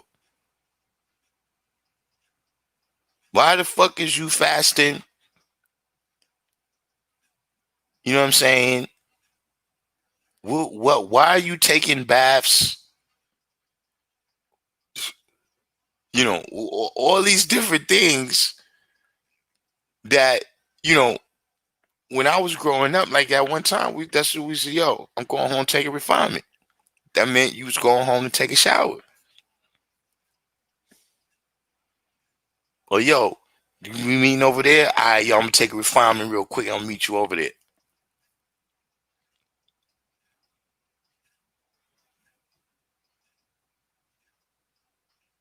Now, what I will say is this.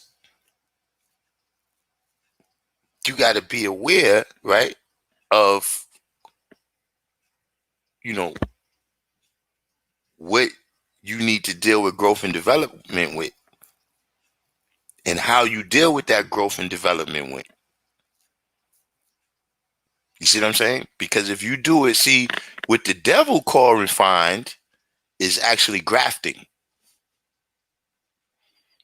Like refined sugar, the flour and all that, they call that refined when you make it white. See, the product of their refinement, the thing ends up white.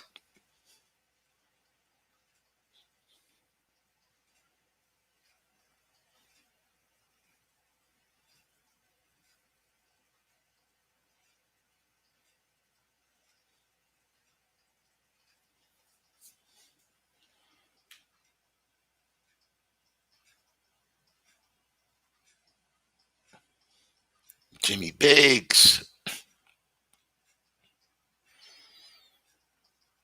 Andrew Bolden asked if I bought those monitors. Why, you sell monitors?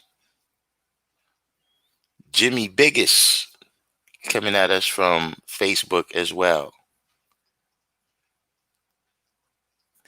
Well, I mean, Smoke Down. I mean, I wouldn't even say it's my view. I mean, yeah, I had at the end, I added on my view. You know what I'm saying? Um, you know, uh, but that's just the way I learned the history.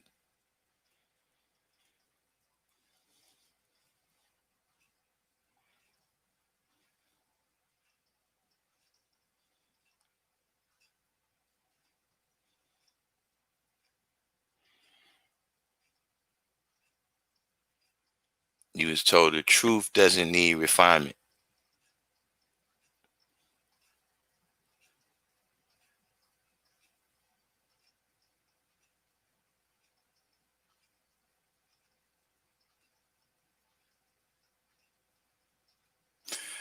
I mean, I get, and I've heard a lot of people say that, you know what I'm saying? And there's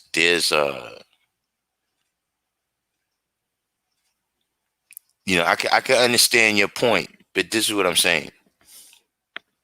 When you go down to the job,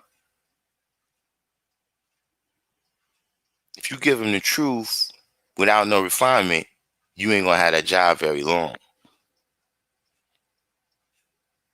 You understand what I'm saying? Because, you know, here's another thing. This is an assumption that you're making, that we saying that the truth is being refined. What about the fact that once you learn the truth, you refine yourself? See, this is a whole other concept that's being said. You can't refine the power. No, my power is to refine.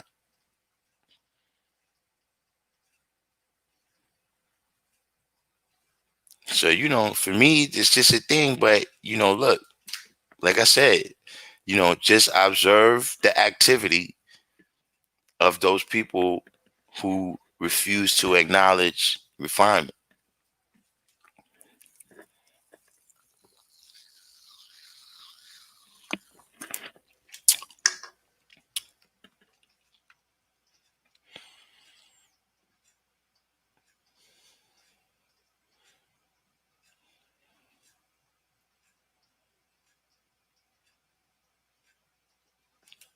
Smoke Dollar said I was a maniac at one point.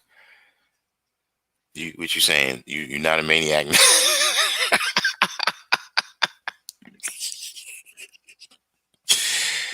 ah, but I was a maniac at one point. I feel like from my personal experience with the math, refinement was foundational.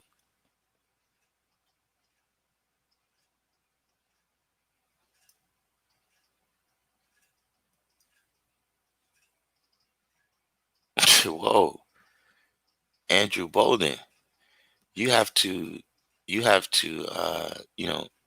is a Hotep channel where we respect the black woman, but these kind of viewpoints is not for the Random Jews Network. Yeah, I'm just about to wind it down, especially because these kind of trolls that we have coming in now.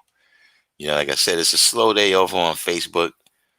Apparently dudes is in the middle of masturbation sessions. But look, while you wait to get another erection so you can masturbate, you gotta go play someplace else. Don't play on the Random Jews channel.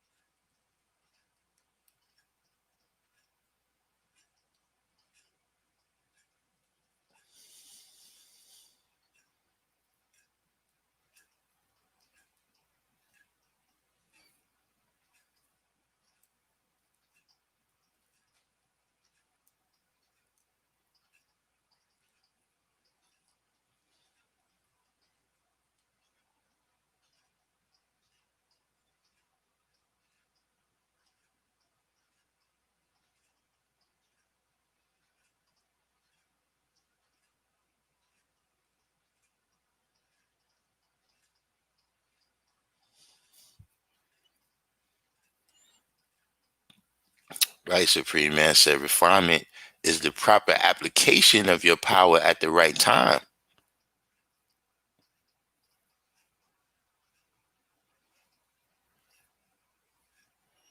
Yeah, I'm about to head out too. Real hip hop. Are you? Have you? Are you playing? How many podcasts you did since Tuesday?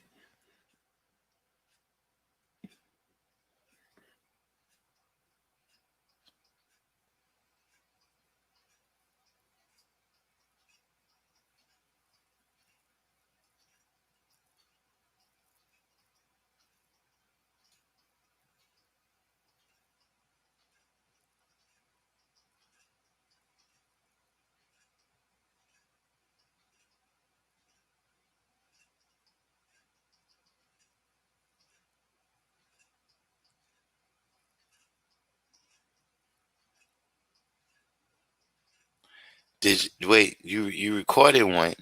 Did you put the God of the universe is in there, right? Is that on the playlist? God of the universe.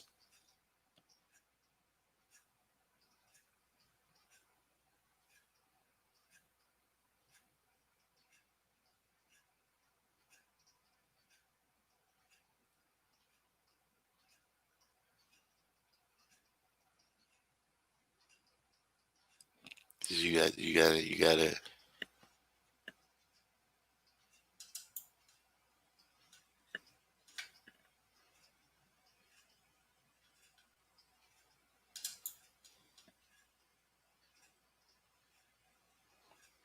you definitely got to get that in there. But get back to the point. Club mix. Come on, man. I don't want to listen. I don't want to have to. I don't want to have to ask you again.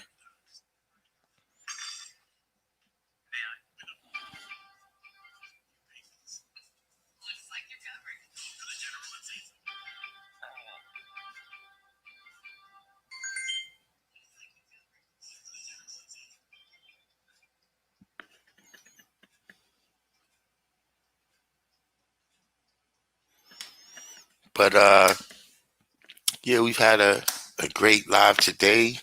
Supreme Man, all on the business once again came through and blessed us with some supreme understanding about the world around us and the world inside of us. You know what I'm saying? If you made it this far in the live, do the each one teach one. Hit the like button. If you're new to the channel, subscribe. If you're a troller, you go handle your business. Get back under the bridge. You know what I'm saying? What you trying to say? You mean you mainly play underground? What I'm mainstream now, son. What's that about? What is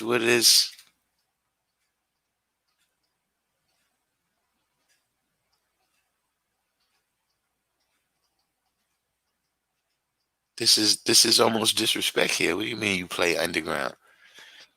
I'm underground. But you know, shout out to all the people that tuned in today. You know what I'm saying? Everybody who sent in the Cash App to support the stream. Those is always greatly appreciated. You know what I'm saying? Uh like I said, if you're new to the channel, subscribe. We on almost every day going live. So hit the notification button if you want to know when we going live. You know what I'm saying? And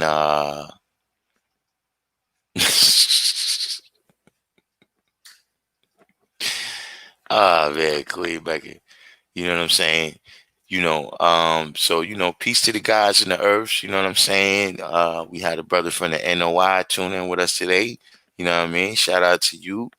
Everybody else who comes into the background and does the knowledge, which is the right thing. Looking, listen, observing, and respecting. And in the meantime, in between time, I'm gonna say peace You know what I'm saying? If anything, if I come on tomorrow, it'd probably be a little bit late. You know what I'm saying? But we might make it happen. So peace to everybody. And of course, if I don't see y'all tomorrow, Monday, civilization class will be at 6 o'clock. All right. Peace.